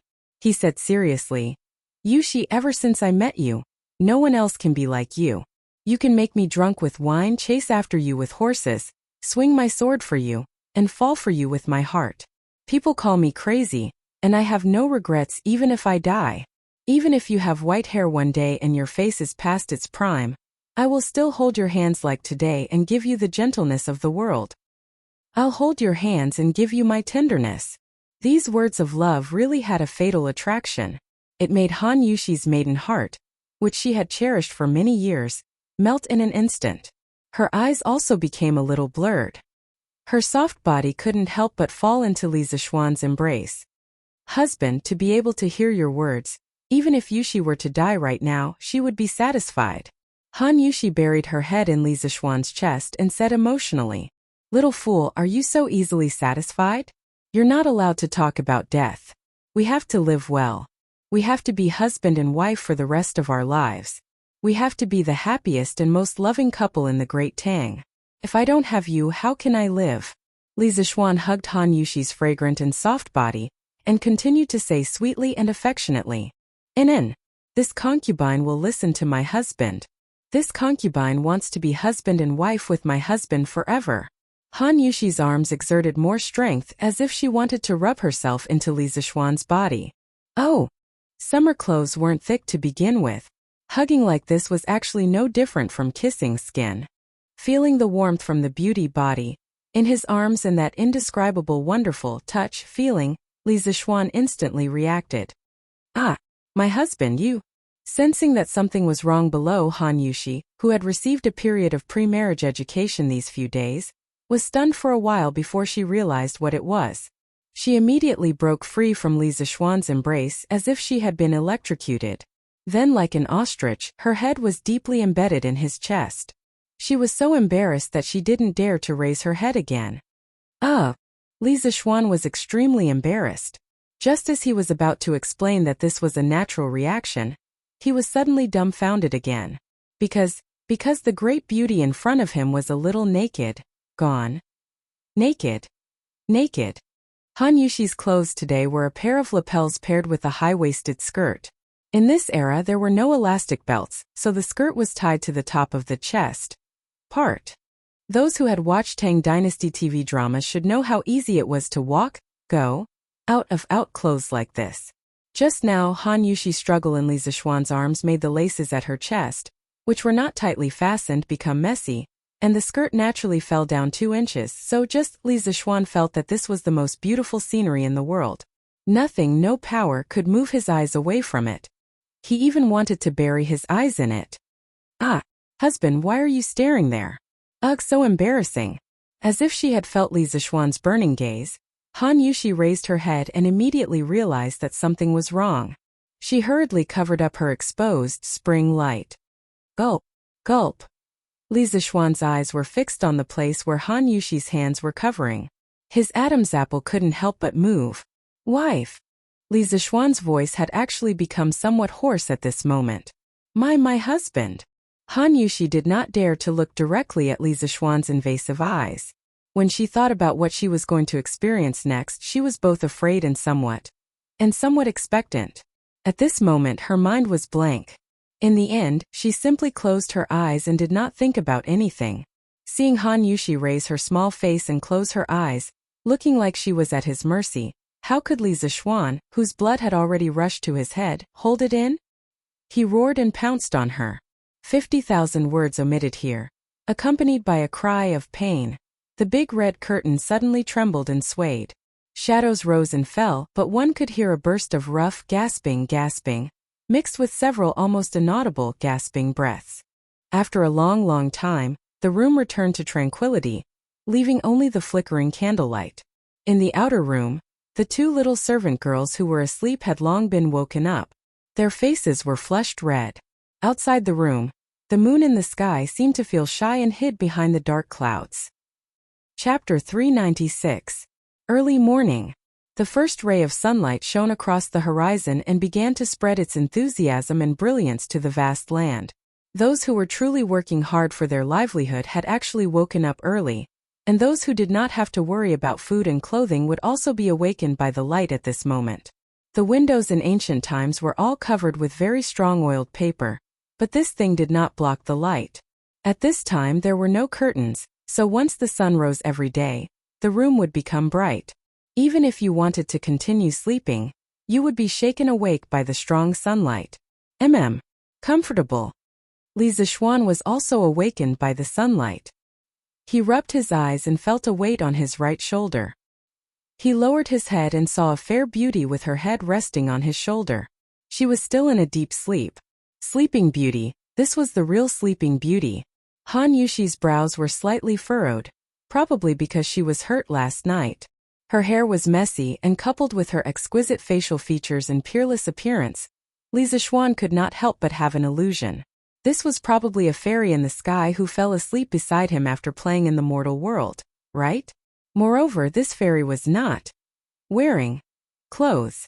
His right hand touched the fairy's smooth, jade back, and his eyes secretly glanced down at the peaks, ridges under the quilt. A certain part of Li Zishuan's body had the most common physical, natural reaction that most men would have in the morning. Han Yushi seemed to have sensed something. She twisted her body and snorted. Li Zishuan had a guilty conscience and was so scared that he immediately did not dare to move. A moment later, it seemed that the Han Yushi in her dream could not bear the dazzling sunlight outside. She stretched lazily, then rubbed her eyes with her right hand and opened her beautiful eyes. Suddenly their eyes met, and there was infinite flirtatiousness. "Ah, hubby, why are you looking around again?" After a while, Han Yushi realized that Li Zishuan's eyes were always looking under the quilt. She quickly pressed down the brocade quilt with her hand and said coquettishly, cough, you can't blame me for this. It's mainly because my wife is too beautiful." Li Zishuan's body stiffened. He tried his best not to let the crime tool touch Han Yushi because he realized that he wanted it again. This was not good. Han Yushi would not be able to take it. "Husband, why are you so good at sweet-talking? Isn't that right?" Han Yushi rolled her eyes coquettishly and said playfully, "My dear wife, you're wrong to say that. What I'm saying is not words of love, but the truth." Li Zishuan said seriously, I won't listen. Han Yushi saw that Li Zishuan's mushy words of love came out of his mouth, and each one was more powerful than the other. She quickly covered her ears and didn't dare to listen anymore. She was afraid that if she heard too much, her body would go soft and she would throw herself into his arms. After tormenting for so long last night, she couldn't even muster the strength in her body now. Haha. Li Zishuan looked at her cute appearance and couldn't help but laugh. Young madam, do you want to wash up now? At this moment, Xiaohe's voice came from outside. The little maidservant also went to fetch water after hearing the movements inside. She didn't expect that the two inside had not woken up yet when she came back from fetching water, so she couldn't help but urge. Because the sun was already high up in the sky, she had to urge. "Ah, it's actually already this time. It's over. Father and mother will definitely think that I'm not a good wife." Only then did Han Yushi notice the sunlight outside. Thinking that the bride had to serve tea to her parents-in-law in the morning, she was so anxious that her tears almost fell. It's fine. My father and mother are very easy to talk to. They definitely won't blame you." Li Zishuan hugged her body and comforted her gently. "How can it be fine? It's all your fault. Last night you were so. Han Yushi used her little fists to pound Li Zishuan's chest non-stop. She still didn't give in. It's my fault. Wife, let's get up quickly. It's not too late to mend the pen after the sheep is lost. Haha. Han Yushi's little strength was like a massage when she hammered on his body. Li Zishuan laughed comfortably. Humph. Then husband, quickly close your eyes. I'm going to put on my clothes. As Han Yushi spoke, she picked up Li Zishuan's big hand and covered Li Zishuan's eyes. Hey! It's not like I didn't see it last night. Li Zishuan muttered. You're not allowed to look. Han Yushi was about to cry from anxiety. Okay. I won't look. I won't look. Wife, quickly put it on. Li Zishuan begged for mercy. Only then did Han Yushi feel relieved. She swiftly lifted the brocade quilt and began to prepare to put on her clothes. Unexpectedly, just as she sat up, a sharp tearing pain came from her lower body. She couldn't help but cry out in pain. It hurts. Wife, what's wrong? Where does it hurt? Hearing Han Yushi's cry of pain, Li Zishuan hurriedly opened his eyes and came over to ask with concern. Humph. It's all because of you. Husband, quickly close your eyes. Okay. Close. Wife, why don't you not get up? I'll talk to father and mother. It'll be fine. Li Zishuan said with heartache. Last night was indeed his fault. In many transmigration novels he had read in his previous life, after the male lead transmigrated to ancient times, he would usually marry a 14 or 15-year-old girl. Then, because the male lead felt sorry for the female lead who was too young, he would usually treat it as Lu Xiaohui and wait a few years before breaking the female lead's virginity. Li Zishuan actually planned to do the same yesterday, but being a lone man, widow, woman, in the same room, and Han Yushi was so beautiful, he really couldn't hold back and committed a crime. Now that he thought about it, he was indeed too beastly. How can that do? Husband, you're talking nonsense. If I do that, others will definitely say that I don't know etiquette behind my back. Han Yushi shook her head and objected. After saying that, she gritted her teeth, endured the pain, and began to get up and put on her clothes. Li Zishuan couldn't help but sigh. This ancient girl was not only beautiful, but why was her personality so good? After the two of them put on their clothes, they quickly washed up under the service of two little maidservants. Then, Li Zishuan brought Han Yushi to the front yard. Along the way, all the servants would respectfully greet them when they met. Hello, young master. Hello, young madam. As Li Zishuan listened, he suddenly felt that there was one more person in his life who was bound to him for life. This feeling was really wonderful. When Han Yushi heard these people call her young madam, she couldn't help but feel happy that she had finally entered Li Zishuan's life. All of this was like a dream. It seemed that her life was going to be brand new from now on. Chapter 397. Supporting the limping Han Yushi, they slowly came to the main hall. Li Jingma and Mrs. Li were already waiting there. The two elders were all smiles and did not show any displeasure because the two of them had come late. Lan Er, who was wearing a new set of clothes, was beside them. Ever since Li Zishuan and Han Yushi came in, the little girl's eyes had been staring at their faces. Housekeeper Wang Zhong had already prepared tea. Li Zishuan and Han Yushi took the teacups, knelt down in front of the two elders, and raised the teacups above their heads. The two of them said in unison, Father, Mother, please have some teas. Okay. The two elders received the teacup with smiles on their faces. They placed it by their mouths and took a sip before putting it aside. Mrs. Li hurriedly glared at him and said, Xianer, why aren't you helping Yushi up? The ground is so hard. Cough, he's starting to feel sorry for his daughter-in-law so soon? Li Zishuan couldn't help but think. However, he wouldn't be jealous, because Han Yushi was also his darling. So what if there was one more person feeling sorry for him? He was thinking nonsense in his heart. Li Zishuan's hands did not stop. He reached out and was about to pull Han Yushi up, but Han Yushi waved her hand and refused. Han Yushi knelt on the ground and cupped her hands at the two elders. Father, Mother, Yushi woke up too late and made father and mother wait for a long time. Sigh. What a stubborn girl. When Li Zishuan heard the reason, he couldn't help but feel sorry for his good wife who always took the blame for herself. In the end, it was because he was too mischievous yesterday that caused Han Yushi to wake up late. Silly child. What are you talking about? Hurry up and get up. Mother will tell you in detail. Before Li Zixuan could plead, Mrs. Li had already stepped forward and pulled Han Yuxi up. She held Han Yuxi's hand and said seriously, "Son in ancient times, son didn't just refer to a son. It could also be used to refer to a daughter. We don't have so many rules in our family. You can get up whenever you want. No one will say anything about you. Before you married into our family, Xin'er would only wake up in the afternoon. In any case, we don't have to worry about food or water, so it's fine even if you guys wake up a little later. Isn't that right, Master?" In fact, Madame Li could not wait for the two of them to wake up later. As an experienced person, Han Yuxi had just entered the door when she saw that something was wrong. She knew what had happened to them last night. Madame Li, who wanted to hug her fat grandson, naturally hoped that her son and daughter-in-law would communicate feelings more in the room. When Li Jingma saw that his wife had led the fire to him, he was stunned.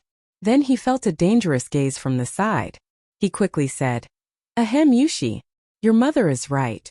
You can wake up as late as you want in our house. Actually, the people in our family don't like to wake up early. It's not good for you to wake up early." In fact, Li Jingma's thoughts were the same as Mrs. Li's. He also wanted to have a grandson as soon as possible. However, in order to please his wife, he let his imagination run wild and said a little more. Hearing Li Jingma's words, Han Yuxi was dumbfounded. How did things turn out like this? It wasn't written like this in the storybooks. The situation that the neighbors usually talked about when a certain family's daughter married into a certain family wasn't like this. What happened to the intrigue between mother-in-law and daughter-in-law? What happened to waking up early to work and perform well in front of mother-in-law? Why was it all a mess? How could there be parents-in-law who encouraged her to laze in bed and wake up late? Han Yuxi felt that this world was a little messy. Ahem. Wife, why aren't you thanking father and mother? Li Zixuan couldn't help but find it funny when he saw his wife's confused look. Previously, he was also doted on by his parents. But then again, he really felt that he was very lucky to be able to meet such a good pair of parents. "Oh, thank you, father and mother, for your magnanimity." Han Yuxi reacted and said hurriedly, Good child, this is mother's greeting gift to you. Take it." Mrs. Li's smile had never stopped since her son got married yesterday. Today, she saw that her son and daughter-in-law were loving and inseparable. Moreover, this daughter-in-law was gentle and obedient. She couldn't help but be even more satisfied with this marriage. She secretly thought that her son had good taste. Li Zixuan saw clearly from the side. His mother was going to give the jade bracelet that she had always been wearing to Han Yuxi. He had also taken a closer look at that jade bracelet previously. It wasn't an ordinary item. It should be a family heirloom. Now that his mother could take this out, it meant that she approved of this daughter-in-law. Thinking of this, Li Zixuan smiled and glanced at Han Yuxi. He was happy for his wife from the bottom of his heart.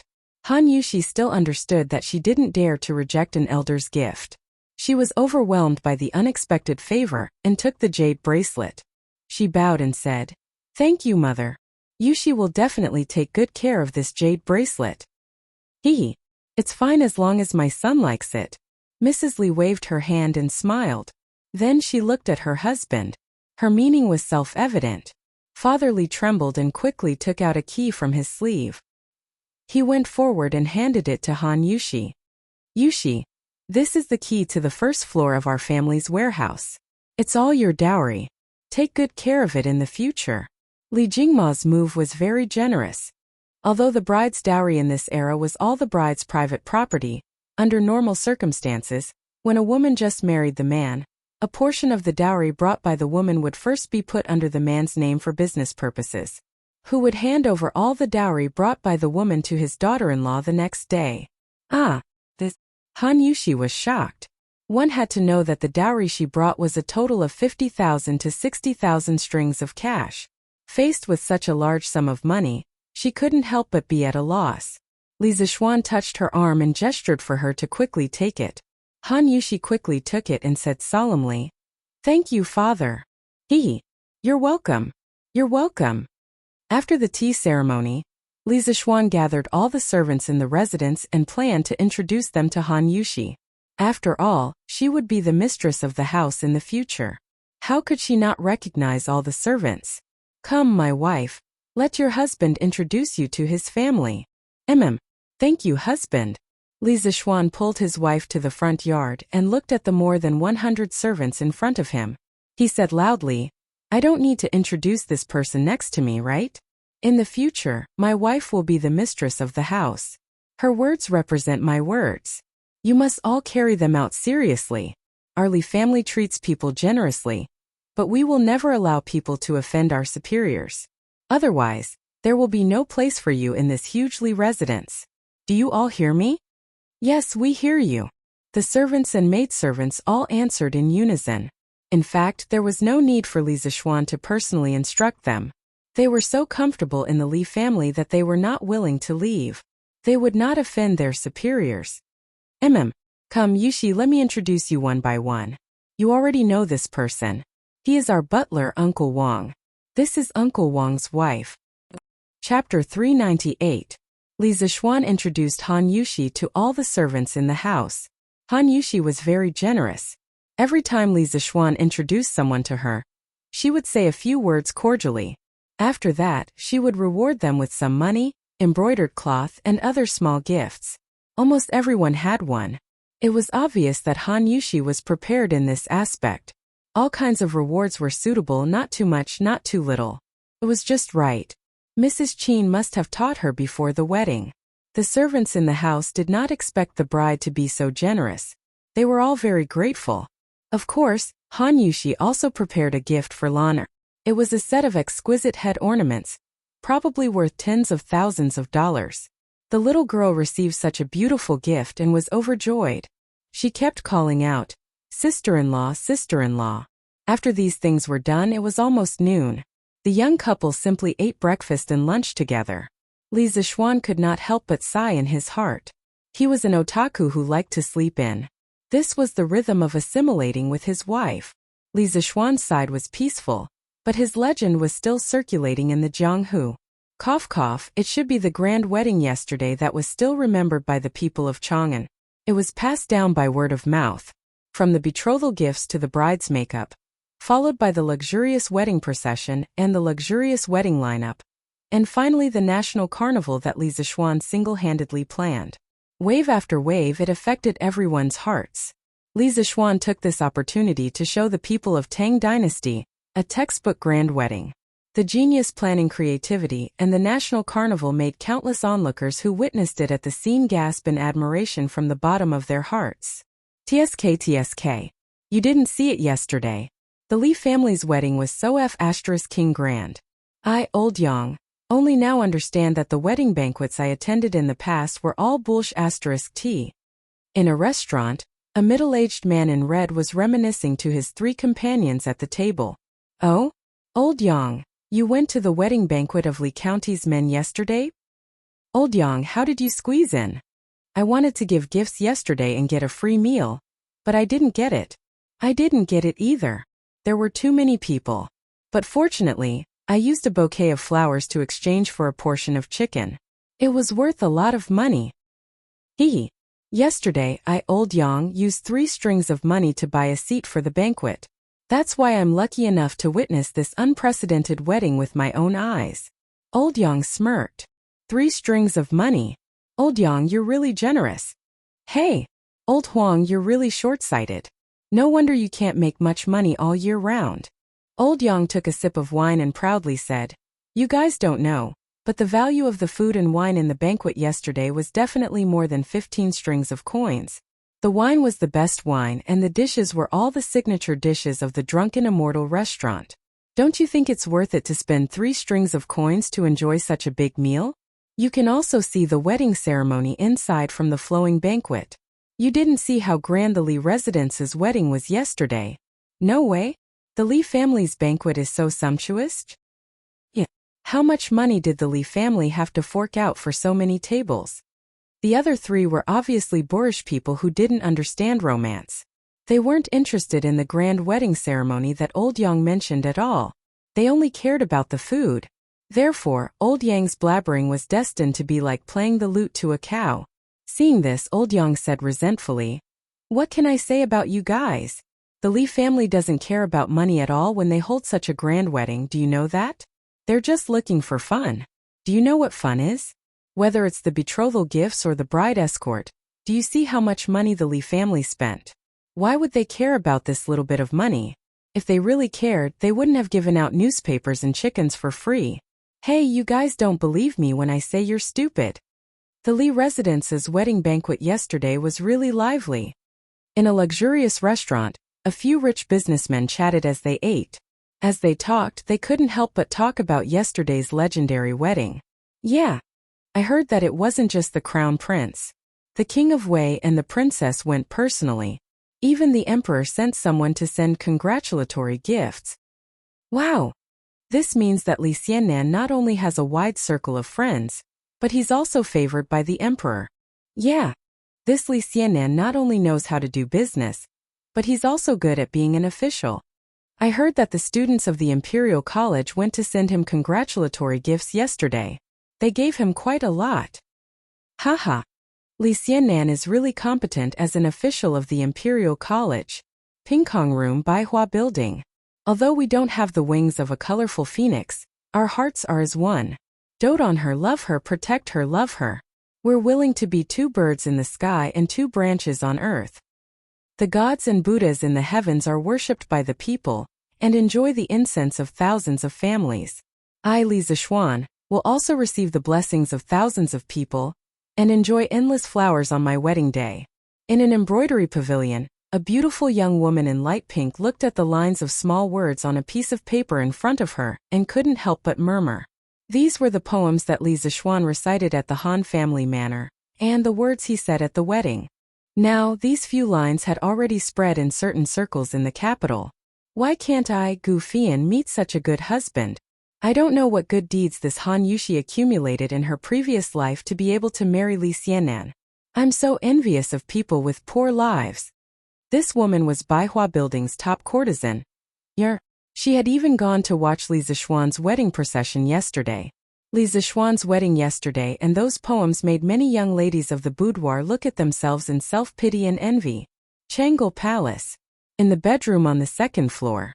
Changle supported her chin with her hand and looked at the makeup-urging poem that Li Zishuan composed yesterday on the table. She couldn't help but think of the grand and lively wedding she saw with her own eyes at the Li residence yesterday. The sea of flowers and the words that Li Zishuan said to Han Yushi made Changle feel deeply intoxicated.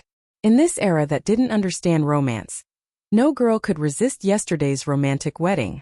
In the heavens we're willing to be lovebirds. On earth we're willing to be intertwined branches. Brother Shaoxian is so good to Sister Yushi. He even spent so much effort on the wedding. I'm afraid that in the future, there won't be a wedding that can surpass this grand occasion. Right? I don't know what kind of husband father will find for Changle in the future. Will there be anyone who dotes on her like Brother Shaoxian? After a long time, Changle sighed softly and muttered to herself. Li Zishuan didn't know that he had stolen a poem from Li Shangyin to hasten the makeup, but it had harmed countless young ladies and caused them to fall into lovesickness. Many young ladies began to use him as a benchmark and set standards for themselves to choose a husband. Chapter 399. After lunch, the couple returned to the west courtyard to rest. After all, it was summer, and the sun was at its hottest at noon. No one had the energy to do anything serious. However, Lanner's unintentional words in the morning scared Li Zishuan so much that he broke out in a cold sweat. Brother Lanner wanted to play with sister-in-law this morning, but father and mother stopped me. Lanner will go secretly next time. This way father and mother won't know. Brother, what do you think? Li Zishuan wiped the cold sweat on his forehead and thought to himself, in the future, every time I enter the house, the first thing I have to do is lock the door from the inside. Otherwise, if my little sister suddenly barges in and sees something she shouldn't see, where will I put my old face? Maybe my wife will be traumatized because of this. I have to take this seriously in the future. Although he used to make up a story about a door demon to trick Lanner into knocking on the door before entering, who knew if Lanner would forget about this and barge in one day? On the way back to the house, Li Zishuan kept reminding himself that for his future sexual happiness, he must remember to lock the door at all times. Husband, father and mother have such good temperaments. This concubine was worried that father and mother would be unhappy. When they returned to the house, Han Yushi took the initiative to pull Li Zixuan's arm and said excitedly. Although she had been to the Li residence before and had a few pleasant interactions with father and mother Li, she had interacted with them as an outsider after all. Today was the first time she met her parents-in-law as a daughter-in-law, and the process was unexpectedly smooth. This made Han Yushi heave a sigh of relief.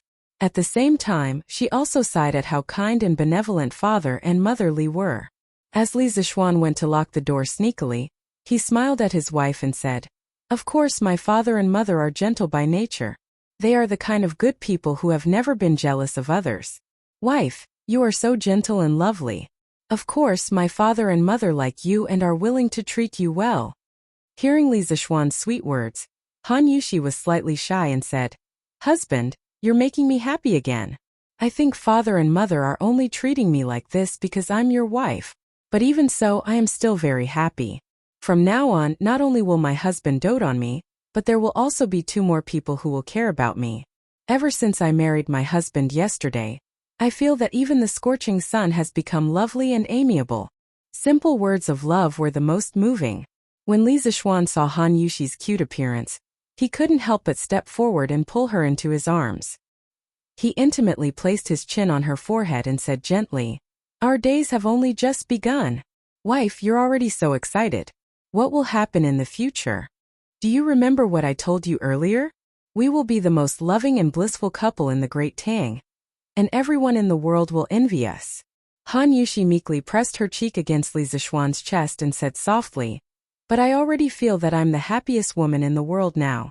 My husband's talent and the grand wedding that you prepared for me yesterday, countless women are envious. Yushi is neither talented nor virtuous, and I'm not from a prestigious family. I'm so worried that I'm not worthy of my husband's deep affection. In the past I didn't care about the pain of losing because I didn't get it. Now that I have such a good husband and such good parents, I'm really worried that my husband will despise me." Sigh, this wife of his was really gentler than water. Little fool. What did my husband say last night? With a wife like this I will never leave or abandon you. I will accompany you in life and death and grow old together. Wife, you're already very good. I like you very much. You mustn't belittle yourself in the future. If you're really the daughter of one of those wealthy families, I won't take a fancy to you." Pfft. Han Yushi giggled and looked up to ask, "Why do you say that, my husband?" Yushi heard that all men in the world regard marrying a woman with 5 surnames as a supreme honor. "Why don't you take a fancy to me?" "Haha, that's because they're stupid. Rich young ladies with 5 surnames are used to being arrogant and domineering. Although they're indeed gentle and pleasant on the surface, they still can't change their unruly and willful nature. They're not as gentle and virtuous as my wife, nor are their thoughts as pure as yours." As Li Zixuan spoke, his claws secretly reached for the protruding part under the S-line. Han Yushi was listening attentively to her lover's analysis. However, she was completely unaware of the wolf's claws invading her body. When she heard what he said, she said shyly, "I'm not as good as you say. We already met openly last night. Whether my wife is good or not, my husband knows best in your hearts." Li Zixuan chuckled sinisterly. His hands naturally didn't stop. That wonderful touch really made him unable to let go. "Ah, my husband, how can you say such embarrassing things in broad daylight? How embarrassing. Ah, my husband, why are your hands there?" Han Yushi said coquettishly. Suddenly, she felt something strange behind her and hurriedly tried to break free from Li Zixuan's wolf's claws. Li Zixuan's eyes were sharp and his hands were quick. He increased the strength of his arms and didn't let his wife break free from his embrace. He smiled sinisterly and said, "My wife didn't rest well in the morning. Why don't you continue to rest now?" Hearing Li Zixuan's tone, how could Han Yushi not know what Li Zixuan meant by rest? She hurriedly tried to push Li Zixuan away with her hands and said, my husband is in the middle of the night. Husband, that won't do. It's still daytime, and that place is still hurting." Li Zixuan, who originally only wanted to tease her, didn't expect his wife to take it seriously. When he heard Han Yushi's slightly sobbing pleading voice, Li Zixuan blamed himself slightly and hurriedly said, Haha. My wife, what are you thinking about? This rest is not that kind of rest. I'm afraid that you're tired. I really want you to rest for a while. Really? Of course, it's more real than real gold. My husband is so good. Haha. My wife, go and take a nap.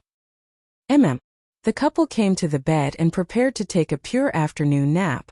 Suddenly, how could I forget about this? It's so embarrassing. My husband quickly turned around. Don't look. It was Han Yushi who had lifted the brocade quilt. A cold plum blossom stood proudly and entered her sight. She was immediately embarrassed and hurriedly pulled Li Zixuan's body, wanting her lover to quickly turn around. Han Yushi woke up in a hurry this morning and forgot to cut this thing down and put it away. Who drew the plum blossom on this bedsheet?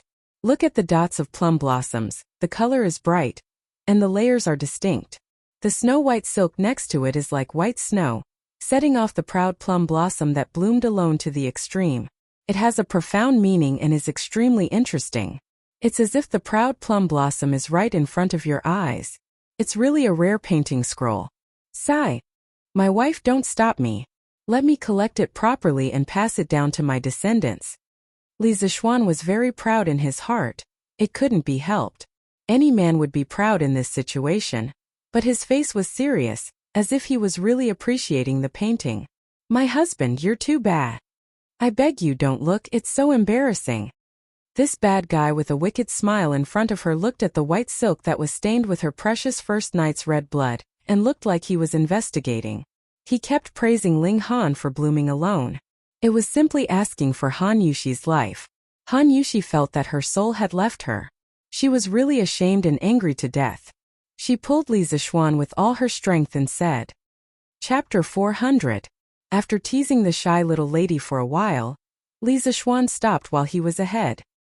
He walked to the side and turned his back, letting Han Yushi clean up the proud and aloof plum blossom alone. Otherwise, wouldn't this girl die of embarrassment? After nearly half an hour, Han Yushi cut the plum blossom, put it away and changed the new bedsheets. Li Zixuan saw that her face was so red that it was about to drip water, so he didn't say those strange words to tease her. He just held her slender arm and said, Okay, wife, take a nap. This nap can not only relieve fatigue, but also slow down the aging of the skin. Han Yushi's eyes lit up, and she said excitedly, Really? Hey, of course it's true. Go to sleep. Li Zixuan stroked Han Yushi's soft hair and said softly with a smile. In order to cultivate his wife to be a sleeping goddess like him, this guy also put in a lot of effort. Yes, yes. Han Yushi nodded, took off her shoes happily, and climbed into bed to sleep. Youth and beauty were the most attractive poison for all women, and Han Yushi was no exception. Li Zixuan smiled, took off his shoes and lay next to Han Yushi, ready to take a pure afternoon nap. Although it was a hot summer outside, there was an ice basin in the room to cool down. Not only was it not hot, but it was also a little cool. The husband and wife were covered with a thin quilt, hugging each other, and fell into a deep sleep after a while. Li Zixuan was very obedient this time because he knew that Han Yushi was injured. At this time he could not just care about his own selfish desires and ignore the pain of others. He could not bear to torture this cute wife like this. Don't worry. Haha. What are the Empress and my beloved concubine talking about? They are actually chatting so happily? Even though I'm far away, I can still hear the laughter in the hall. Li Er came to Li Zheng Hall after the morning court. He planned to have lunch with Empress Zhang Sun, but he didn't expect concubine Yang to also be here. She was even talking and laughing with Zhang Sun. Your concubine greets your majesty. When the two beauties saw Li Er coming, they hurriedly got up and bowed. Li Er waved his hand and said, No need to be so courteous, haha. Zhen is just walking around. You can continue chatting. It just so happens that I can listen from the side. Perhaps Emperor Li Er, who worked day and night on state affairs, could only find some fun and relax in the harem. Knowing that Li Er came here to freeload and listen to gossip to relieve his boredom, Zhang Sun considerately called a palace maid and ordered her to go to the imperial kitchen to have lunch sent over. Then she sat beside Li Er and said with a smile, Your Majesty, I was just talking to my sister about yesterday's wedding. Oh? It's that brat again. I've also heard about yesterday's wedding. That stinking brat actually used Datong Daily to advertise his wedding. You sure Nant even came to me yesterday to complain. When Li Er heard this, he immediately ridiculed in annoyance. Zhang Sun covered her mouth and laughed, saying, "It was because of Li Er's advertisement on Datong Daily that yesterday's wedding was so lively. Your Majesty, you don't know, but until now the people of Chang'an City are still talking about yesterday's wedding." That's right. I heard that the Li family received tens of thousands of bouquets of flowers yesterday. Just the chickens alone were given out more than 10,000 sets. If we calculate according to the usual price per set, the Li family lost more than 10,000 strings of cash. It's no wonder that yesterday's wedding was so lively. Concubine Yang heard this and interjected with a smile. Haha. That's not how the accounts are calculated. That brat is ruthless. The cost of the chickens from Drunken Immortal Restaurant is only about 200 copper coins. Giving out more than 10,000 sets, that brat only lost 2 to 3,000 strings of cash. Li Er had more information than Concubine Yang, who had lived in the palace for a long time. He shook his head and analyzed. Concubine Yang covered her mouth and laughed. After hearing what Your Majesty said, it's true that Li Er is really cunning. He only used 2 to 3,000 strings of cash to make tens of thousands of people in Chang'an City celebrate his wedding. This business is really worth it. Haha. I've said it before, that brat is most suitable to be a profiteer. At this time, the palace maids had already served the dishes. Li Er, Zhang Sun, and Concubine Yang sat down and started eating. Zhang Sun suddenly thought of something and smiled, saying, Your Majesty, the most popular thing in Chang'an City now besides Li Er's wedding yesterday is the wedding poem that Li Er composed. Li Er asked curiously, Oh? Doesn't that brat hate making a fuss? He can even compose poems? Let Maid Guanyin read it for me. Your Majesty, please wait a moment. Empress Zhang Sun got up and went to the small table next to her, taking a piece of rice paper with tiny words written on it. Although the poem was good, as the Empress of a country, of course, she wouldn't be so bored as to memorize a love poem. Then she softly read, Last night's stars and last night's wind, on the west side of the painting building, on the east side of the Kasha Hall. I don't have the wings of the colorful phoenix, but our hearts are as one. Next seat, send the hook of spring wine to warm up. Separate chow shoot to cover the red candles. I'll listen to the drum to answer the official. Walk the horse and the orchid to turn the pong. I don't have the wings of the colorful phoenix, but our hearts are as one. Good poem. Although Li Er didn't compose poems, it didn't mean that he didn't understand poems. He seriously tasted it for a while, and his eyes became brighter and brighter. Finally, he clapped his hands and praised. This poem reminds me of the scene when I first met the Empress and my beloved concubine. At that time I was often fighting on the front line, but I always had you in my heart. Perhaps this is what it means to be as one. TSK Li Zishuan's poem is good. It can be considered to have written out my thoughts. Li Er shamelessly took Li Zishuan's masterpiece for his own use and used it to express his feelings to his wife. Empress Zhang Sun and Concubine Yang looked at each other, somewhat confused by Li Er's sudden romance. We sisters will remember Your Majesty's kindness in our hearts, and will never forget it. Zhang Sun reacted more quickly. Seeing that the atmosphere was a bit stagnant, she quickly cooperated with Li Er and said emotionally, Sister is right. As the ruler of a country, Your Majesty is busy with state affairs all day long. You can still treat us sisters like this. This concubine is satisfied in this life. Concubine Yang wasn't stupid. After Empress Zhang Sun finished speaking, she also understood that Li Er was borrowing poems from them today, so she quickly cooperated. They couldn't not cooperate. They couldn't let Li Er embarrass himself, right? That would hurt old Li. Haha. Empress, my beloved concubine are too polite. I have the two of you in this life, and my heart is satisfied. Eat. Haha. The old pervert Li Er lied against his conscience. Today, after old Li saw Li Zishuan's romantic poem, he didn't know what was wrong with him, but he also wanted to be romantic for his two wives. However, Li Er, who was good at both civil and martial arts, was too far away from Li Zishuan in the field of romantic flirting. He almost made the atmosphere stiff. Chapter 401. Ends? Husband, did you wake up long ago? Last night, after being tormented by Li Zixuan for most of the night, Han Yushi's whole body was about to fall apart. In the morning, if she didn't think that she had to get up to serve tea to her parents-in-law, she wouldn't get up even if the sky fell down. She was really sleepy. She fell asleep not long after lying in bed at noon. Li Zixuan was afraid that the sunlight outside would affect his wife's sleep, so he specially put on the divine weapon that he used to sleep in, the eye mask, for Han Yushi. Therefore, Han Yushi slept until 3 o'clock in the afternoon. As for Li Zixuan himself, of course, he didn't wear the eye mask. This was the only one in the family. In other words, he was the only one in the family who liked to sleep in, so there was no need to get so many. In fact, Li Zixuan wasn't very sleepy. Although he was tormented until the second half of the night last night, this guy was the type who became more and more energetic. If it wasn't for his wife's first time, this beast might have tormented until even later. There were 4 great joys in life: sweet dew after a long drought, meeting an old friend in a foreign land, the wedding night, and the time to pass the imperial examination. Li Zixuan, who had just experienced one of the 4 great joys of life, was only excited in his heart. How could he be sleepy? So he only slept for an hour before waking up. The reason why he didn't wake Han Yushi up was because a beauty looked really good when she slept.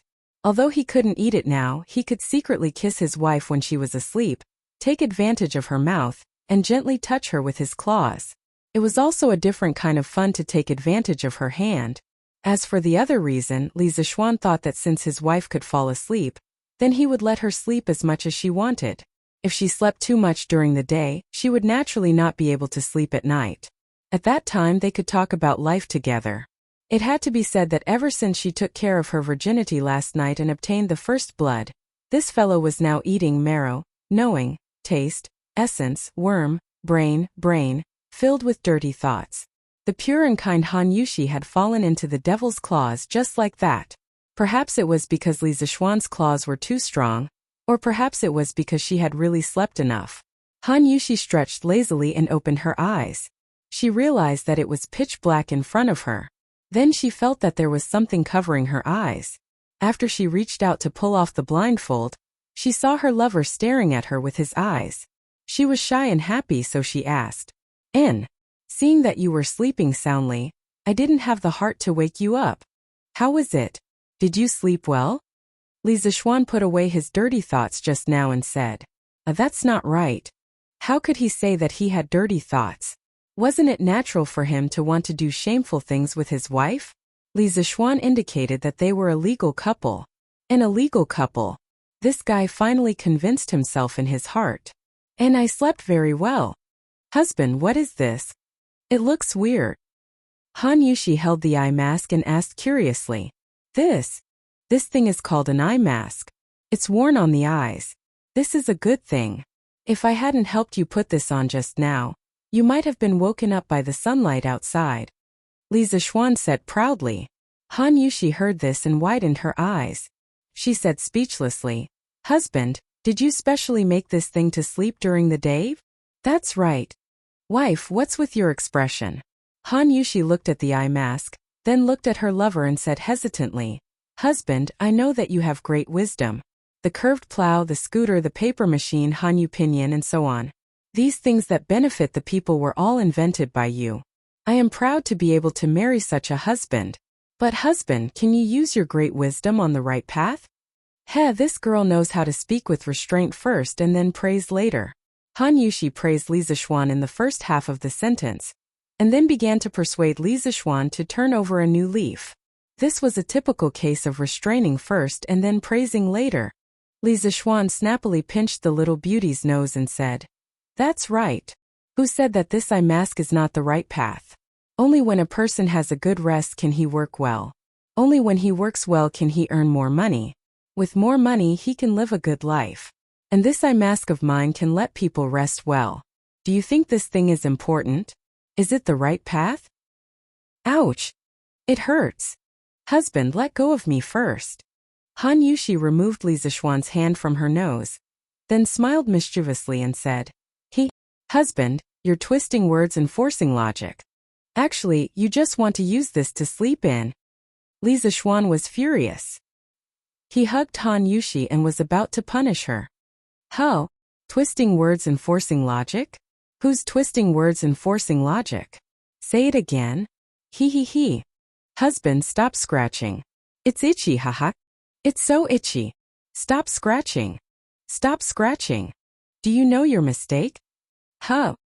I know my mistake, I know my mistake. Haha. Husband, let go of me. Han Yushi was scratched all over.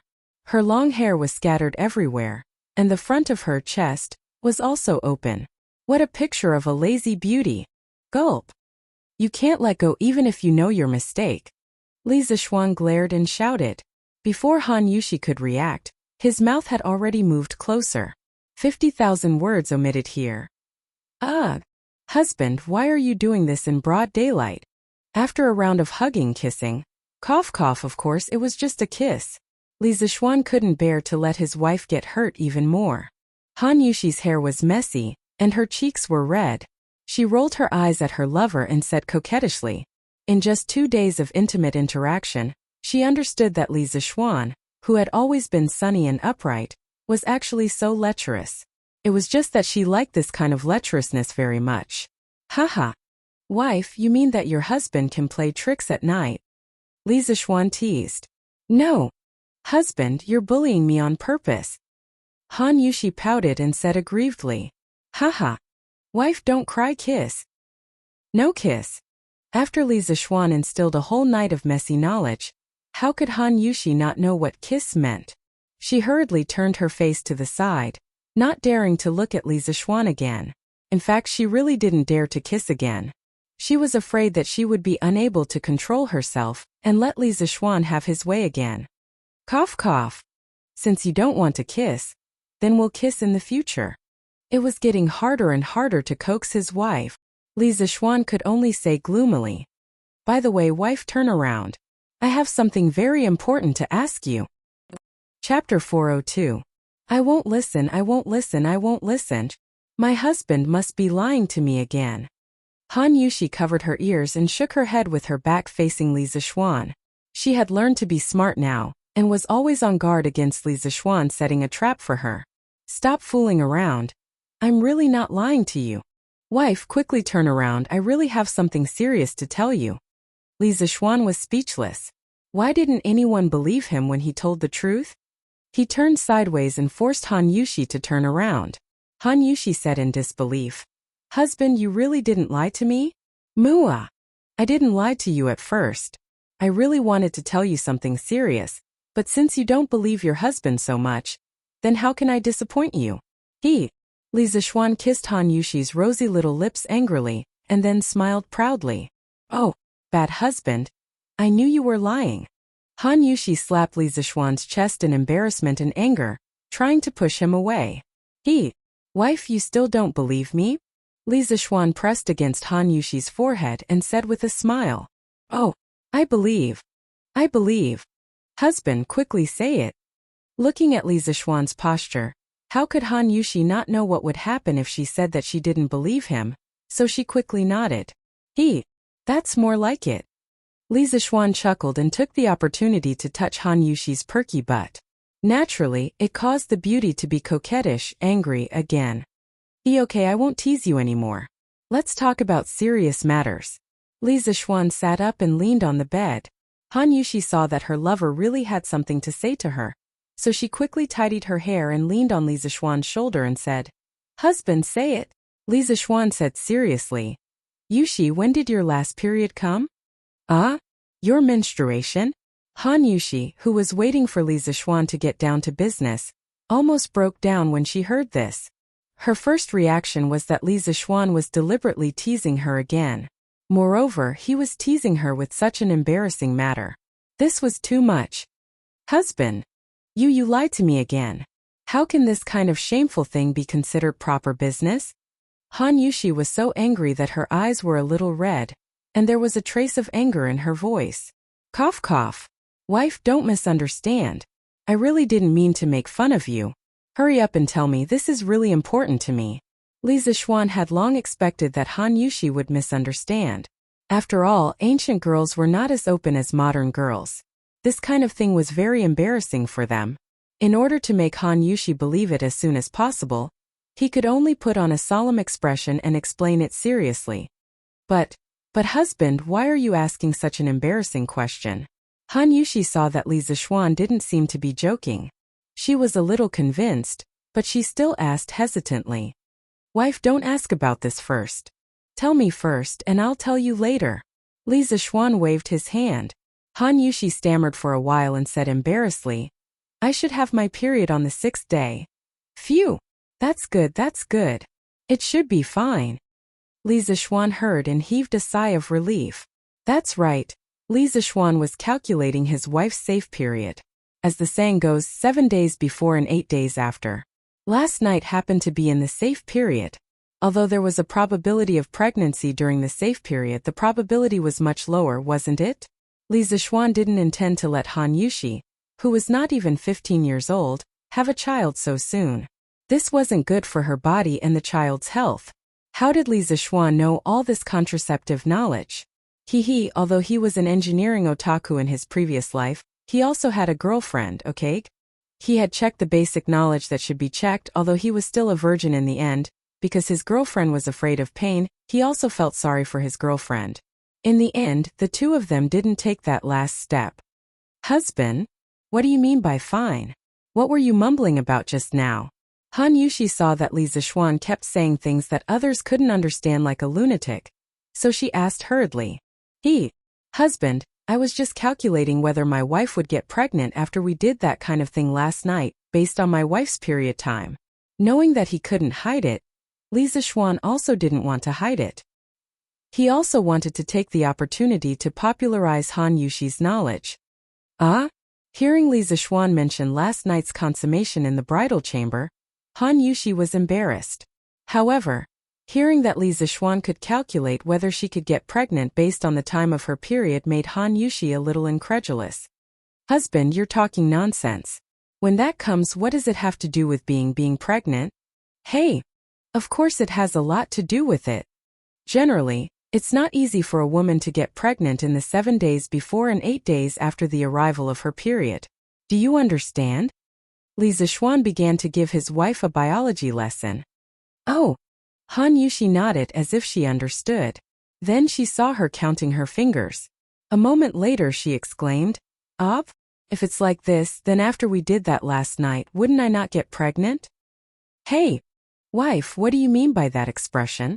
Don't tell me you want to be a mother so soon? Li Zixuan poked her forehead and said in annoyance. Of course. Husband, you caused me so much pain last night. In the end I couldn't get pregnant. What a loss. Han Yushi rubbed her forehead and said with an aggrieved expression. Li Zixuan almost vomited blood. How could things like giving birth to a child be calculated like this? Wife, you're still young. It's not suitable for you to have a child. If you give birth now, it's not good for you and the child. Husband, you're bluffing again. How am I young? The people in the village who are younger than me already have children, and I'm fine. Han Yushi pouted and said unconvinced. She felt that Li Zixuan was depriving her of the right to be a mother. Although it had been less than 2 days since she married into the Li family, Han Yushi had fallen deeply in love with this place because there were parents-in-law who doted on her and a husband who doted on her. Although her husband always liked to play tricks on her, she liked this kind of intimate feeling. Therefore, she was also eager to give birth to a child for her lover. Li Zixuan said that she was too young to give birth at this time. Of course she was anxious. Wife, have you heard of how many pregnant women die of dystocia every year in Chang'an City? Li Zixuan said with a serious expression. This? Han Yushi's face turned pale. Wife, even if you don't know the specific number, you should have heard of many similar cases, right? Han Yushi hesitated for a moment and finally nodded. Li Zixuan continued. When a woman is 13 or 14 years old, her body is not mature yet. How can she give birth to the next generation? At this time, the risk of giving birth is doubled. This is why more than 30% of pregnant women in Chang'an City die of dystocia every year. Wife, you love me and want to give birth to a child for me earlier. I understand and am very grateful. But I, Li Zixuan, married Han Yushi because I like this person, not to marry a birth tool. No matter what, your safety is the most important. We can give birth to a child later. You and I still have a long way to go. Have you forgotten? We still have to be the happiest couple in the Tang dynasty. In ancient times, the death rate of pregnant women in dystocia had always been high. In addition to poor medical conditions, another important reason was that women's childbearing age was too young. Li Zixuan could accept early marriage, but his wife had to give birth later. Chapter 403. After seriously teaching Han Yuxi about physiology for nearly an hour, he finally made this girl understand the huge disadvantages of giving birth too early. Li Zixuan was about to let out a sigh of relief when Han Yuxi's next sentence almost choked him half to death. Husband, how do you know so much about us women's affairs? Have you been studying this for many years? Li Zixuan was speechless. How could a man like him study women giving birth to babies every day? These were all things he saw on the internet or in novels in his previous life. Cough cough. Wife, there's something I want to tell you, but you must not tell anyone. Li Zixuan was silent for a long time before he suddenly said with a struggling expression, Husband, please tell me. I promise I won't tell anyone. Han Yuxi's eyes lit up and she quickly promised. Being able to share the secret in her lover's heart made her feel very excited. Looking at the flames of gossip burning in his wife's eyes, Li Zixuan was speechless. Sure enough, women like to listen to such nonsense. It was the same in ancient times and modern times. My master once had a female confidant who specialized in medicine. She was especially good at treating women's illnesses. Back then, I had followed my master to the residence of that female senior several times. What I told you earlier was all from her medical notes. Then husband, what was the name of your master's female confidant? Did she end up with your master in the end? Han Yuxi turned around and looked at Li Zixuan with sparkling eyes. It could be seen that she really wanted to know the answer to this question. Li Zixuan choked. He really wanted to say, Wife, you're digressing. We're talking about medical problems now. Why are we suddenly talking about emotional problems? A female confidant is ultimately just a female confidant. My master pursued the heavenly Tao all his life and had no interest in romantic relationships. Every time he met up with that female senior, it was only purely for medical discussions. In the end, it was a love lost, but heartless flowing water. That female senior was called Hong Luan. She was an expert in medicine and her attainments in medicine were not below my master's. Ah? How could this be? Why can't lovers be together? Senior Hong Luan is so pitiful.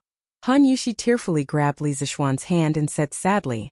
Li Zixuan looked at the beautiful woman's pitiful appearance and regretted that he had been too free just now.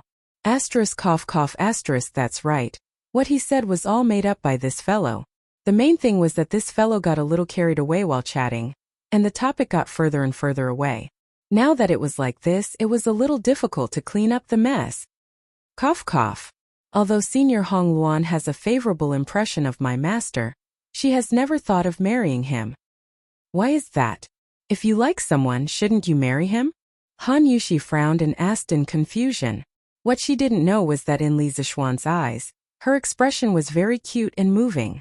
Li Zixuan resisted the urge to kiss her and continued to talk nonsense with a serious face.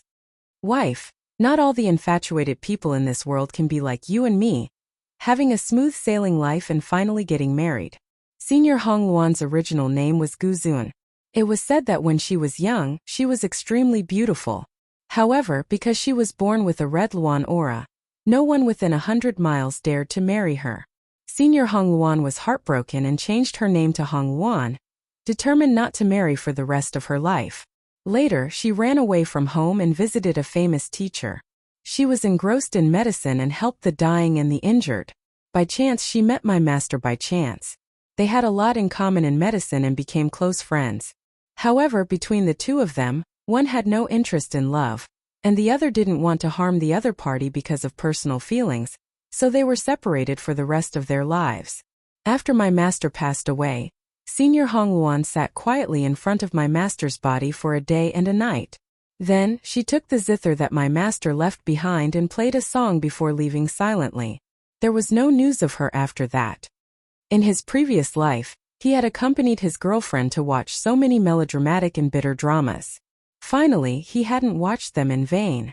A love story full of melodramatic and routine slowly came out of Li Zishuan's mouth. It was just that his master in the underworld had suffered. For no reason at all, his evil disciple had created a piece of gossip. If this story were to spread, then spiritual master Ling Su's illustrious reputation would be destroyed in an instant. Wu, husband, Senior Hong Luan is so pitiful. Wu, husband, will you be like your master in the future and abandon me to pursue the heavenly Tao? Wu, I can't bear to part with husband.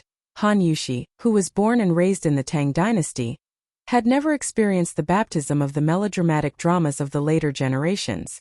The story that modern people felt was very melodramatic was instead an incomparably strange fate filled with twists and turns in her ears.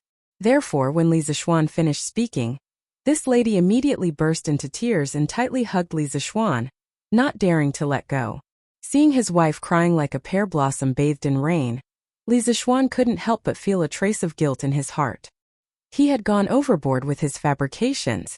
However, the beautiful lady throwing herself into his arms and the wonderful feeling coming from her body made him feel secretly pleased, especially since this era didn't have that kind of underwear. When Han Yushi pressed herself against him, Li Zishuan could immediately feel those two small nubs. This moment he hesitated. He didn't know if his nonsense was right or not. There were advantages and disadvantages. However, wasn't using this method to take advantage of his wife a bit shameless? Wife, don't cry, wife, don't cry. Husband will definitely not leave you. The way of heaven is vague. There are thousands of cultivators in the world, but how many of them can finally attain Tao?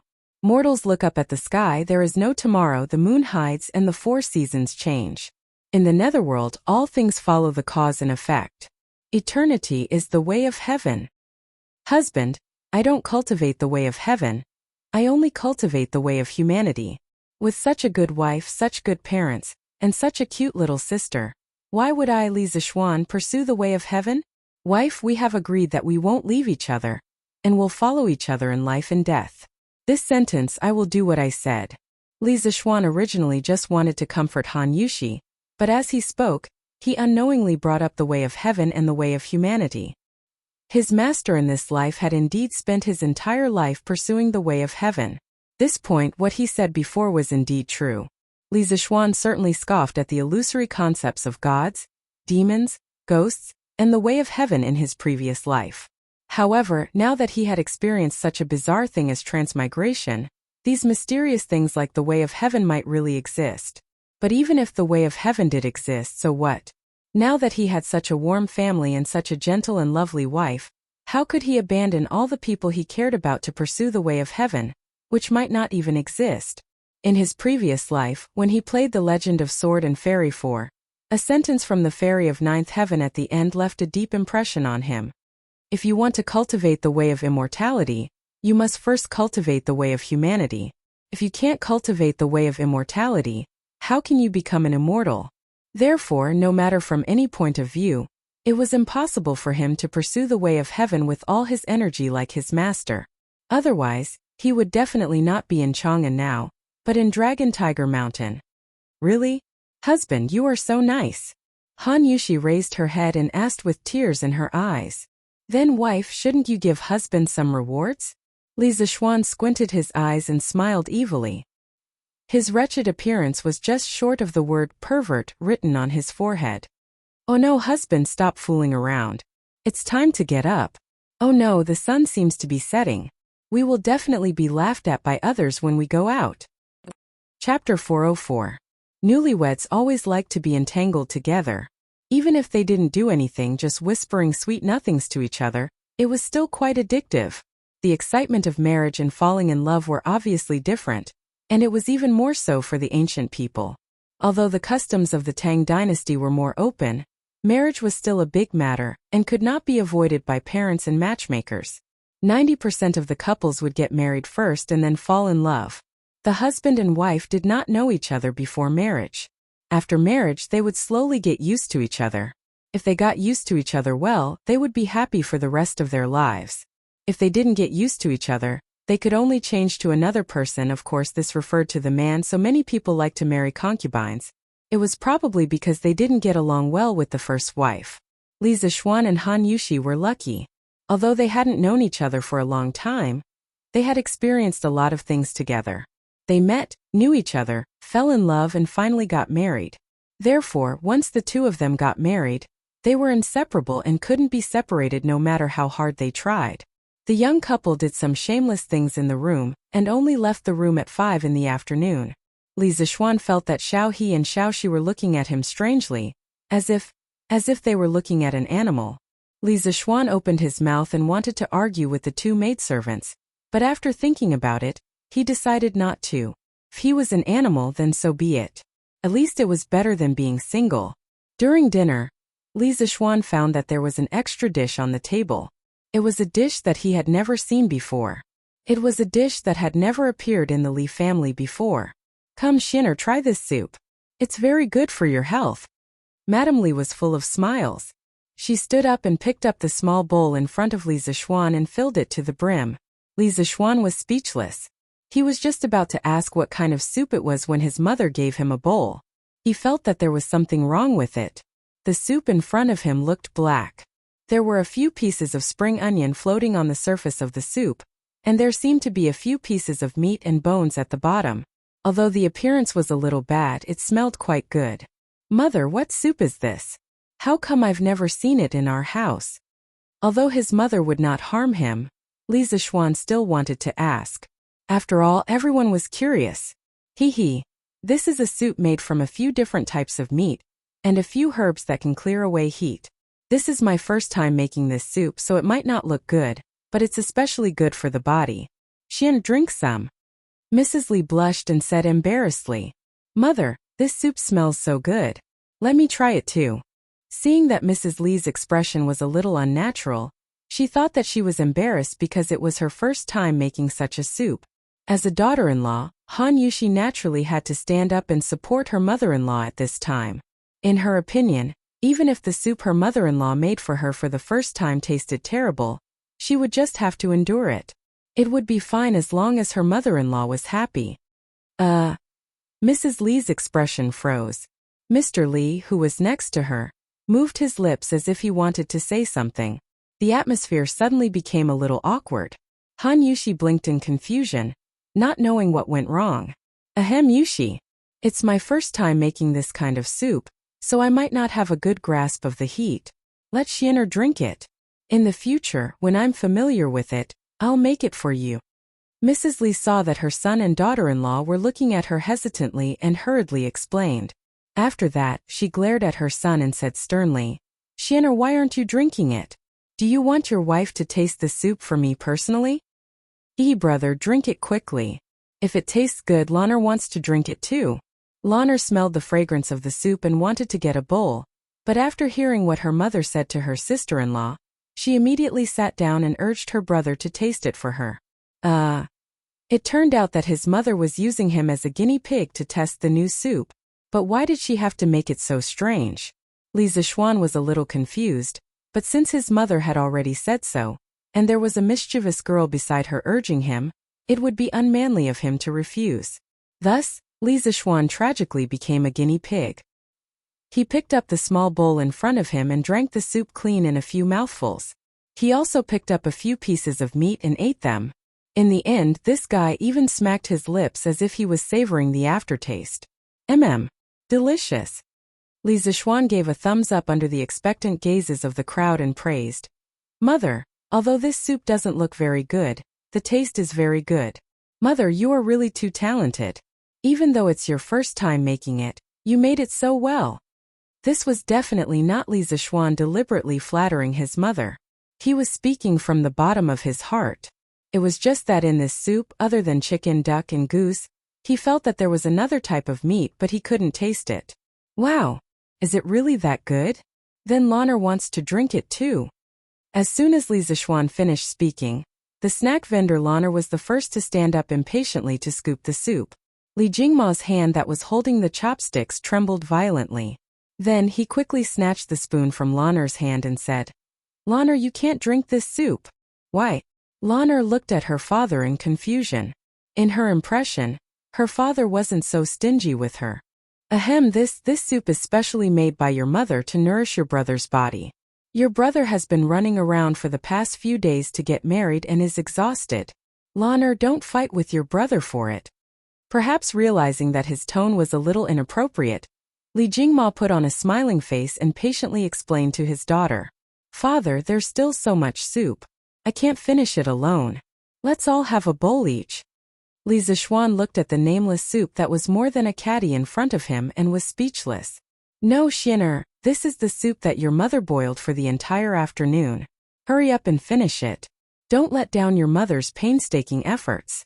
If Lan'er and Yushi want to drink it, your mother can make it tomorrow. Moreover, tomorrow's soup will definitely be better than this. Li Jingma quickly retorted. Yes. Xin, hurry up and drink it. Today's soup is just for me to try my hand. I'll make more tomorrow. Everyone will have a share. You can drink today's soup first. Madame Li also hurriedly said. Mother is right. Husband, you've worked hard these past few days. Hurry up and drink this soup. I can drink it tomorrow. Han Yushi also turned around and advised after hearing her parents-in-law's words. Oh, then hurry up and drink it, brother. Lan'er won't fight with you. Lan'er glanced at him and generously waved her small hand and said, All right. Thank you, mother. Li Zishuan's face was full of black lines. If he finished such a big bowl of soup, then what was he going to eat later? However, with 4 pairs of eyes staring at him, he had to drink it even if he didn't want to. Thus, Li Zishuan didn't eat anything for dinner because he was full. Madame Li nodded her head in relief when she saw this. Most of the soup's recipe that she just mentioned was true. It was just that she added a few pieces of sheep's penis to the meat, and a few more aphrodisiacs to the medicine. She couldn't be blamed for this. In the afternoon, she heard from the servants that her son and daughter-in-law only left the room at 5 in the afternoon. She was worried that her son would overindulge and his body wouldn't be able to take it. Therefore, the Li family had such a new dish for tonight's banquet. It had to be said that Madame Li was worried sick for her son. However, Li Zishuan was wrongly accused. In the afternoon, other than hugging and kissing in the room, he and Han Yushi didn't run amok like his mother thought. In this way, the innocent Han Yushi would have to suffer again tonight. Oh, Chapter 405. It's really blue. When he woke up, the person beside him had already disappeared. After asking Xiaoxi, he found out that his wife had already woken up and was now learning how to do accounts from his mother in the east courtyard. Although Li Zishuan was in charge of the Li family now, his mother would still calculate the accounts of some of the shops every once in a while. She was worried that her son would be fooled by the shopkeeper. After all, it wasn't as if the evil servant had never bullied the master before. Li Zishuan persuaded his mother a few times that she didn't have to work so hard.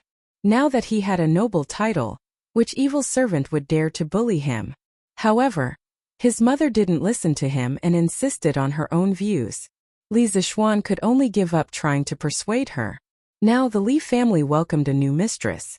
Mrs. Li wanted to hand over the accounts of the shops in her hands, and even the management of the Li family's internal affairs to Han Yushi. As for herself, she would live a leisurely life and quietly wait to hold her grandson. However, Han Yushi had just married into the family. It was obviously unrealistic for her to take over so many things at once. Therefore, Madame Li started a training class for her daughter-in-law from today onwards. Han Yushi was also very willing to learn. On one hand, she could use this opportunity to integrate into the Li family and become the mistress of the family as soon as possible.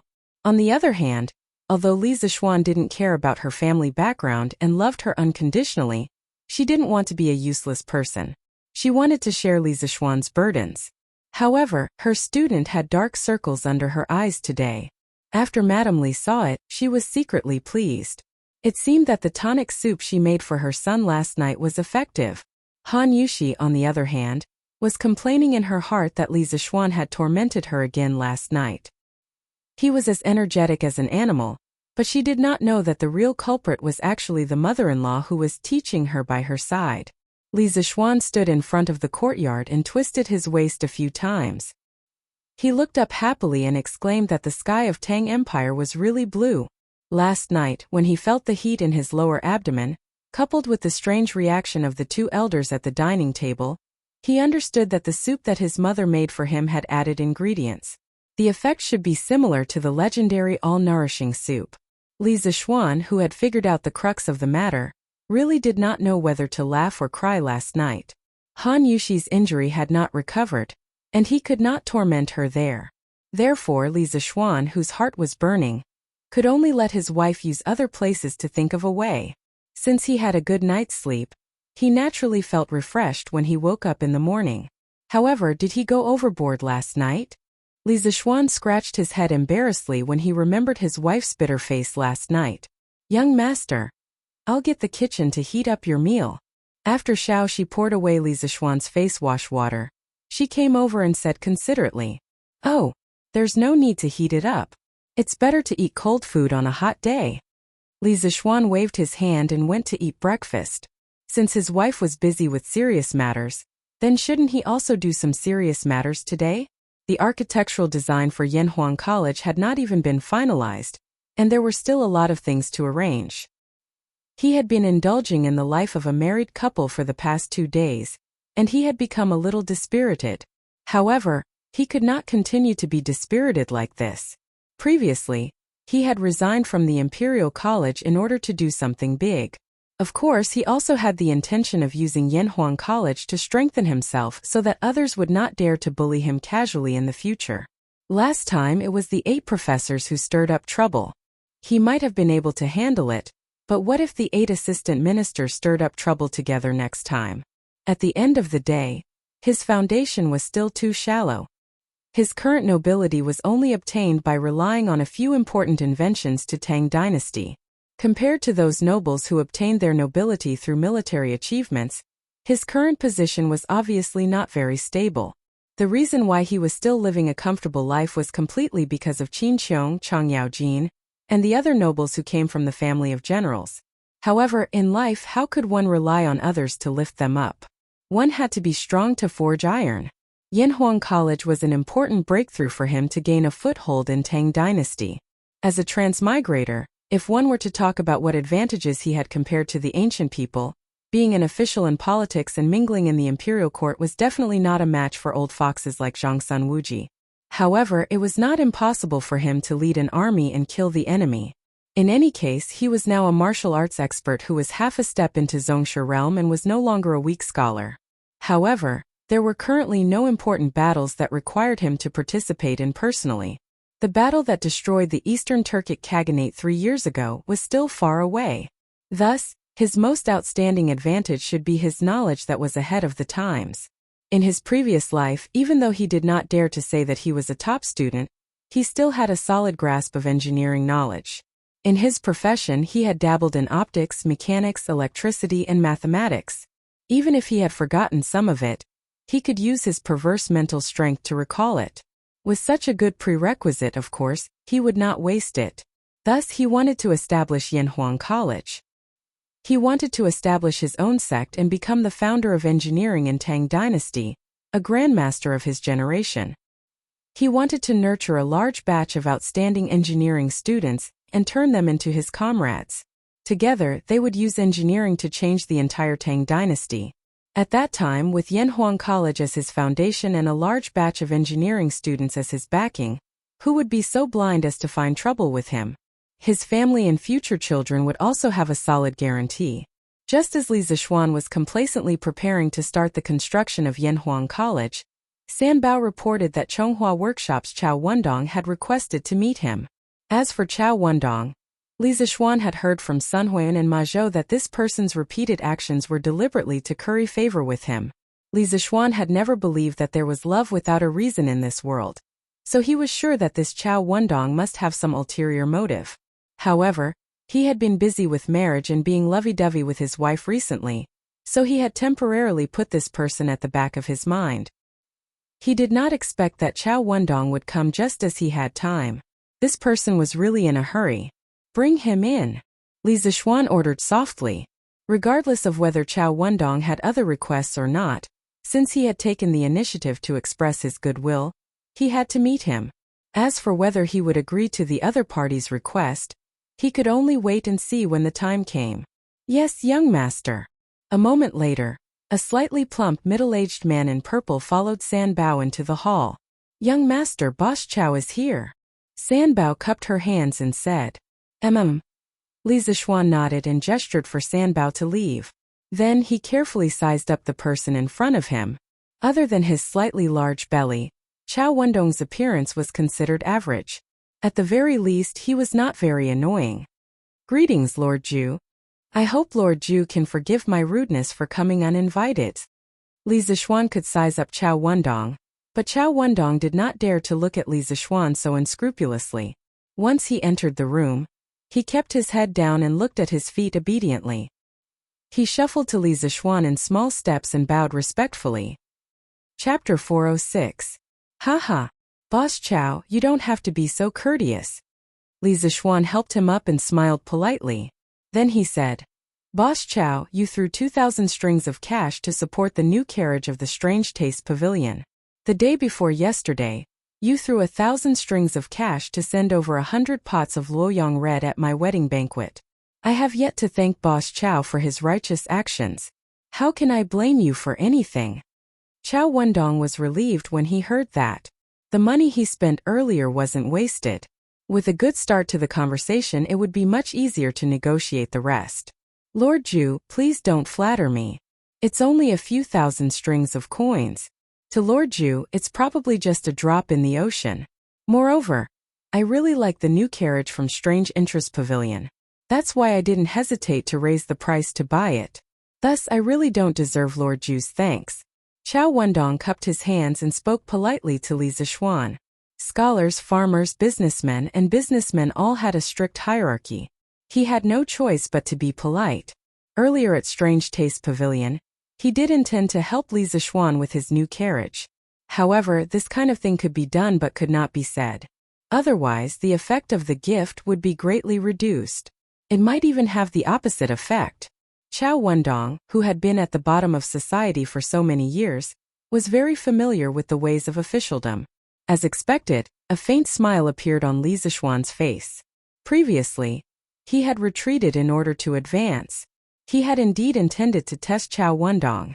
Whether it was the Strange Taste Pavilion raising the price of the new carriage or the extravagant gift of 1,000 strings of peonies at the wedding, it was all voluntary by Chow Wendong.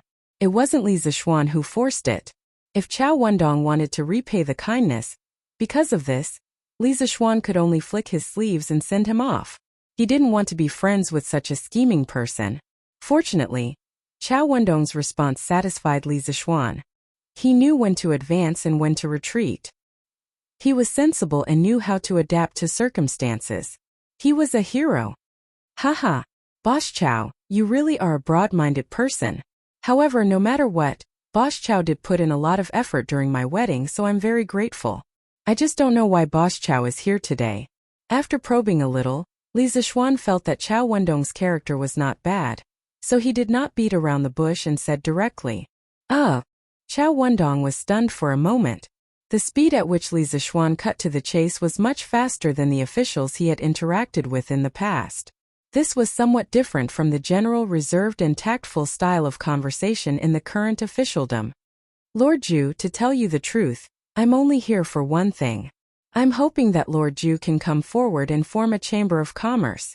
The members of the Chamber of Commerce can prioritize cooperation with each other.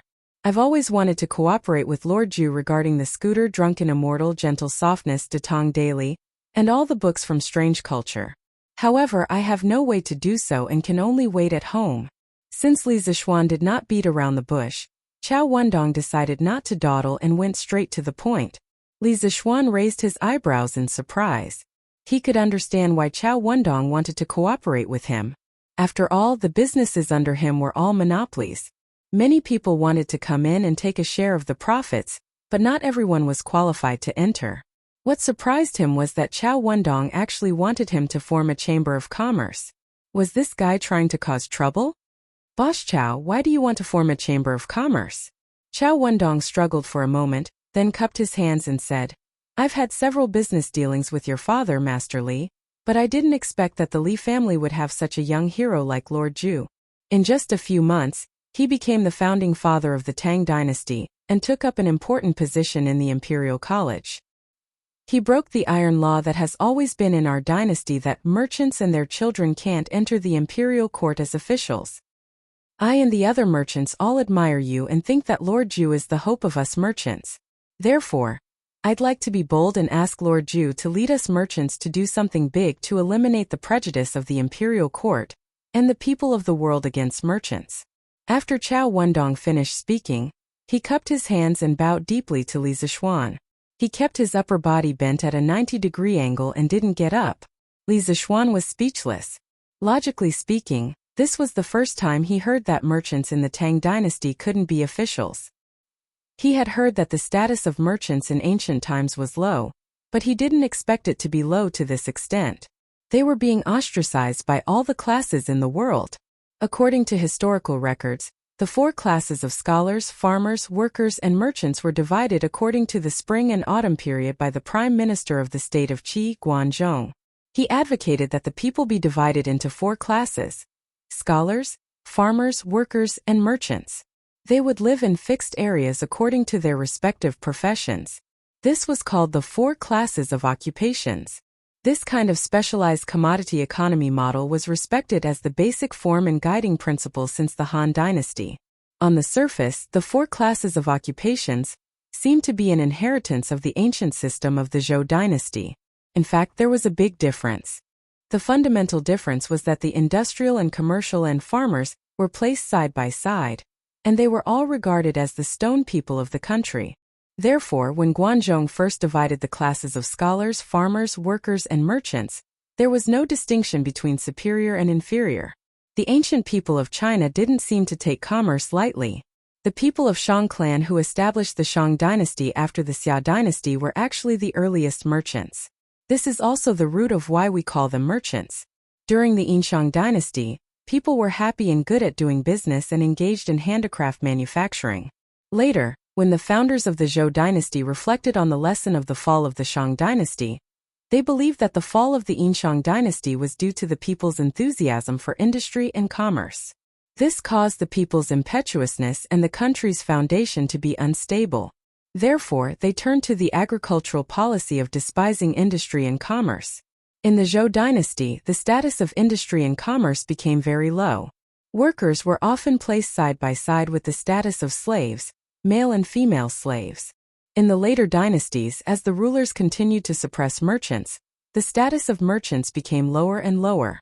During the Qin dynasty, even if merchants were rich, they couldn't wear silk clothes. During the Han dynasty, merchants couldn't be officials, and handicraftsmen were untouchables. Their property had to be declared to the imperial court. If the declaration wasn't true, their property would be confiscated. During the Tang dynasty, merchants couldn't enter the imperial court as officials. It wasn't until the Ming and Qing dynasties that the status of merchants changed. From rich merchants without an official career path to rich merchants with an official career path. China's merchants had successfully turned the tables. Therefore, for Li Zishuan to be able to obtain an official position as the son of a merchant, it could be considered an unprecedented stroke of luck. The main reason was that he had made enough contributions. Moreover, Qin Xiong and Cheng Yaojin had always treated him as a junior, and had constantly promoted that reward. In addition, he was the last disciple of the present-age expert, spiritual master. This identity had almost completely washed away his identity as a merchant and added a lot of points to Li Er's impression. Therefore, he was able to obtain his current status as a baron. It could be said that his success couldn't be replicated by the thousands of merchants in the Tang dynasty. Even if Chao Wendong was envious, he couldn't do anything. Ooh. Chapter 407. Boss Chao, I'm afraid you've misunderstood. My Li family is no longer a merchant's family. There are a few shops in my family that are managed by the servants. This duke and my family are not directly involved. As for what Boss Chao said about improving the status of merchants and changing the impression of merchants in everyone's eyes, this duke can't take on such an important and sacred task. Boss Chao, you'd better find someone else. In the Li residence's hall, Li Zishuan lowered his head and pondered for a long time before shaking his head and refusing. This Chao Wendong only paid a few thousand strings of coins and wanted him, Li Zishuan, to lead this group of merchants in a revolution.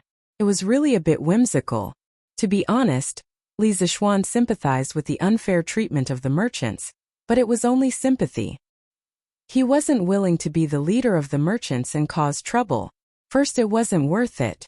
If he wanted to break the 1,000-year-old class system of scholars, farmers, workers, and merchants, he would have to pay too much of a price. Moreover, it wouldn't benefit him at all. He was now in the scholar class and could be considered to be the beneficiary of this class system. How could he be hot-blooded enough to stand up for the merchants just because of Qiao Wendong's words? He wasn't an impulsive and brainless brat. Second, his current focus wasn't on this. His most important task right now was to do well in his Yanhuang College. He wasn't interested in these irrelevant things at all. So, why would he do something that didn't benefit him and wasn't interested in? He couldn't be obedient just because Qiao Wendong had helped him a few times before, right? It was impossible. Qiao Wendong's arm suddenly trembled when he heard this, and his expression quickly turned gloomy. He smiled bitterly as he cupped his hands towards Li Zixuan and said, "It seems this Qiao has been rude. I hope Lord Zhu can forgive me. This Qiao will take his leave now." Wait. Li Zixuan stretched out his hand. Although this noble cannot personally establish a chamber of commerce, this matter of cooperation is still possible. Boss Qiao, if you have any feasible plans for cooperation, feel free to go to the workshop and discuss them with Faubert and Ma Zhou. In addition, this noble has no prejudice against merchants. On the contrary, this noble believes that if the Great Tang wants to progress and the people of the realm want to live a happier life, they cannot do without merchants. I think Mr. Qiao is a man with his own ideas. Although I can't personally participate in the Chamber of Commerce you mentioned, I'm still very willing to give you some support within my ability. These words came from the bottom of Li Zixuan's heart. Historically, Chinese people had the most rigid view of merchants in the world. The low status of merchants was the result of thousands of years of stigmatization. Why did they stigmatize businessmen? Perhaps many people would think of the emphasizing agriculture and suppressing commerce policy of the past dynasties. But first of all, they had to understand that suppressing commerce referred to the merchants of the people, not the official merchants. Under the high-sounding excuses, they actually had the heart to monopolize the market. Therefore, emphasizing agriculture and suppressing commerce was an extremely hypocritical proposition. Just like the modern purifying the internet environment and establishing a new style of civilization, it was a propaganda slogan of the people in power who were awe-inspiring righteousness while the people involved were cursing. If 1,000 years later there was a joker who interpreted it literally and believed that the net cleansing campaign protected the physical and mental health of the people, one would probably laugh their heads off. Unfortunately, history was not written by merchants. In order to maintain their market advantage and prevent the disclosure of trade secrets, merchants were unwilling to write books and spread their ideas and experiences. This gave the people in power a propaganda advantage. They could stand on the moral high ground and wantonly distort the role of merchants to gain an advantage in public opinion by tarnishing the reputation of the other party. As a result, for many years, most people actually believed it to be true. But in fact, the role of merchants in promoting social progress was unquestionable. The greatness of merchants could not be overemphasized. The so-called merchants do not create value was the biggest prejudice. Merchants created value, but labor did not. Merchants were the first driving force of social progress. Merchants brought vitality to society and promoted freedom, fairness, and democracy. Merchants invented and maintained the business system and logistics network, promoting the exchange and spread of ideas, people, and culture. For example, in the late Xia dynasty, it was West Asian merchants who introduced wheat, bronze, and mathematics to China. The glorious achievements of human civilization, such as science, technology, law, and art, were all byproducts of the business system. History was political and incomplete. Only by looking at history from the business perspective could history be restored to its original form. Therefore, from the perspective of social progress, Li Zixuan was very willing to see the status of merchants rise a little and the business of Tang become more prosperous. But if he was asked to be the vanguard of a revolution, then forget it. You could say that he was cold-blooded and heartless, but he had people he needed to protect. He would not take risks for something that was not related to him. That's great. In that case, I thank Lord Zhu for your help and guidance. Chow Wendong expressed his gratitude excitedly. Although this result was still a little far from his ideal, it was still better than nothing. At least he had something to look forward to. Hee. Take care, Boss Chow. Ooh. Father, husband, try this fried chicken meatball and see how it tastes. Noon. The family gathered around the table and ate their lunch warmly. However, the dishes on the table today were obviously different from before. Li Zixuan could smell it with one sniff. It was definitely not made by the kitchen maid at home, Auntie Zhao, nor did it seem like it was made by his mother. That's right. Old Master Xian Air. Today's lunch was all prepared by Wuxia alone. She put in a lot of effort. Mrs. Li narrowed her eyes and looked at her daughter-in-law with a smile. Don't we have a kitchen maid at home? Yuxi, why did you cook the dishes yourself? Old Master Li frowned and asked. He thought that the servants did not do a good job. Father, I just wanted to do my best. It has nothing to do with Auntie Zhao. Father, quickly try it. Is it delicious? Husband, you should try it as well. There are several dishes here that this concubine made based on the chicken, braised pork, and meatballs that you ate before. Husband, see if they are to your liking. Han Yuxi smiled sweetly as she picked up some food for Li Zixuan and said. Li Zixuan looked at the golden and tender chicken meatballs that were the size of pigeon eggs and had 2 or 3 green onions on the outside. He was a little surprised. Wasn't this similar to the salted crispy chicken that was eaten in the modern world? And it was a high-quality version of salted crispy chicken. If Han Yuxi had not said that she imitated the dishes that he had invented previously, Li Zixuan would definitely have thought that his wife had also transmigrated. Damn it. His wife's learning ability was heaven-defying. She could even comprehend by analogy based on existing dishes. She was really a genius.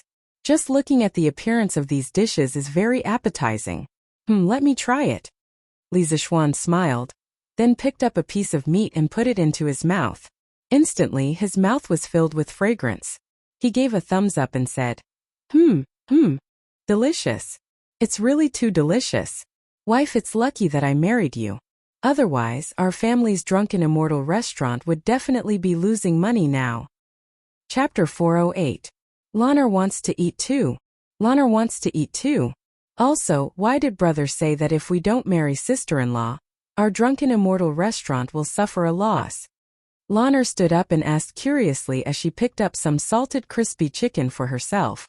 Han Yuxi also wanted to ask, but when she heard Lanner ask on her behalf, she sat quietly at the side and looked at her husband's handsome face, waiting for an answer. What's there to be confused about? Li Zixuan chewed on the delicious food in his mouth as he explained. Our drunken immortal restaurant's sudden rise is all because of those new dishes I came up with. If your sister-in-law opens a restaurant of her own, every time we come up with a new dish, she only needs to taste it to figure out how to make it. Moreover, she can also make other similar dishes by analogy. In terms of taste, it can even reach a higher level. In this way, what advantage does our drunken immortal restaurant have? We can only suffer a loss.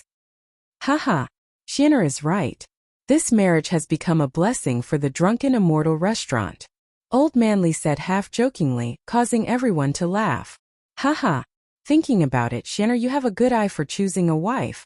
Madame Li covered her mouth and laughed. Husband, father, mother, you must be joking. How can Yuxi's insignificant culinary skills be considered elegant? Not to mention opening a restaurant. I'm already very satisfied to be able to cook some food for husband and mother. Han Yuxi heard everyone's praise. Although she was delighted, she still spoke modestly. Sister-in-law is really modest. Lanner thinks that this dish is much better than the chicken that brother made. The snack seller Lanner had eaten this salted crispy chicken for the first time, and she immediately changed sides and betrayed. From then on, she became Han Yuxi's loyal hardcore fan. Imperial College. A major event had happened today. The Imperial College's Dr. Cui Shanyu had recovered from his illness and returned. However, other than the 7 doctors who had joined him in impeaching Li Zixuan, the others didn't seem to like him very much. Even the students of the Imperial College looked at him strangely. There was doubt, disdain in their eyes. Yes, disdain. Ever since Li Zixuan stopped coming to the Imperial College recently, most of the other students of the mathematics school also stopped coming to school. Without the weird and happy team from the mathematics school, the Imperial College immediately lost a lot of its vitality. Later on, news of Li Zixuan's resignation from the Imperial College spread. Many people were shocked and went to verify the authenticity of the news. To be honest, they had a very good impression of this young and talented person, who had brought about a major change in the Imperial College's teaching methods and teaching system. Previously, Li Zixuan had created the Red List and Black List. The students of the other schools had been talking about it for a long time. Most of the students who could enter the Imperial College had a strong family background. In less than half a day, the news of Li Zixuan's resignation from the Imperial College was verified. Not only that, even the details of his resignation were dug up by some students. Suddenly, many students were outraged. The 7 professors Zhu Qinglu, Sima Minglang, Gu Fengyan, Shangguan Yufeng, Lu Yanyu, Zheng Zhanli, and Xikong Linghao had been attacked by many unknown pebbles in the Imperial College over the past few days. Now the culprit, Cui Shanyu, had returned. As students of the Imperial College, they naturally felt very ashamed. Some of the more daring second generations even looked at Cui Shanyu with a hint of eagerness. In this strange atmosphere, Cui Shanyu finally finished his morning class. The moment he stepped out, he saw the 7 fellow sufferers waiting for him. "Brother Cui, did you just finish your class?" Zheng Zhanli smiled. What are you all doing here?" Cui Shanyu looked at the 7 people who were lined up neatly in front of him and was puzzled. Cough cough. "Brother Cui, you don't know. The security in the Imperial College is not very good recently. It's not safe to go out alone." Lu Yanyu smiled bitterly as he walked. There was still a walnut-sized bump on the back of his head. "Oh? Why is that? I've only left the Imperial College for less than half a month.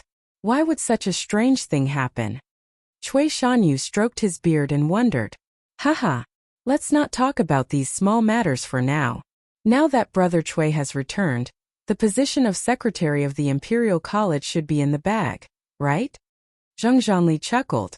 Lu Yanyu heard this and looked at Cui Shanyu enviously. "Haha, what Brother Zheng said is right. That's right, didn't Brother Cui bring our joint recommendation to the Chancellor's place in the morning? How was it? What did the Chancellor say?" The others also looked at Cui Shanyu curiously. "Haha, what do you mean by in the bag?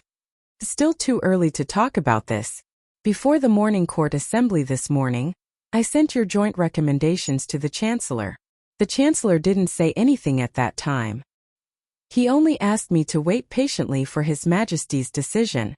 So don't say anything like in the bag now.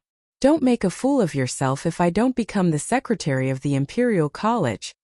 Cui Shanyu smiled reservedly. But from the expression on his face, he probably felt that he was in the bag too.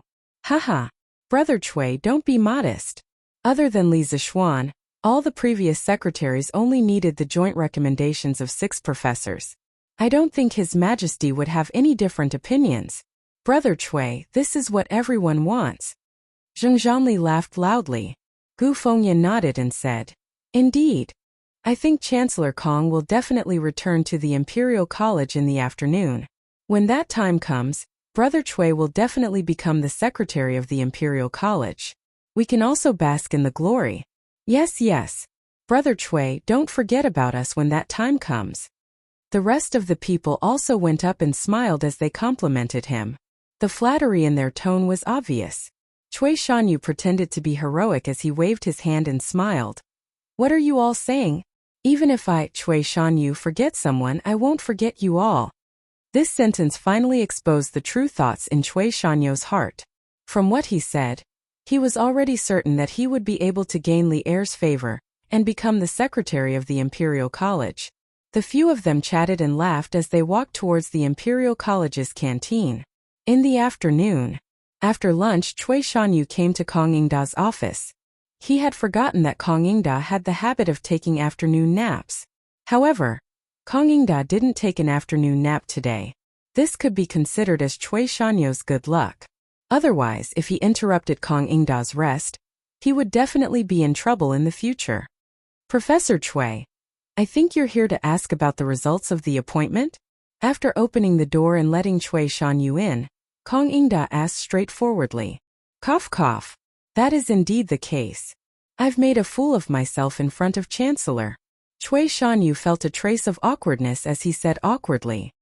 Here, this is the result of His Majesty's imperial decree this morning. Professor Cui, you can take it out and take a look yourself. This old man needs to rest. Kong Yingda directly took out a piece of bright yellow square silk cloth and handed it over as he said, Oh, then Chancellor, please rest. This Cui will take his leave. Cui Shanyu received the silk cloth with unusual agitation and cupped his hands to bid farewell. When he reached the door, he impatiently opened the silk cloth and saw the words written on it. Not allowed. How can a person who only knows how to fight for power and profit and scheme against others take up this heavy responsibility? The position of Secretary of the Imperial College will continue to be vacant and await a worthy talent. Chapter 409.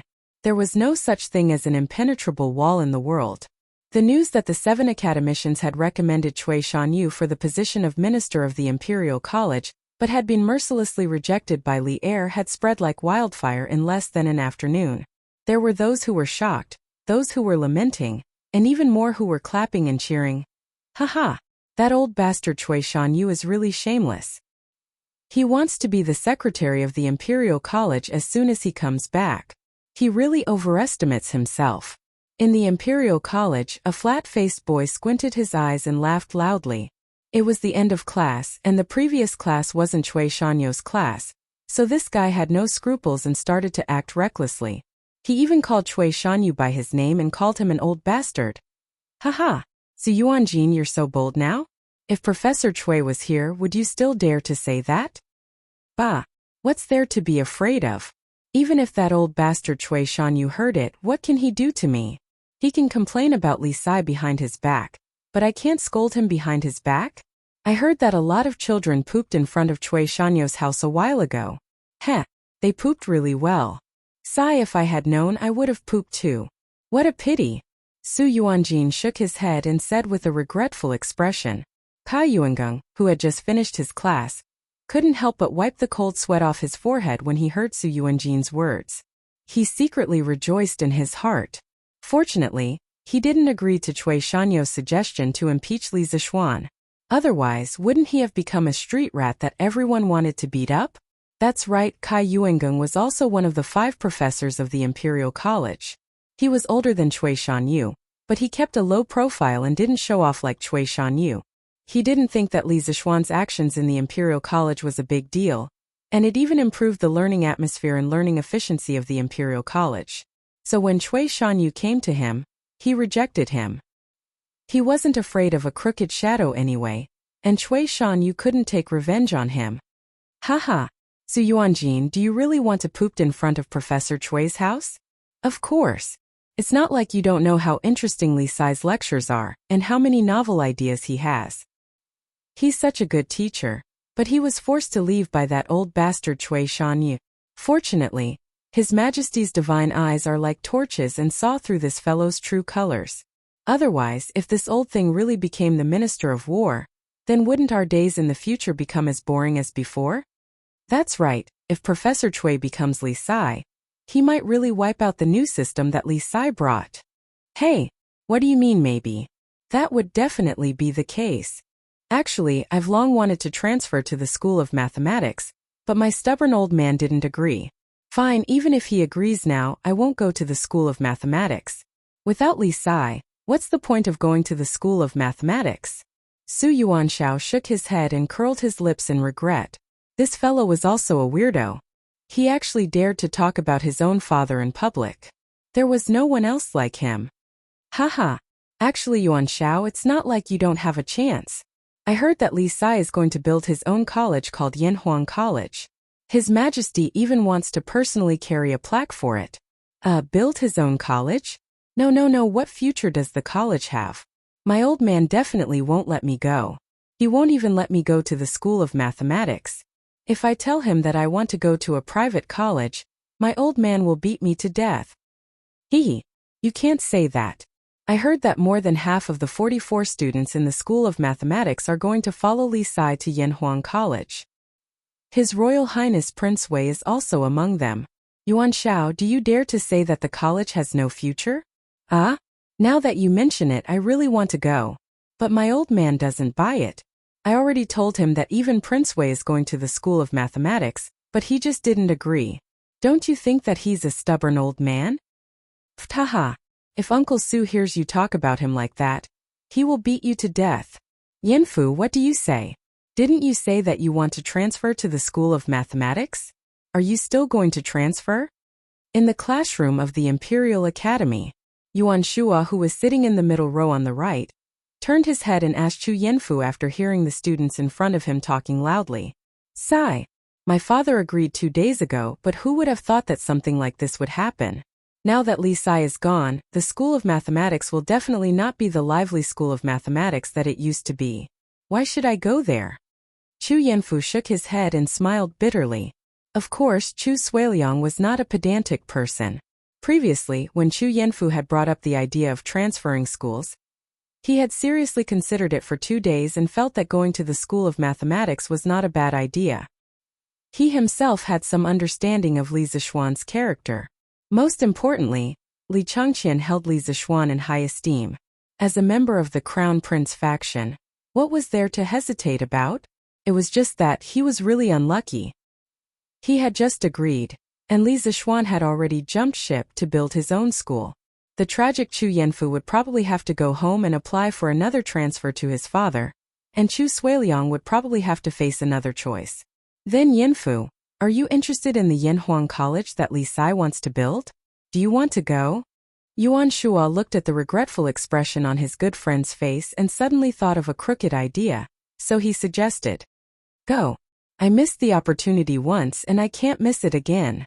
Yuan Shua, you don't know how much more motivated the students have become after Li Sai came to the School of Mathematics. Moreover, Li Sai's teaching method is also full of tricks. It's completely different from the professors in our Imperial Academy, who only know how to read books all day long. Chu Yanfu thought for a moment and suddenly said firmly, Yanfu, you can't be serious, right? Don't you know the morals of the schools in our Tang dynasty? If you go there, what will your future be like? Moreover, your father will definitely not agree. Yuan Shua was really shocked. He had only said it casually and never expected Chu Yanfu to actually dare to do this. He was really too daring. Of course I'm serious. I don't care about the other schools, but I believe that Li Sai's school will definitely be different from theirs. You saw Li Sai's wedding 2 days ago, right? That scene, that spirit, that creativity. I don't believe that someone who can arrange such a grand wedding will build a small school. Perhaps when Li Sai's school is completed, it will be even bigger than the Imperial Academy. As for my father, I will definitely convince him. Chu Yanfu said confidently. As he spoke, his eyes became brighter and brighter. It was a kind of expectation and yearning for a bright and beautiful future. Speaking of which, this child could be considered as the first student attracted by Yanhuang College other than the students of the School of Mathematics. Chapter 410. Yanfu, you're actually so confident in Yanhuang College? 2 days ago, Li Sai's wedding was the talk of the town. Of course I saw it. It was indeed the grandest wedding in the history of the Tang Empire. However, building a college is not the same as holding a wedding, right? Yuan Shua was stunned speechless. He really admired his good friend's way of thinking. Haha, although it's not the same, I can completely see Li Sai's huge and grand vision of the situation from this grand wedding. That's enough. Chu Yanfu smiled and said confidently. Yuan Shua shook his head. He saw that Chu Yanfu had already made up his mind that he couldn't persuade him, so he simply stopped trying. In fact, he also had a glimmer of hope for Yanhuang College. Perhaps in a few years, Yanhuang College could also soar into the sky and become an existence that could stand shoulder to shoulder with the Imperial College. Perhaps this could also be considered Li Zishuan's personal charm? There were always some people who had an inexplicable trust in him. Your Majesty, today's morning court, why did you? Empress Zhongsun was in Li Er's arms and suddenly asked in the Empress's bedroom in Li Zhong Palace. That's right, the couple had taken an afternoon nap together after lunch. Of course, only God knew if anything embarrassing had happened in between. Guanyin Maid wants to ask why I didn't agree with those people recommending Cui Shanyu as the new minister of the Imperial College, right? Li Er said with a smile as he held Empress Zhongsuan's back that was as smooth as jade and silk. Yes, but I'm just asking casually. After all, according to the previous practice, Cui Shanyu should be able to win the joint recommendation of so many doctors. Empress Zhongsun explained without leaving a trace. She had always strictly adhered to the bottom line of the harem, not being allowed to interfere in politics. Perhaps this was one of the reasons why Li Er's love for her never waned. She was sensible, knew when to advance and retreat, and was virtuous and virtuous. No man would dislike such a woman. Haha. Guanyin Mei doesn't need to explain. You and I have been husband and wife for so many years. How can I not understand you? Li Er was so astute, how could he not understand the meaning behind those words? He patted Empress Zhongsuan's back, and then said with a cold chuckle, Cui Shanyu himself can't compete with Li Zishuan in terms of ability, so he wants to use a joint impeachment to drag down Li Zishuan through my blade. Then, he himself can become a minister of the Imperial College, ha? Dream on. What he doesn't know is that this emperor's saber is double-edged. If he injures others, he won't have an easy time either. The director of the Imperial College? He's not qualified. Zhang Sun patted Li Er's strong chest, wanting to soothe her husband's anger. She smiled and said, Cui Shanyu can be considered unlucky. If the news gets out, I'm afraid he won't have an easy time in the future. But Your Majesty, by doing this, aren't you telling everyone that you're on Li Zishuan's side? Heh, that's right. I want to tell them that I only choose people based on their abilities. I don't need those imperial court parasites who only know how to play tricks and scheme all day long. Li Zishuan, that brat, has been wrong this time. I can't let him be bitterly disappointed, can I? Yes. If that child knows that Your Majesty has put in so much effort, he might be overjoyed. Empress Zhongsun covered her mouth and laughed. Hearing this, Li Er snorted and said, Ha! That brat won't be so conscientious. After a moment he thought and continued, but I'm really looking forward to what that brat's Yanhuang College will be like. If the wedding can be so grand, the college can't be bad. Maybe he really will give us all a big surprise. Empress Zhongsun was right. The most important thing about Cui Shanyu's failure to be a minister of the Imperial College was not the matter itself, but the deeper meaning behind it. Li Er was obviously supporting Li Zishuan. This made those who heard that Li Zishuan had been kicked out of the Imperial College and thought that Li Zishuan had lost the emperor's favor and his future was bleak. At the same time, more and more people began to pay attention to the Yanhuang College that Li Zishuan was about to establish. The radicals had already begun to think of ways to send their children to Yanhuang College. After all, if one wanted to establish a college, one must have knowledge and a view of the big picture. Li Zishuan had both, and he had the support of Li Er. Such a potential stock was worth investing in. The conservatives were still waiting for Li Zishuan to establish the college before making a decision.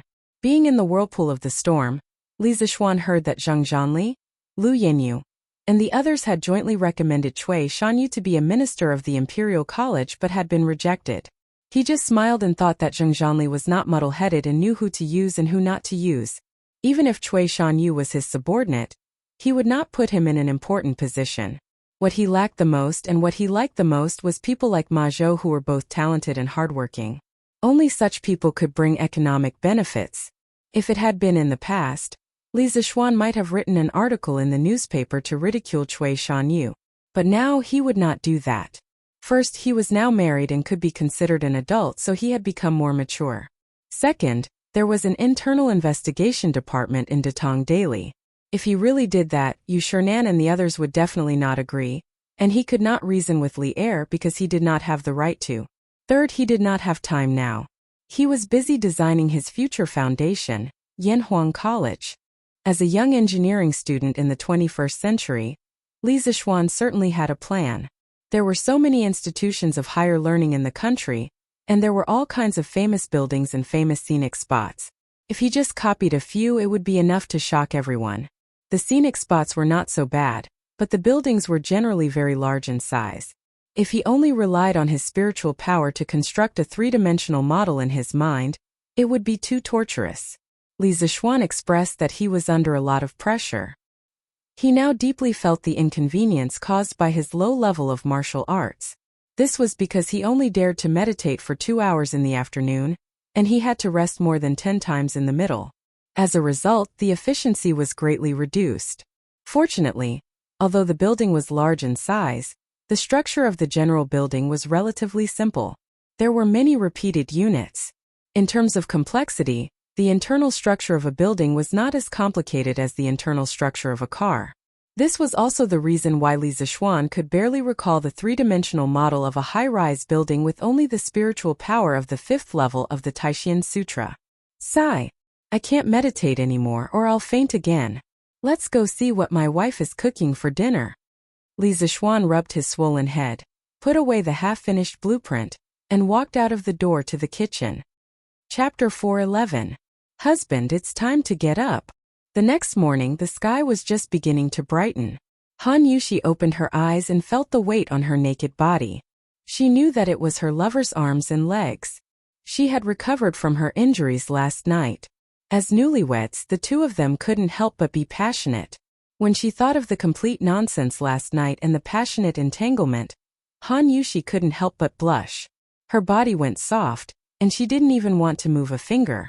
But when she thought that she had to go back with her husband today, she couldn't help but prop herself up and wake Li Zixuan up. Otherwise, it would be too embarrassing if Xiao He and Xiao Shi came over to wake him up. She didn't know that the two little maidservants sleeping in the outer room were still sleeping soundly. Last night, the two of them were tormented by the sounds inside and didn't fall asleep until the latter half of the night. Oh, it's still early. Sleep a little more. Even the emperor hasn't woken up yet. Li Zixuan narrowed his eyes and looked out of the window. When he realized that the sun hadn't come out yet, he couldn't help but grumble. He hugged his wife's hand tighter and closed his eyes to sleep again. Husband. Seeing Li Zixuan's lazy look, Han Yushi was embarrassed and couldn't help but push his arm. She said anxiously, Husband, we have to go back today. If we don't wake up early, we won't be able to make it. Didn't we agree on it last night? Oh, go back. Then I'll get up. In a daze, Li Zixuan remembered that there was indeed such a thing. He hurriedly propped himself up and got up. Suddenly, he looked at the beauty on the bed and teased. Why does my wife look so energetic? No wonder people say that there are only cows that are plowed but no fields that are plowed. You're courting death. The gentle and virtuous Han Yushi could not stand such hateful words. Hearing this, she immediately came over and pinched the soft flesh on Li Zixuan's waist. Who said she wasn't tired? She was also exhausted last night. If it wasn't for the fact that she had to return home to visit her relatives today, she also wanted to stay in bed and not get up. She didn't expect to be teased by her husband like this. Ouch! Wife, quickly let go. Oh, my old waist. Li Zixuan immediately bared his teeth and screamed. After breakfast, the couple took their gifts and matchmaker song with them, and embarked on their journey back to Ning City. Returning to peace was also known as returning home, or returning to the home of the three dynasties. It originated very early, and there were related records in the Book of Songs. Generally, it referred to newlyweds who brought gifts to visit the bride's family on the third day of their marriage. At this time, the bride's family also had to prepare a banquet, usually at noon, known as the Returning to Peace banquet, or inviting the son-in-law. After the Returning to Peace banquet was over, the matchmaker's work would come to an end, and the man would have to send gifts to the matchmaker to express his gratitude. Therefore, Matchmaker Song woke up early today and rushed to the Li family because the debt from before hadn't been settled yet. Compared to other newlyweds, Li Zixuan and Han Yushi's Returning to Peace banquet today was slightly more complicated. Their first stop was the Qin Manor, which was what the two elders had instructed them to do yesterday afternoon. After all, Qin Xiong and Mrs. Qin both treated Han Yushi as their biological daughter and helped a lot in this wedding. They also supported the Li and Han families a lot. If the Qin Manor could be considered half of Han Yushi's family, it wouldn't be too much at all. On the contrary, if they didn't go today, it would really be a bit too much. There was no other reason why they chose to go to the Qin Manor first. The main reason was that the Qin Manor was closer to the Li family.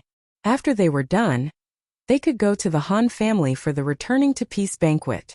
Previously, Li Zixuan had sent someone to the Qin Manor to deliver a letter, so when they arrived at the door, they saw Qin Huayu waiting there. Haha, brother Huayu. Li Zixuan got off the carriage with his wife and quickly walked over to Qin Huayu. He laughed heartily as he greeted him. He hadn't forgotten how his 4 good brothers had helped him drink on the night of his wedding. Hey, little Xian, you left me and Chumo alone that day. That wasn't very kind of you. Qin Huayu bore a grudge and punched Li Zixuan in the chest as he joked. Haha, that night your little brother couldn't hold his liquor. Didn't I come to visit you today? Li Zixuan shamelessly spouted nonsense. Greetings, sworn brother. Han Yushi stepped forward and bowed to Qin Huayu. Haha, you don't have to be so polite, sworn sister. Go in quickly. My father and mother are waiting for you. Qin Huayu originally wanted to scold Li Zixuan, but since Han Yushi came over to greet him, he couldn't continue scolding him. He could only lead the couple in front of him into the manor. As expected, Qin Xiong and Mrs. Qin were sitting in the living room, waiting for them. Qin Xiong was wearing a thin black shirt, and his face was flushed. Li Zixuan could feel the heat from his body even from far away. He probably just finished his morning exercise. Thinking of this, Li Zixuan couldn't help but feel a little ashamed. Qin Xiong was already so old, but he still hadn't given up on martial arts. He hadn't gotten up early to practice martial arts in a long time. After he had a wife, he couldn't bear to part with his wife in the morning. Yesterday, when he was recalling the 3-dimensional model of modern university buildings, he was still complaining that his mental strength wasn't enough. It seemed that he should hurry up and practice martial arts starting tomorrow. Li Zixuan secretly encouraged himself. Greetings, godfather. Greetings, godmother. Han Yushi didn't have such complicated thoughts. She followed Li Zixuan to Qin Xiong and Mrs. Qin and bowed gracefully. Good girl, get up. Mrs. Qin's face was like a blooming flower. She quickly went forward and pulled Han Yushi to sit beside her. She looked at Han Yushi carefully and couldn't help but laugh when she saw that Han Yushi's face was rosy and full of energy. Yushi, how are you doing in the Li family? Xiao Xian didn't bully you, right? If he really did, tell me. Your godfather and I won't let him off. That's right. The Qin family is your maiden home. Yushi, if you suffer any grievances at Xiao Xian's place, feel free to tell your godfather. Qin Xiong stroked his beard and smiled. Yes. Godsister, if Xiao Xian bullies you, I won't let him off easily either. It was rare to have the opportunity to pretend to be rich in front of Li Zixuan. So Qin Huayu also joined in the fun. Li Zixuan was speechless. It was supposed to be a good gwinning event to visit relatives. How did it become a meeting to criticize him? Thank you, godfather and godmother, for your concern. My husband treats me very well and didn't bully me. Han Yushi quickly explained with a smile when she saw Li Zixuan's embarrassed look.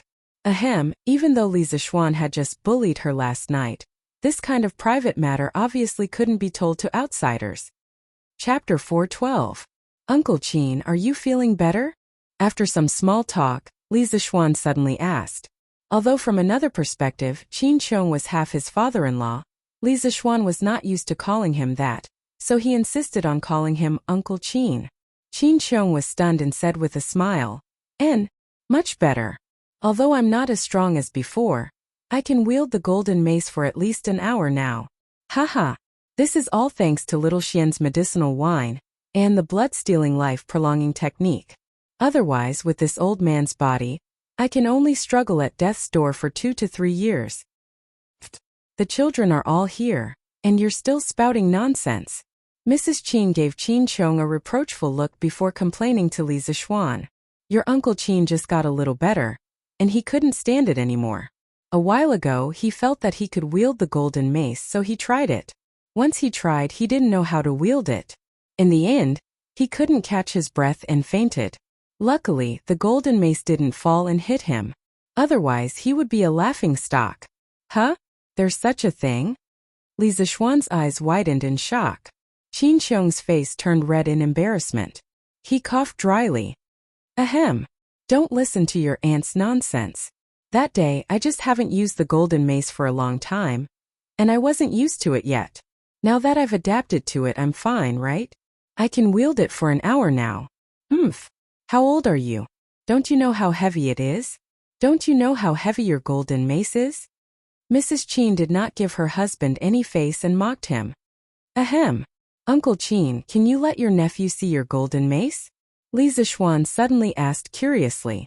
In his previous life he had often seen Qin Xiong, the door god, holding a pair of golden maces in his hands. He looked majestic and arrogant. Now that he had the chance to get close to this legendary figure, of course he wanted to see for himself what the golden maces looked like. Haha, what's wrong with that? Why, you take out your father's golden mace. Oh, wait, you don't seem to be able to carry it. Let's carry it for father. Xiaoxian, wait. Seeing that Li Zixuan was interested in his weapon, Qin Xiong was overjoyed. He laughed and went to another room to get the golden mace. Not long after, Qin Xiong came to Li Zixuan with a pair of golden truncheons in his hands. He said, "Here, this is the golden truncheons that have followed this old man to war for more than 10 years. Little Xian, take it." With that, he handed the golden mace to Li Zixuan. Li Zixuan suddenly felt his hands sink. He could not help but raise his eyebrows in surprise. The golden truncheons were only about 2 feet and 2 inches, about 70 to 80 centimeters, long. He estimated that they were at most 20 to 30 caddies. However, after Li Zixuan weighed them, he realized that they were more than 20 to 30 caddies. They must have weighed at least 70 to 30 caddies. In the Sui and Tang dynasties, Qin Xiong's golden truncheons weighed about 20 caddies. However, according to the official history of the Tang dynasties, Qin Xiong's golden truncheons weighed 65 caddies each, for a total of 70 to 30 caddies. Looking at the 2 maces in his hands that were unremarkable in appearance but shockingly heavy, Li Zixuan couldn't help but feel speechless. No one who had just recovered from a serious illness would be stupid enough to take out such heavy weapons for training. This was King playing with one's life. Qin Xiong was really going all out. Luckily, he had only fainted because of a concussion. If he had sprained his back, it would have been troublesome. Haha, little Xian, how is it? My golden truncheons are not bad, right? They are stained with quite a few enemies' brains. Qin Xiong saw Li Zixuan staring at the truncheons in a daze. He thought that this kid was shocked by the truncheons' domineering aura. He could not help but laugh proudly. Brains? Li Zixuan was so shocked that his wrist trembled. He almost threw the truncheons to the ground. During the rescue mission at Mt. Baimang, although he had killed dozens of people, including Flying Snake, he did not use the truncheons to hit people's heads for fun like Qin Xiong. Too disgusting. Cough cough. Uncle Qin, please forgive me for being blunt. You have just recovered some of your blood qi. It is not suitable for you to use such a heavy weapon. You have to know that going too far is as bad as not going far enough. This is especially true for martial arts. My master said that martial arts is a process to stimulate the human body's potential. However, if you do not care about the limits of your body and forcefully increase the burden, not only will your martial arts not improve, but your body will also break down. Li Zixuan thought for a moment and said solemnly, anyone who was sick would have a gradual recovery process. For someone like Qin Xiong, who felt that his body was slightly better, he went straight to the most difficult training method. He was really seeking death. Li Zixuan could not help but feel lucky that he came today. Otherwise, if he let Qin Xiong continue like this, his body's potential would be overdrawn, and it would be difficult for him to recover in the future. Oh? There's such a thing? Why haven't I heard of it? Qin Xiong asked suspiciously. You haven't heard of it because you are ignorant. Are your medical skills better? Or is Xiaoxian's medical skills better? Xiaoxian. According to what you said, does that mean that my master will not be able to use the truncheons in the future? Mrs. Qin was shocked after hearing Li Zixuan's words. She quickly stood up and looked at Li Zixuan. Of course, she could not help but pinch Qin Xiong in the process. Hiss! Qin Xiong grimaced and did not say anything else. Li Zixuan pretended that he did not see their little actions and said seriously, in reply to Auntie, at least before Uncle Qin fully recovers, he should not use such a heavy weapon. That is tantamount to overdrawing his life potential. It won't be too late to use the truncheons after Uncle Qin fully recovers. For now, it's best to use some light weapons to train your body. That will be beneficial to your recovery. Master, did you hear that? I'll let someone take these truncheons away for now. You should change to a lighter weapon in the future. Mrs. Qin turned her head and glared at her husband. Then, without any explanation, she asked the servants to take the truncheons away. Qin Qiong stretched out his hand and said unhappily, "But I'm not used to changing weapons. It's better not to practice." "Then don't practice if you don't want to. Just rest." Mrs. Qin insisted stubbornly. "You." Qin Qiong waved his hand in exasperation. Then he turned to Li Zixuan and said shamelessly, "You brat, you took away my truncheons. You have to think of another way for me. It wasn't easy for me to wield a sword and a spear. If I still do nothing every day, I feel like my bones are going to rust." Li Zixuan was stunned speechless. He did not expect Qin Qiong to have such a mischievous side. Perhaps it was because he really treated him as a nephew that he revealed his true nature. He tilted his head and thought for a moment. Then he suddenly laughed and said, "I've got it. Uncle Qin, I have a set of very advanced fist techniques here. Not only will it help your body recover, but it will also help Uncle Qin comprehend the martial arts realm." Chapter 413. Fist Technique? No way. What fist technique can defeat this old man's golden mace? You sure know how to brag. Qin Qiong shook his head in disbelief. "Master, Xiao Xian already said that this fist technique can nourish the body. Since you can't use the golden mace now, just follow along and practice. After all, Xiao Xian won't harm you," Madame Qin hurriedly advised. "That's right. Father, go ahead and practice. Xiao Xian isn't someone who likes to boast. Since he said that this fist technique is good, then there must be something special about it." Qin Huayu also stood up and advised. There was no helping it. Qin Qiong was as stubborn as a bull. "All right. Then let's take a look first." Qin Qiong saw that if he didn't agree, it seemed like he would be betrayed. He hurriedly waved his hand. Thus, the group of people all moved to the training field in the backyard of Qin Manor. Li Zixuan looked at the time and thought to himself, "I can't delay for too long. I still have to go to the Han Manor for the returning home banquet." Thus, he went straight to the point and said, "Uncle Qin, this fist technique is called Tai Chi. It was deduced by my master from the thousands of Taoist techniques in his spare time. As the saying goes, the great Tao is above Tai Chi, but not high, below the six extremes but not deep, above heaven and earth but not old, above the ancient times but not old. Taiji fist may look ordinary on the surface, but those who have truly grasped its essence can feel its infinite mysteries. If Uncle Qin can grasp its essence and integrate the profoundness of Taiji fist into your Tai Chi technique, I'm sure your martial arts realm will reach a higher level in the future." Qin Qiong's expression became more and more serious as he listened to Li Zixuan's words. He didn't expect Tai Chi to have such a great background. After Li Zixuan finished speaking, he sighed and said, "Since this fist technique was created by your master, and I'm not a Taoist, how can I steal it? Xiao Xian, it's better that you don't teach it to him." "Uncle Qin, you're wrong. My master has never had the thought of keeping his knowledge to himself. His greatest wish in life is for me to pass on all his knowledge to those who need it," Li Zixuan said hurriedly. "Spiritual Master Ling Su is indeed an otherworldly expert. This old man cannot compare to your breadth of mind." Qin Qiong sighed. Li Zixuan smiled and said, "Uncle Qin, I still have to go to the Han Manor later, so I'll teach you a simple set of Taiji fist first. There are a total of 24 forms. If you think this fist technique is okay, then I'll teach you the complete set of Taiji fist." Qin Qiong nodded and solemnly cupped his fists towards Li Zixuan. That was a cupped fist salute to people of the same generation. Tai Chi was not something that Li Zixuan had created by simply activating his Goldfinger. Moreover, his Goldfinger did not have the overbearing ability of copying martial arts from his previous life.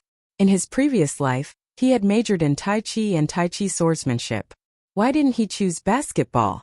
Because he wasn't tall enough. Why not choose football? Because his body was not strong enough. His stamina could not keep up. Therefore, he could only tragically practice Tai Chi with a group of girls and a few boys in every PE class. However, as he practiced, he gradually became interested in Tai Chi. The PE teacher of his class majored in Tai Chi before, and had even won a place in a national competition. Li Zixuan's curiosity was aroused, and he had the intention of becoming a disciple. This was because he knew that they were practicing a simplified version of Tai Chi in class. The PE teacher was a beautiful woman who was not even 30 years old and had just graduated from the Capital Sports University. Ahem, Li Zixuan's disciple was definitely only for Tai Chi, not for the person. When she heard that Li Zixuan was interested in Tai Chi, she could not help but be surprised. However, the teacher was also afraid that teaching in private would cause gossip, so she sent Li Zixuan a complete video of Tai Chi and Tai Chi swordsmanship so that he could self-study and ask her if he had any questions. Everyone had a dream of becoming a martial arts master, and Li Zixuan was no exception. At that time, this guy was as excited as if he had received a secret martial arts manual. He practiced in private for about 2 months and had mastered all the basic movements of the 108 forms of Yang's Tai Chi and the 55 forms of Yang's Tai Chi swordsmanship. Taking advantage of the time after class, he demonstrated it to the beautiful teacher. The beautiful teacher pointed out more than a dozen shortcomings. After a few rounds of guidance, he got full marks in Tai Chi in the first semester of his freshman year and Tai Chi swordsmanship in the second semester of his sophomore year, which made others envious. However, after he found out that Tai Chi could not make him a martial arts master, he gradually let go of it and became a nerd who only knew how to run back and forth between the laboratory, the classroom, and the dormitory. At this moment, Li Zixuan nodded at Qin Qiong and then began to close his eyes and clear his heart. After a while, when his essence, qi, and spirit reached the best state, he opened his eyes and drew a circle with the tip of his foot. His hands formed a circle, and his body stretched limitlessly. With one foot as the core, he slowly danced along the agitation of his body's qi. Tai Chi Yin and Yang Xian Li Ming, thousands of changes do not leave the origin. Not biased, not relying on defense, and only when you understand the loosening and tightening skill can you succeed. Li Zixuan recited the formula, and his hands formed a circle and pushed it horizontally. In this life he already had a very deep foundation in martial arts, and in his meridians, there was the purest Taoist true qi. As soon as he started the Tai Chi movement, he immediately felt a sense of intimacy, as if his blood was thicker than water, and his whole person seemed to have entered a very strange state. If he had to use a word to describe it, it would be that he completely forgot himself and became one with the world. This feeling was very strange. Tao is the natural law of nature. Don't ask for it, don't pursue it. The heart is loose, the spirit is loose, it seems loose, but it is not loose. Li Zixuan had already forgotten where and when he was at this moment. There was a fire in his heart, and that was that he must freely and unrestrainedly perform this set of Tai Chi fist techniques. He slightly turned his body, turned his waist, and crossed his arms. His left and right palms flew up and down, and it was difficult to see with the naked eye. At this moment, an early flower butterfly landed in the center of his palm. A world in a flower, a Bodhi in a leaf. Every blade of grass and tree had life. Every insect and fish had spirituality. Li Zixuan smiled at the flower butterfly, and then let the flower butterfly move up and down in his palm.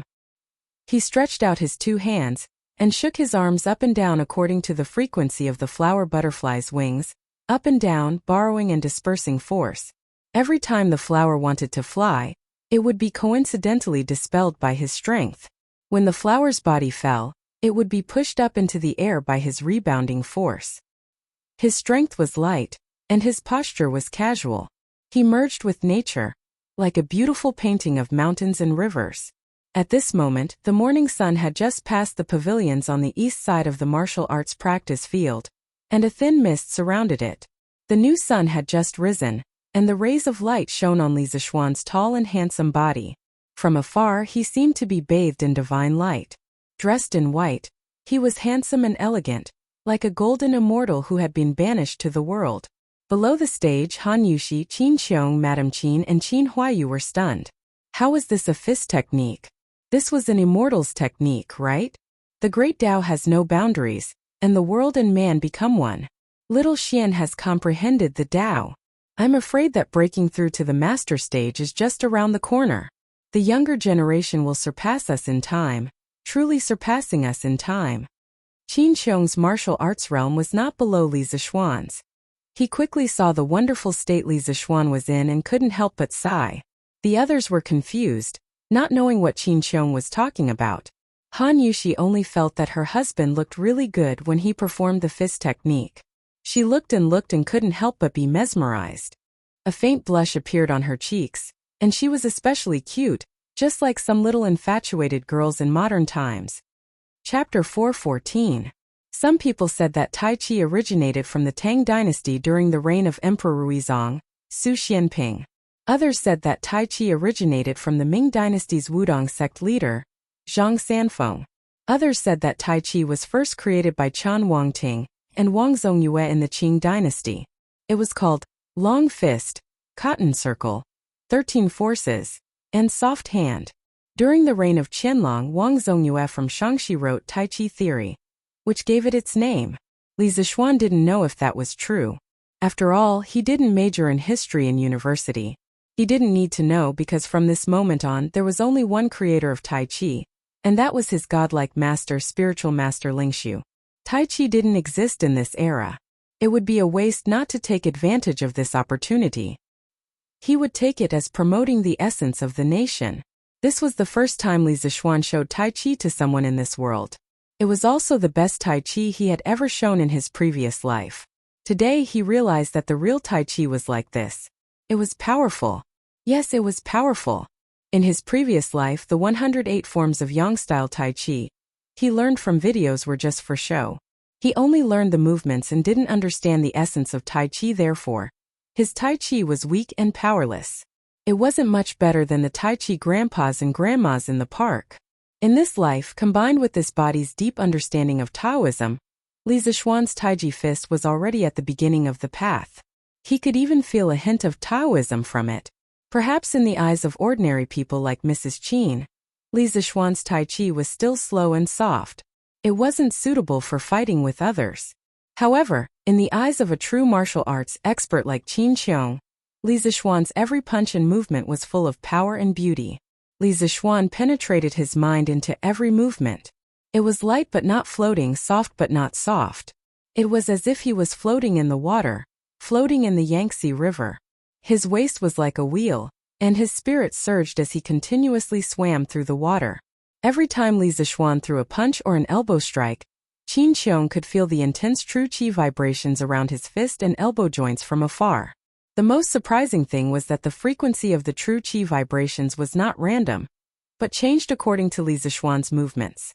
Everything looked so coordinated and natural, like a fish in water. In fact, this was one of the essence of Tai Chi fist. The Tao of nature, 4 tails against 1,000 caddies. Arm support, knee support, mind support. If you don't support yourself, support yourself, support yourself. Huff! Li Zixuan's body was already emitting a wave of heat as he unleashed the last move of the fist technique. A few drops of sweat also appeared on his forehead. Standing on the martial arts stage, Li Zixuan closed his eyes and remained silent for a long time. He was comprehending the faintly discernible Tao. Han Yushi was just about to go up and wipe her husband's sweat, but Qin Qiong reached out and stopped her. Yushi, don't go first. Xiao Xian should have comprehended the Tao just now. Let him calm down. The benefits are immeasurable. Qin Qiong said solemnly. Ah? Comprehended the Tao? Han Yushi covered her mouth in shock. Seeing Qin Qiong use his hand to signal her to be quiet, she quickly nodded and said, Yes, Godfather. Qin Qiong put his hands behind his back, took a few steps forward, and stood on the edge of the stage. Then he straightened his back and did not move. He was protecting Li Zixuan and not letting anyone disturb Li Zixuan's comprehension of martial arts. After a full half an hour, Li Zixuan opened his eyes. He looked slightly excited because just now, he felt that his stagnant realm had loosened a little. For the first time, he had close contact with the so-called Master Realm. It seemed that he was not far away from the Master Realm. This was like having a girlfriend. If the girl's hand was held by you, would she still be far away from becoming your real girlfriend? I'm sorry. I wanted to teach Uncle Qin the body strengthening technique, but I didn't expect to be addicted for a while. Li Zixuan saw Qin Qiong looking at him with a smile not far away. Only then did he remember where he was and what he was here for. He quickly went up and cupped his hands in embarrassment. Haha. It's fine, it's fine. Xiao Xian, you're probably going to break through to the Master Realm soon, right? This kind of martial arts talent is really shocking. I've lived all my life, but I've never heard of such a young realm master in the pugilistic world. The younger generation will surpass us in time. My Tang dynasty is blessed. Qin Xiong patted Li Zishuan's shoulder and laughed with emotion. Haha. Uncle Qin, you flatter me. I was just lucky. If I didn't suddenly think of teaching you Taiji Fist today, I'm afraid I wouldn't be able to enter that state for a long time. Ha! You're just lazy. I've never heard of you waking up early to practice martial arts, but I didn't expect your martial arts to improve instead of regressing. Looks like there really are geniuses in this world. You must have suffered too much when you were young, and the heavens gave you a good bone structure as compensation. Qin Xiong could not understand Li Zishuan's natural laziness, but his progress in martial arts far exceeded that of his peers. After thinking about it, he could only explain it to himself. Li Zishuan tilted his head and thought about it. He felt that Qin Xiong's words made a lot of sense. There was a kind of creature in this world that could not be judged by common sense, and that was a genius. Looks like I'm a genius too. Li Zishuan thought smugly in his heart. Uncle Qin, how much of the set of martial arts that I showed you just now did you remember? After joking for a while, Li Zishuan returned to the topic at hand. He had wasted too much time just now, and now he was a little anxious. Oh, I remember the movements, but the concept of the fist. Qin Xiong stroked his beard and said seriously, Little Xian, you probably haven't practiced Taiji Fist in a long time, right? When this old man first saw it, he felt that it was soft, powerless, and ordinary. But as you gradually improved, this old man realized that each of your punches seemed to contain the charm of Tao. It's not difficult for me to imitate the movements you just did, but I'm afraid it's very difficult for me to execute the concept you just showed. Li Zishuan nodded. Qin Xiong was indeed a martial arts expert who had once entered the Grandmaster realm. Although his strength had declined because of his body, his eyesight was still there. He could see the difficult part of Taiji Fist at a glance. Fist intent. Fist intent was illusory and had to be comprehended by oneself. The reason why Li Zishuan could understand the fist intent of Taiji Fist so quickly was inseparable from his body's 8 years of Taoist culture. At this moment, facing Qin Xiong's question, he organized his words and said, Uncle Qin, it's not difficult to execute that concept, but it's also not difficult to say that it's not difficult either. It all depends on one's own understanding. I can only share my experience with you. Speak. I'm all ears. Qin Xiong said seriously. Li Zishuan said slowly, Taiji is the state before heaven and earth were created, and before the chaos was divided into yin and yang. When practicing Taiji Fist, although the body is moving, the heart must be calm, the qi must be restrained, the spirit must be relaxed, the heart must be the command, the qi must be the flag, the spirit must be the commander, and the body must be the driver. Pay attention to it all the time and you will gain something. First in the heart, then in the body. Then in the body you will know how to dance with the hands and step with the feet. As the saying goes, one must give up oneself and follow others. If one fails, one can pull 1,000 pounds with 4 tails. You must know that when one moves, there is nothing that is not moving. When one is still, there is nothing that is not still. When the other party does not move, you will not move. When the other party moves, you will move first. When the other party moves, you will move first. When the other party moves, you will move first. When you rely on others, you must know yourself well. When you turn around, you will be able to follow others. When you stick to others, you will not be behind or in front. Chapter 4:15. After explaining the essence and profundity of Taiji Fist to Qin Xiong at Qin Manor, Li Zishuan saw that old Master Qin had practiced it in a decent manner and felt that it was not bad. Then he left with Han Yushi. Thinking of the endless light in Qin Xiong's eyes when they parted, Li Zishuan guessed that the Qin Manor would not be peaceful for the next 2 days. Because the old master had a new toy again, he would probably be having fun. But this way, it was better than letting him play with the more than 130 kilograms of gold.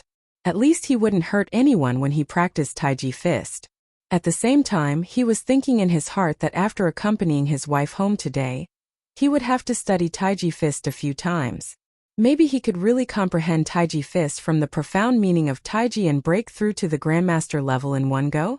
In that case, his mental strength would be even stronger, and he would be able to create even more awesome big treasures. In a while, they would be going to the Han Manor. Li Zixuan had to go home and choose a batch of gifts. Because they were going to the Qin Manor first, they couldn't bring the gifts for the Han family to the Qin Manor and then bring them out, right? Although Qin Qiong wouldn't mind, it wouldn't look good on his face. Driving the carriage quickly back to the Li Manor, Madame Li had already prepared the gifts. There were a total of 10 carriages with copper coins, snacks, and silk. The 10 carriages were neatly lined up, and the coachman and servants were all in place. Once Li Zixuan returned home, he immediately set off with the carriages. Previously, Li Zixuan had heard from Han Yuxi that Han Lijing had spent all his fortune to give his daughter a dowry. It wasn't that Han Yuxi took the initiative to ask for money for her family.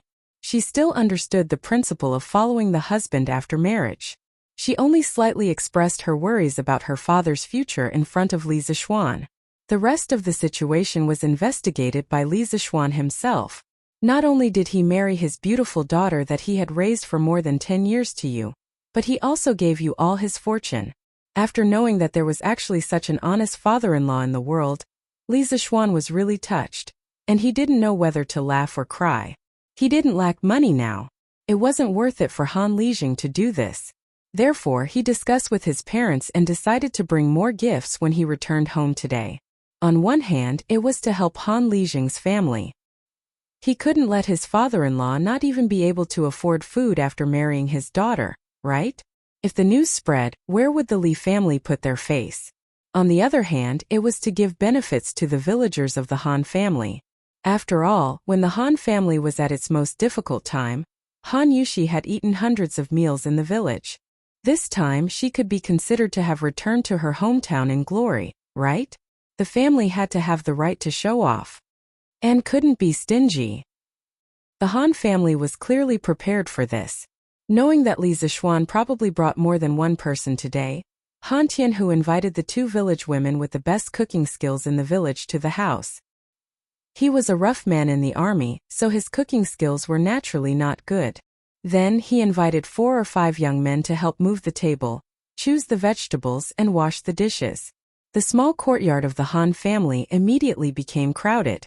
As Li Zixuan's eldest disciple and brother-in-law, although Iron Egg's feelings were a little complicated, he was still willing to help. He was everywhere in the courtyard, the hall, the kitchen. They're here. They're here. They're here.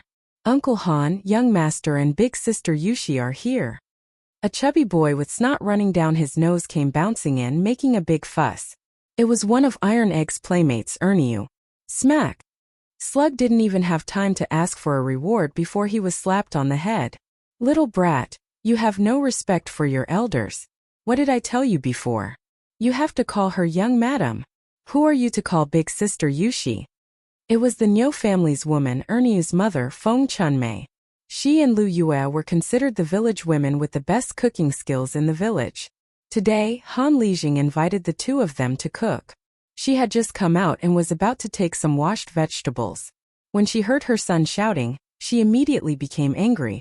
So she went forward and scolded him. Cough cough. Old Niu's family, why do you have to be like this? Erniu is not wrong. What young madam and young madam? My girl has eaten your family's food before. Come Erniu, come here. Han Tianhu walked over and pulled Snot over. He asked with a smile. Erniu, where are Shaoxian and the others now? Li Zheng. The Niu family's woman wanted to say more, but Han Tianhu waved his hand to stop her. Uncle Han, when Erniu came, young master and the others had already arrived at the village entrance. They should be here soon. Erniu blinked and said, Haha. Good. I'll reward you with a drumstick. Han Lijing laughed loudly.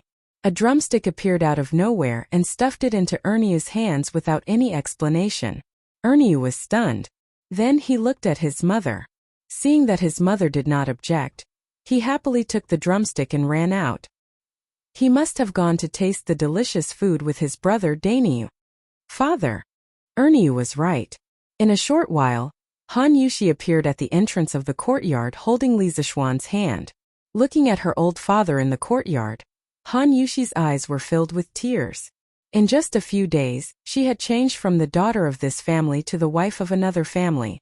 Returning to this small courtyard where she had lived for more than 10 years, The bits and pieces of the past could not help but appear in her mind. It was really a mixture of feelings. Io, daughter, you're back? How have you been these days? Looking at his daughter holding hands with Li Zishuan, how could Han Lijing not have mixed feelings in his heart? It was said that a daughter was the flesh of a father's heart. These words were really not false at all. He resisted the sourness in his eyes and quickly walked closer with a smile. Father, daughter is very good. Husband and parents-in-law also treat daughter very well. You don't have to worry. Han Yushi said softly. Good, good, good. That's good. Han Tianhu laughed with relief. Son-in-law pays his respects to father-in-law. Li Zishuan smiled and cupped his hands in greeting. Han Lijing was overjoyed and hurriedly said, No need to be so polite, no need to be so polite. Quickly go in and sit. Iron Egg, why are you still in a daze, you brat? Quickly go and get some water. Father, there's no hurry. We've brought a lot of gifts for the villagers this time. I'll take the opportunity to go to the village with my husband to distribute these gifts to everyone. We'll come back for dinner later. Han Yushi did not forget her other mission today and quickly said, Oh, that's fine. Iron Egg, quickly pack up and help your sister deliver the gifts. Han Tianhu was stunned. He turned around and shouted at Iron Egg. Io, young madam is really considerate. She even brought us gifts? The Niu family's woman, Feng Chunmei, was all smiles as she complimented. Auntie Feng, what young madam? You can just call me Yushi. We only brought some snacks and cloth to satisfy the children in the village. At the same time, we can also cut a few new clothes. It's not worth much. Han Yushi hurriedly waved her hands. She was really not used to these people who had been with her day and night suddenly calling her young madam. Chapter 416. Han Yushi, Li Zishuan, and Iron Egg led a group of servants and pulled 6 carts of gifts. The other 4 carts were naturally sent to the Han family, to the villagers of the Han family manor to send warmth from house to house. Io, there's too much, too much. Young master, young mistress, you can't accept this. A woman in her 30s in green looked at the heavy package of gifts in her hands and quickly rejected it. Haha, Aunt Shoha, just take it. Every household has so much. And you're not the only one who's special. Take it quickly. Li Zishuan saw that behind the woman in green, 3 little boys and a little girl were staring at the package in their hands. Obviously, the 4 children had sharp noses and smelled the fragrance of the snacks in the package. Hence he smiled and pushed the gifts back. He saw himself in the eyes of the children when he was young in his previous life. Back then he had also experienced such a difficult life. Yes, Aunt Shoha. Take it quickly. There's only some snacks and cloth inside. It's not worth much. You can also use the cloth inside to make some clothes for Damao, Ermao, and the others, right? Han Yushi smiled faintly. Although Han Yushi said that these things were not worth much, that was not the case. How could the gifts from the Li family not be worth much? The things inside were worth at least 7 or 8 strings of coins. To an ordinary villager, it was a huge fortune. Thank you, young master, young mistress. The woman in green hesitated for a moment before taking the package. She turned around and said to the children, Damao, Ermao, Sanmao, Mao Mao, come over and kowtow to young master and young mistress. The 4 children of different sizes came over to kneel. Although Li Zishuan was quite shocked by their names, his reaction was not slow. He quickly waved his hand and said, Aunt Shoha, there's no need. We still have to rush to the next house. Goodbye. After saying that, he pulled Han Yushi and slipped away. He did not know why, but he did not like kneeling to others, nor did he like others kneeling to him. Hence he could only slip away quickly. The next stop was the Hu family. Now, the Hu family could be considered to be living a good life. Not only were their son and daughter's illnesses cured, they no longer needed to go bankrupt to see a doctor. Moreover, their family had earned quite a lot of money through Hu Zhan's training classes for the children of the Han village and Plum village. The dilapidated courtyard walls made of reeds were gone and replaced with green brick walls. The crumbling courtyard door was also replaced with a brand new vermilion wooden door. From afar, although it was far from the grandeur of a rich family's courtyard, at least in this countryside, it could be called a well-off family. A few days ago, when Li Zishuan came to the Han village to fetch the bride, he was on a mission, so he didn't have time to visit Old Hu's house. Today when he came to take a look, he was immediately shocked. Yo! Uncle Hu is going to be rich. The place we live in is different from before. When Li Zishuan arrived at the entrance of the Hu clan's residence, he was immediately delighted to see the grand gate and courtyard in the countryside. Husband, what are you talking about? Uncle Hu and Aunt Lu have suffered for so many years, and it wasn't easy for them to enjoy the fruits of their labor. What's wrong with renovating the house? Han Yushi pinched Li Zishuan's big hand and pouted coquettishly. Haha. I didn't say anything. I can't be happier that my family's villagers can live a good life. Wife, don't think of me as such a petty person. Actually, your husband doesn't have great ambitions, but I do have a small dream. That is, as long as I can lead the villagers of the Han village and Plum village to live a life with clothes to wear, food to eat, and a house to live in, I will be satisfied. Li Zishuan ignored his wife's resistance and put his arm around her shoulders with a smile. When he was delivering gifts along the way, he realized that the villagers of the Han village were living a much better life compared to the first time he came here a few months ago. Not every family could be like the Hu clan, but basically every family could afford to eat meat on a daily basis. Although the children's clothes were patched up, it was still much better than before when they didn't have any clothes to wear at all. Moreover, after visiting so many families, he didn't see any malnourished children anymore. In the past, at least 9 out of 10 children were malnourished and emaciated. No matter how others looked at him, he had finally done something that he could for this group of simple and kind villagers. Now he was one step closer to his small dream. Although I am very touched that my husband thinks this way, I still feel that my husband should put his energy into bigger things. The more capable my husband is, the greater his responsibility will be. There will be more people that my husband needs to protect. Han Yushi pondered for a moment before looking up and speaking. Haha. My husband, I will have a good talk with you when we get back. Let's go in first. Li Zishuan pulled Han Yushi and went forward to push open the courtyard door. He saw that the courtyard had also changed.